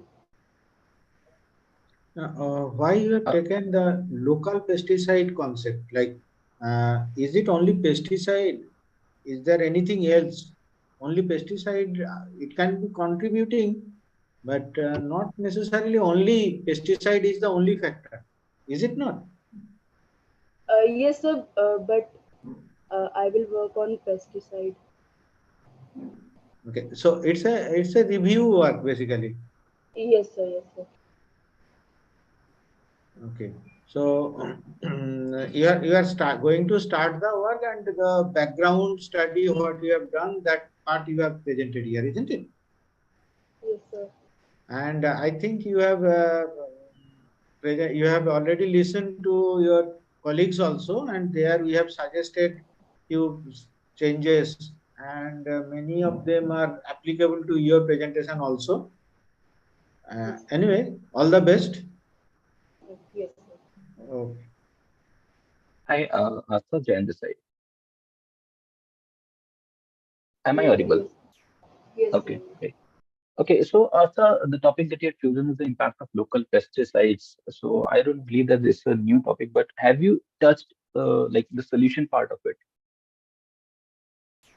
No, sir. This is a review paper, so I don't work on it. So, did you give it a thought that this time that you should present a solution? But because solution, this problem, everybody knows that it will impose a lots of problem with local pesticides or the whatever pesticides it is. They have problems, they have issues. So everybody knows it. Yes, sir. So maybe next time you can work on this, the solution part of it. Although it was nicely presented, good, good work. Thank you.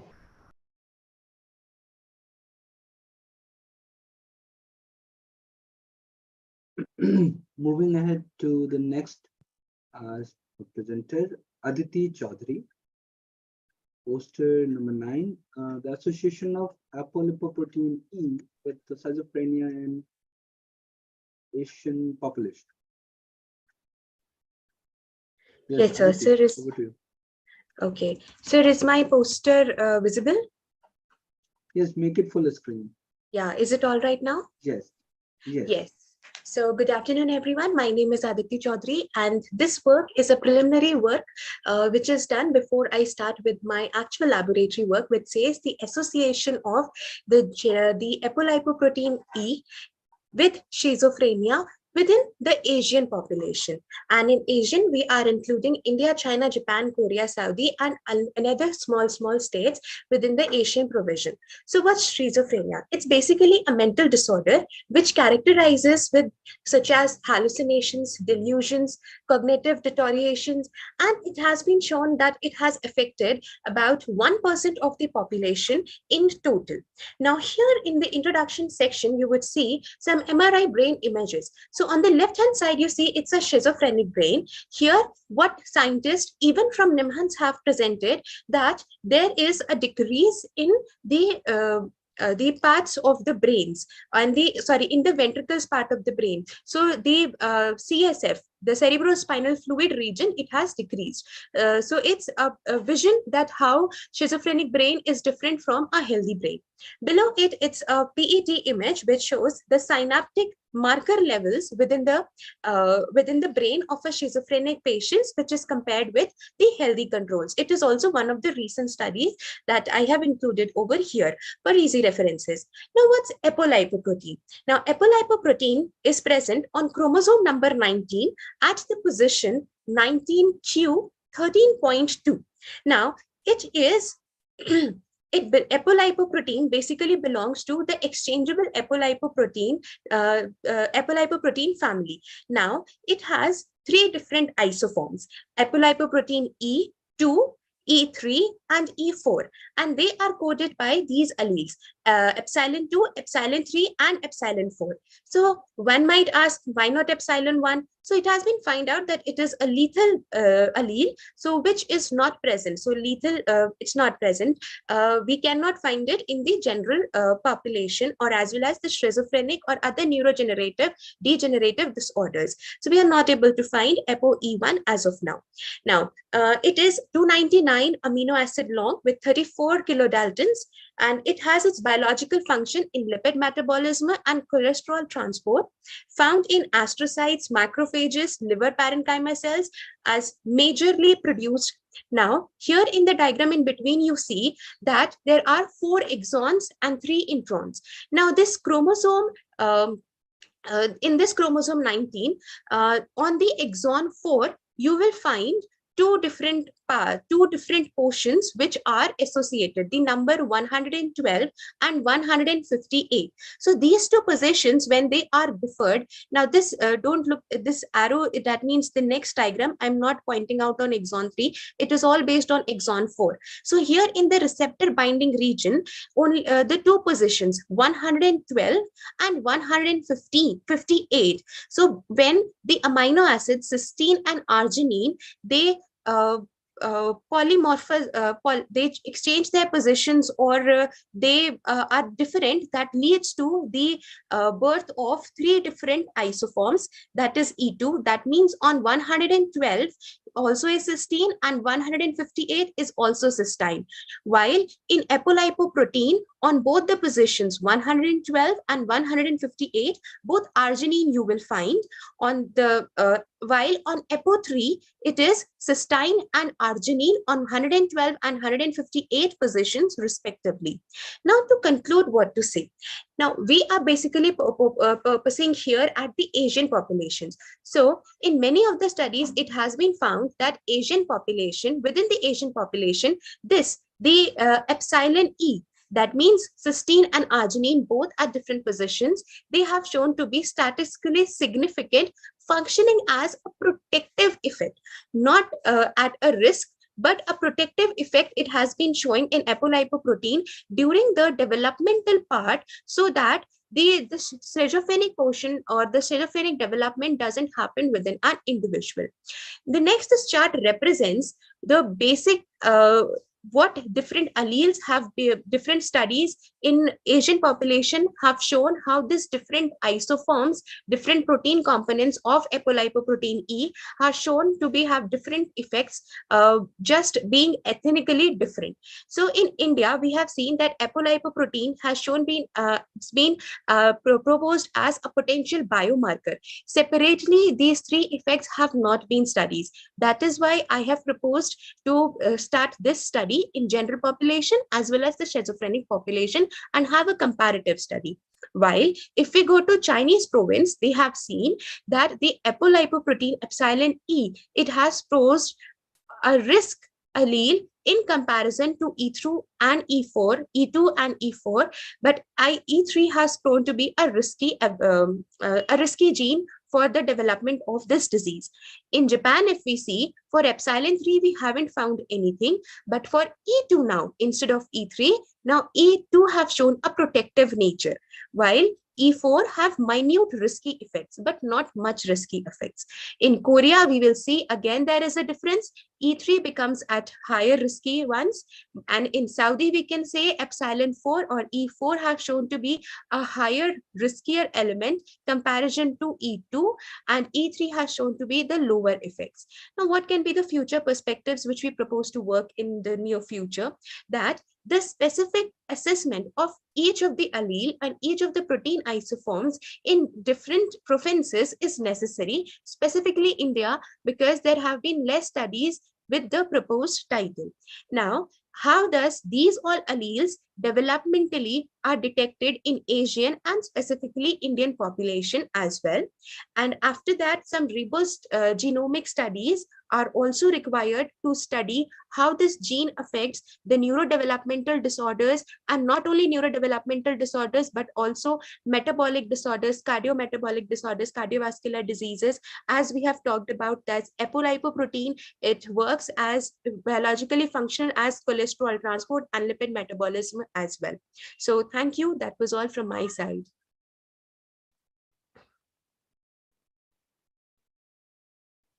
Thank you, Aditi. Thank you, sir. Nicely presented, nice presentation. I have a query that the epsilon 4 of apolipoprotein E type Yes. has been already established that it increases in Alzheimer's. Okay. Yes. So can you and also in dementia. So yes. Can you enlighten us on that if epsilon 4 allele frequency is increased, whether it is means is it associated with age, increased age of schizophrenia patient, or it has any coexistence with AD? You got my point, right? Yes, sir. Yes, sir. What I mean to say is that is the increased frequency of epsilon 4 allele is anyhow associated with the increased age of schizophrenia patient, or it is associated with the coexistence of Alzheimer's with schizophrenia. So what's your take on this?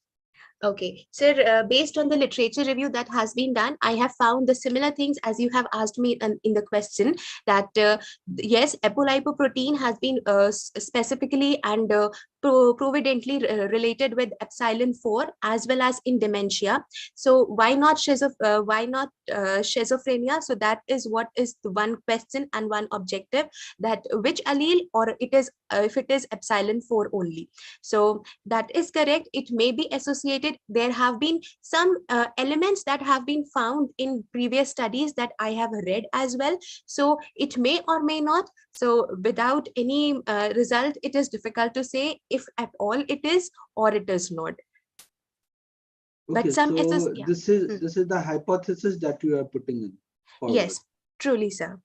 Okay, so this can be possible that epsilon 3 and epsilon 4 can be complementing with the increased risk of schizophrenia. I am for epsilon E4, I do believe so, but epsilon 3, I cannot say very surely, because it has shown to be a protective effect instead of a risky effect in most of the places. So I'll still hold on for epsilon 3, but epsilon 4, I do believe so. Okay, but as in case of Chinese population and Korean population, yes, you can easily see that epsilon 3 is in the risk, epsilon 4 is high, then in Korea also high of epsilon 3.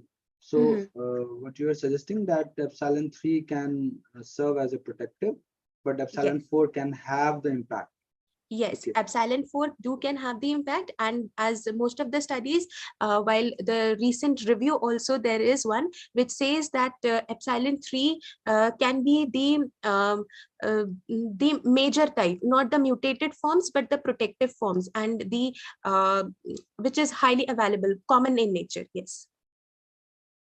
Okay, and so what are the other factors that you have come across while your literature review that can affect apolipoprotein E and associated with increased risk of schizophrenia? And why only schizophrenia? Why not you are considering dementia and these factors, because more or less there have few common factors which are affecting our brains, the cognitive deterioration and the motor controls.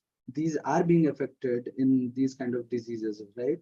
Yes. In schizophrenia and AD and Parkinson's. Yeah. And there are more or less few common factors which actually interplay. So might be if you look into the literatures with other diseases or their association with other diseases, you can get that insight to why this can affect schizophrenia. So what is your take on this? What are the other factors? Okay, so there may be several factors, and why specifically I chose schizophrenia, because its content I have found not only in except for Asian population, if I'll talk about in here, in other places as well. The schizophrenic they have studied as a part while studying other neurological diseases, as you mentioned, Parkinson's, Alzheimer's, dementia, as most studied. So I wanted to be specific and found out, because though it is very true that their that their effects, the side effects, as well as their symptoms of various neurodevelopmental disorders are similar. So definitely I will read, and it's very true that I'll find even more insights that why only schizophrenia, or which allele of apolipoprotein might schizophrenia have effects upon. And the other thing could that is all I would like to say for now, sir. And one last question from my side, Okay. that have you found any model, means animal model, which is already there, so that you can write, means if you get the chance, you can directly start working on with your experiments. If already there is a model, then it will be easier to move ahead. Yes, sir, that's a very practical approach, sir.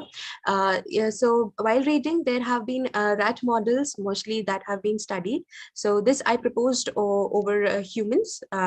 So there's rat models. Yes, there are. Which one? Which rat model? That I would, because I didn't studied it, so I'll let you know shortly.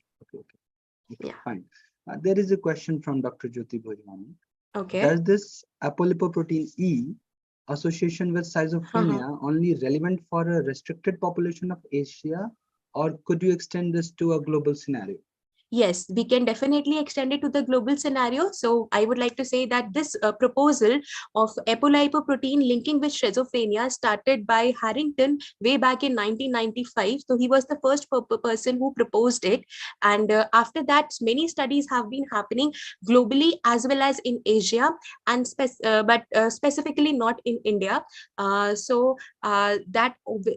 The more better concrete results, or more results we have from places except for Asia. So we can definitely extend it, and if I get a chance, I will definitely like to do if any collaboration happens in near future. But right now, it is this one. So this link is already have been proposed. So now it has been shortened up to one basic population of interest. Thank you. That is all from my side. Yes. Okay. Hello, Aditi. Aditi. Yes, sir. Good afternoon.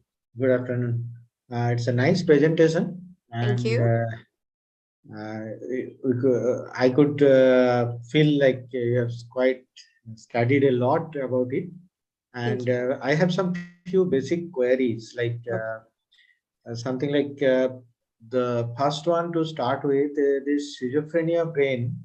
What happened to CSF? Sir, this CSF portion, it decreases. It's that liquid portion, as you see here. No, the black portions, it is they are taking up the spaces. So that means the ventricles and the different frontal portions, different gyruses as well, and they are getting decreased. So that is why the CSF also decreased. So, hello. Here it appears the ventricle sizes are more larger. So those ventricle sizes will be filled by CSF. It cannot be kept vacant. Ventricle sizes will be Filled by CSF. So CSF should increase. This black part is what? It's a empty space, isn't it? Yes, sir. So that empty ventricular. Sir, black part is? That ventricle should, with the increase of ventricle size, Yeah, correct. CSF should increase. So yes. Yes, sir. Maybe I think I did some mistake while presenting. I'll definitely. Maybe it may happen. Don't bother about it. The only thing what I would like to mention here, there is a decrease in cell mass. You can say neuronal mass, and the PET picture what you are suggesting there also, it's a decrease in synaptic marker level. So there is a decrease in cell mass as well as decrease in cell connectivity. What is major in schizophrenia? Yes, now, coming to this apolipoprotein E part, as you have nicely demonstrated, like reviewed the things from China, Japan, Korea, Saudi, these like it's not necessarily it is only one publication, or is there any like from China? Is it a national take that if sir from China? Yeah, low risk and high. So what do you mean by risk? Sir. Risk means? Sir. Sir, here I would here it means that in Chinese population, it has been found that apolipoprotein, instead of showing a protective effect, which has been found in various studies, this apolipoprotein E presence heterotrophically or in homoform or in heteroform, posed to be that this presence of this particular allele, that means that any of that affected person is at risk of development of this disease. It is not high, but it is that person may have risk. So it may start in earlier stages or later stages based upon either this the effect of ApoE and schizophrenia have been genetically or environmentally affected that person.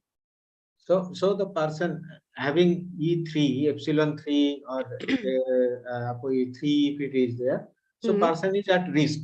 Yes. What do you mean by high?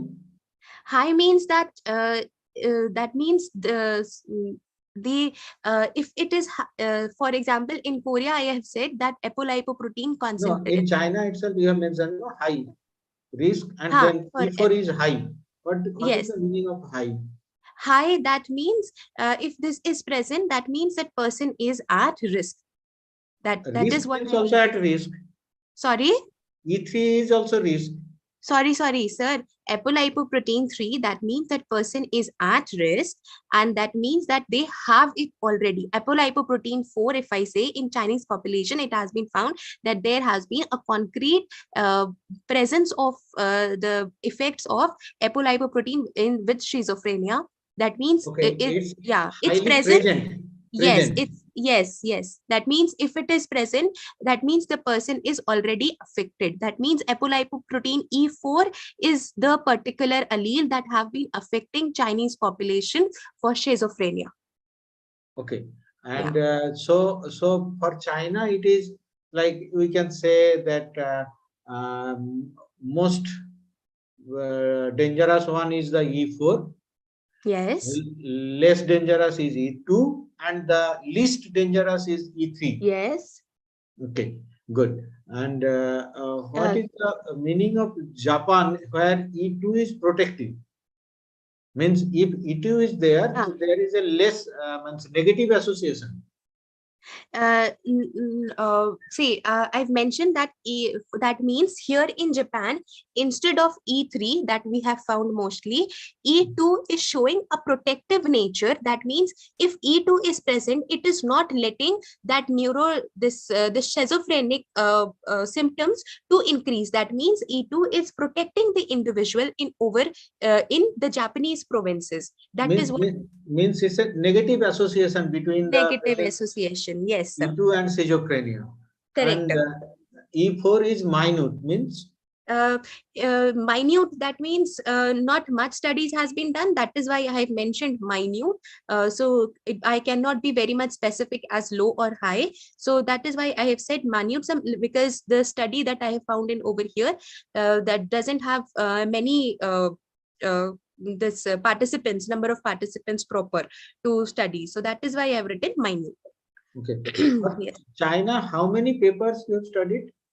Sir, there, because Chinese, for Chinese and for this Chinese, they have done most of the work apart from all these Asian provinces. So there have been many papers, sir. So numbers I cannot tell you as of now. Okay, fine. Now, how you came to this, all the papers are uniformly saying that E2 that, is... Sir, uniformly? It's not say, I believe they won't be saying uniformly, isn't it? Sorry, sir, I won't be saying. Sir, just repeat the question, sir. I could not hear half of it. My question is, like, say you have read 100 papers from China. And okay. out of these 100 papers, how many papers have said that epsilon 2 is low, epsilon 3 is risk, and epsilon 4 is high? How you came to this conclusion? That is what my interest. Oh, okay. So, sir, hypothetically, we can say that out of 100, if I've read all, that means Chinese had the maximum. So we can go a little beyond 50%. And so after studying, after studying all of them, I could definitely make out that not only E4 is high, but E2 is low. As well as I have not only the research studies, I've also included many reviews that have mentioned that it is E2 which is low, and E4 E4 there is a separate specific paper that mentions that E4 is high. It has shown a high association in schizophrenic patients, its presence. Yes. Yeah, I agree with that. That's what I wanted to find out. Like, normally it is not like it's not so bluntly people will not say these things. Yes. So true. how you come to, like, you can see that within China, Japan, Korea, Saudi, whatever maybe, there are variations. Yes. And so how these variations are counted? Like, somebody will be saying, I found that in my 100 patients, E4 is high. Somebody will be saying, my 50%, but I found that E3 is high. It happens. Yes.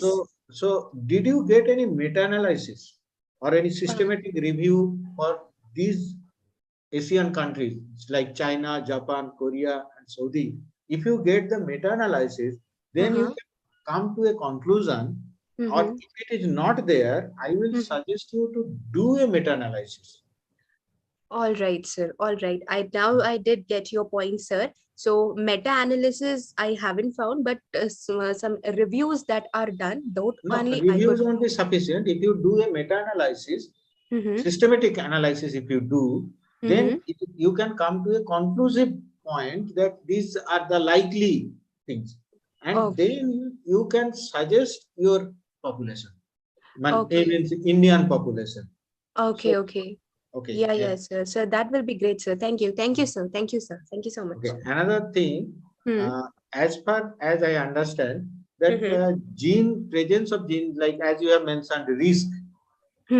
This risk people, if they have epigenetic influence. Am I audible? Yes, sir. Yes, sir. Okay. Epigenetic influence. There is a lot of epigenetic influence in gene presence of this particular allele will not be sufficient. might Okay. be those who are already expressed their schizophrenic criteria, they have got that epigenetic influence. Then only they have expressed it. Others might have not. So Yes. one should, while you are studying, you should mention these things in meta-analysis, that whether they have they have accounted the epigenetic analysis or not. And for your study also, I would suggest that only presence or absence will not be sufficient. There will be some epigenetic influence, that some exposure, some like trauma, some stress. These things can count and can influence the gene to expression, gene to clinical expression of schizophrenic population, schizophrenia as such. Yes, sir. Yes, And sir. from my side, I would like to have a final question, that why you have included Asian population, because I don't think as it is shown, you are not included the Asian in, means like how you are planning, like getting the Asian population only on review based or publication based, or you are planning to go for some collaboration, international collaboration from China, Japan, Korea, Saudi or other countries? Sir, we are planning a collaboration with Korea because we have some known over there. So we can do an Indian Korean thing.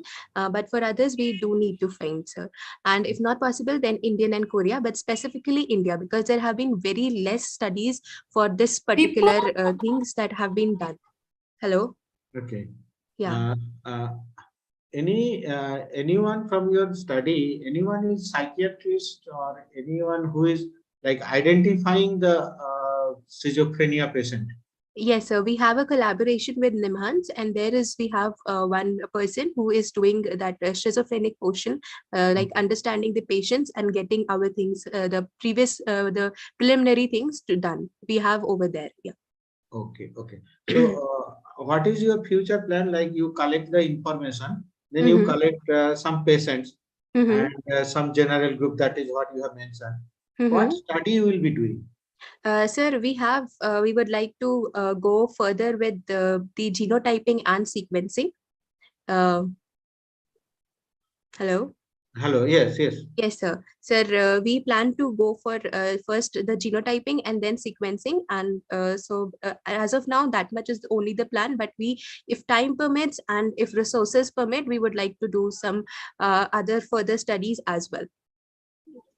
Okay. Is there any polymorphism study, or is it only one axon is always expressed? Is there any co-expression or anything? No, sir. Co-expression, I can say that there have been not, but this apolipoprotein, it's a polymorphic gene only, because either E2, E2, E3, E3 or E2, E4, because they have 6 variants. They are 3 alleles that have been coded, but now if you'll study the 3 alleles, 6 variants will be finding. So it's already apolipoprotein, it's polymorphic as well, and it is pleiotropic as well. So and as well as it is a haplotype 2. On this position. Yeah. So it's already a tricky one. So we would like, as it is the beginning for me, so I'd like to go with small things, and then in near future, we'll definitely extend this study as well. Okay. Good, very good, good one. And your presentation is also quite good. Only thing I would sorry to mention, this is your reference presentation, reference cited bibliography, where you have given references. Yes, sir. Yeah, 3 references are there. Yes, sir. And the second reference is not in the form of first. So ideally, it should be in the same format. Okay, sir. Okay. Whatever, sure. you can opt for any type. There are many formats are there.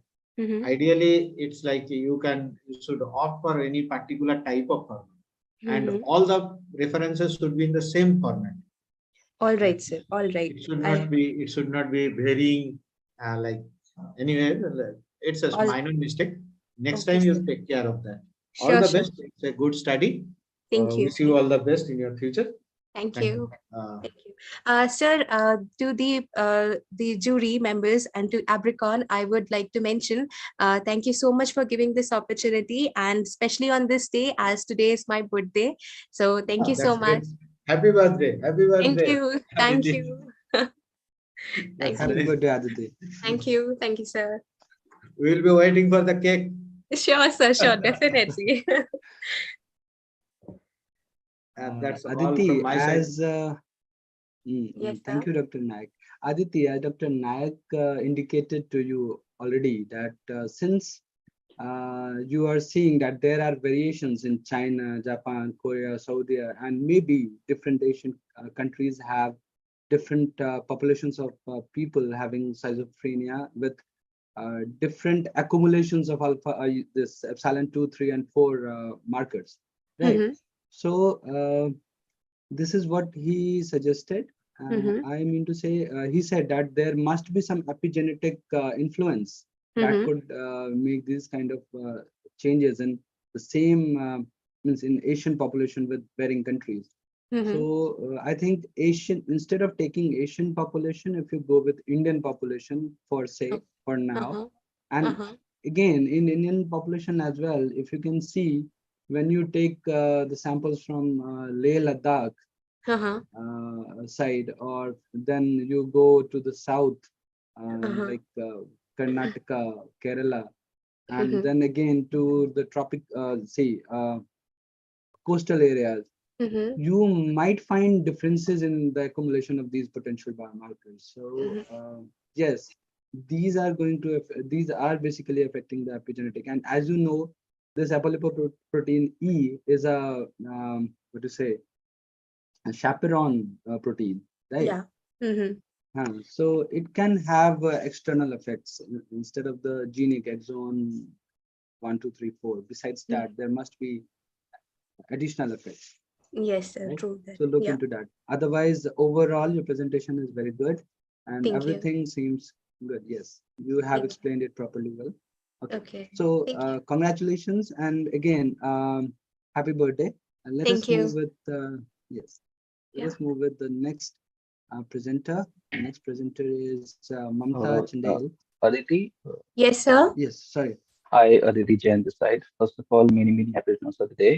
Thank you, sir. And on this very special day of yours, you have really like, impressed me the kind of presentation that you have given here.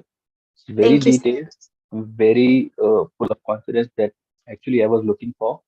Okay. Like, this is the type of presentation that I would want everybody like to look up to. Like this is the kind of presentation that you have to give in every platform that you are provided with, so that the people should know that you have actually worked on some stuff and you can answer every question in a detailed manner. Mm-hmm. So really great job done. Thank you. Thank you, sir. All the best. Thank you, sir. So the next presenter is Mamta Chandel. Is Mamta here? No, she's not here. So I think Mamta is also not here, and the first presenter, Bharti, is also not here. So let us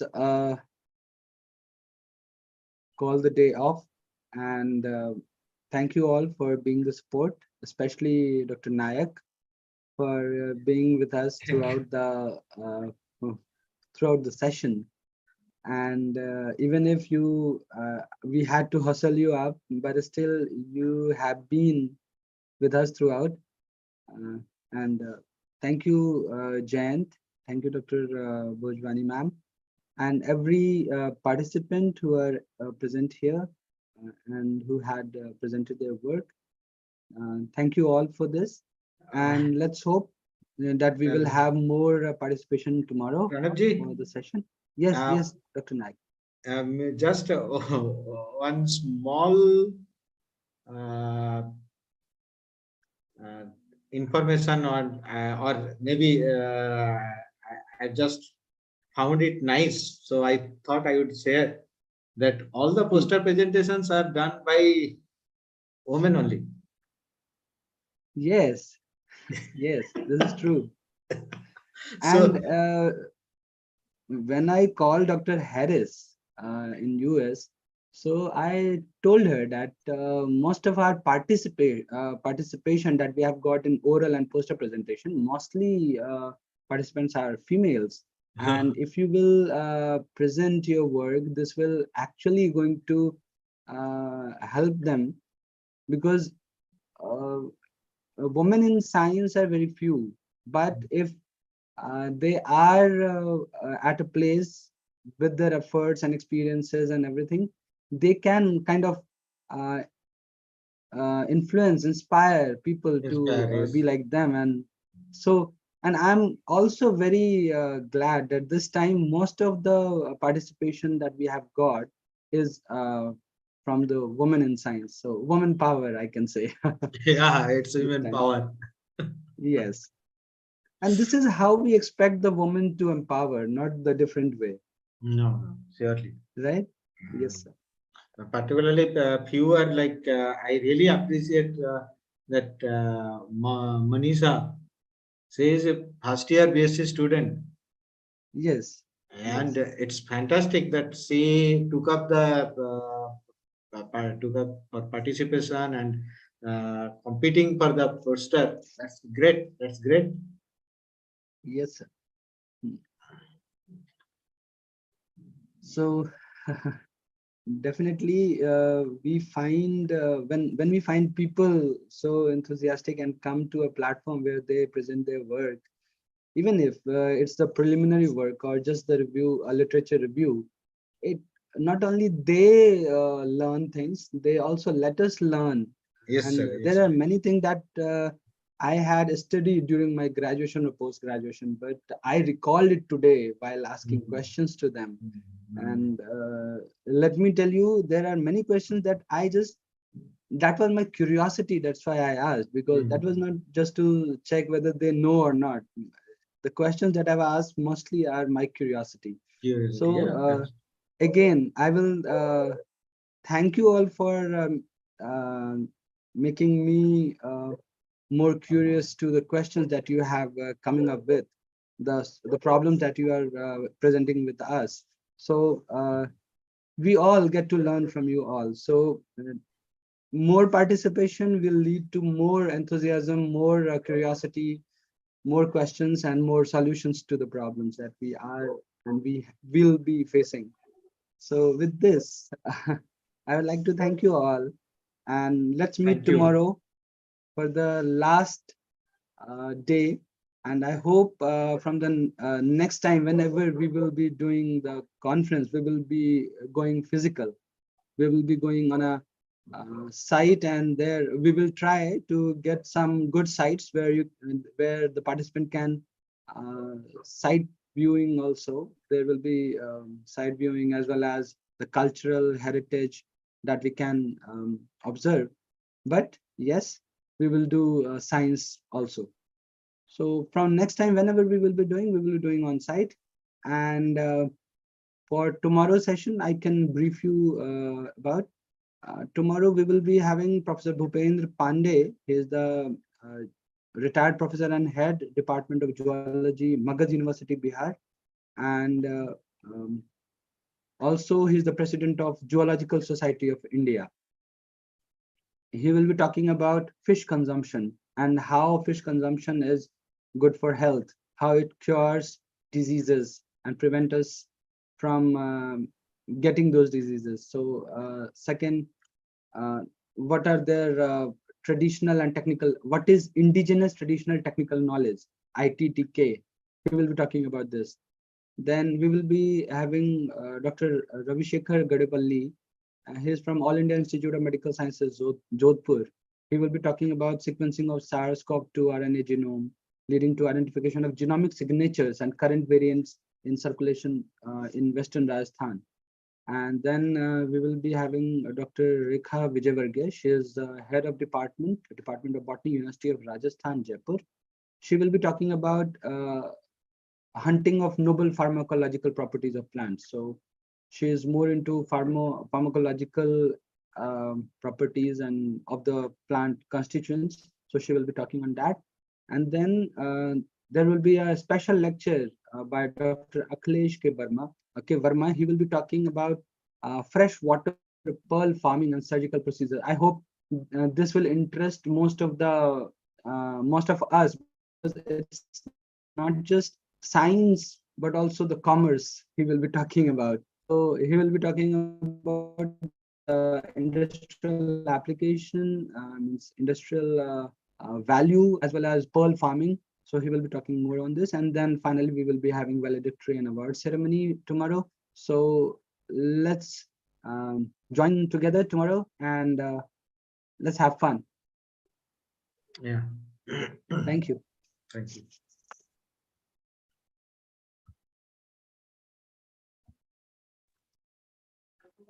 Thank you, everyone. Have a good day ahead.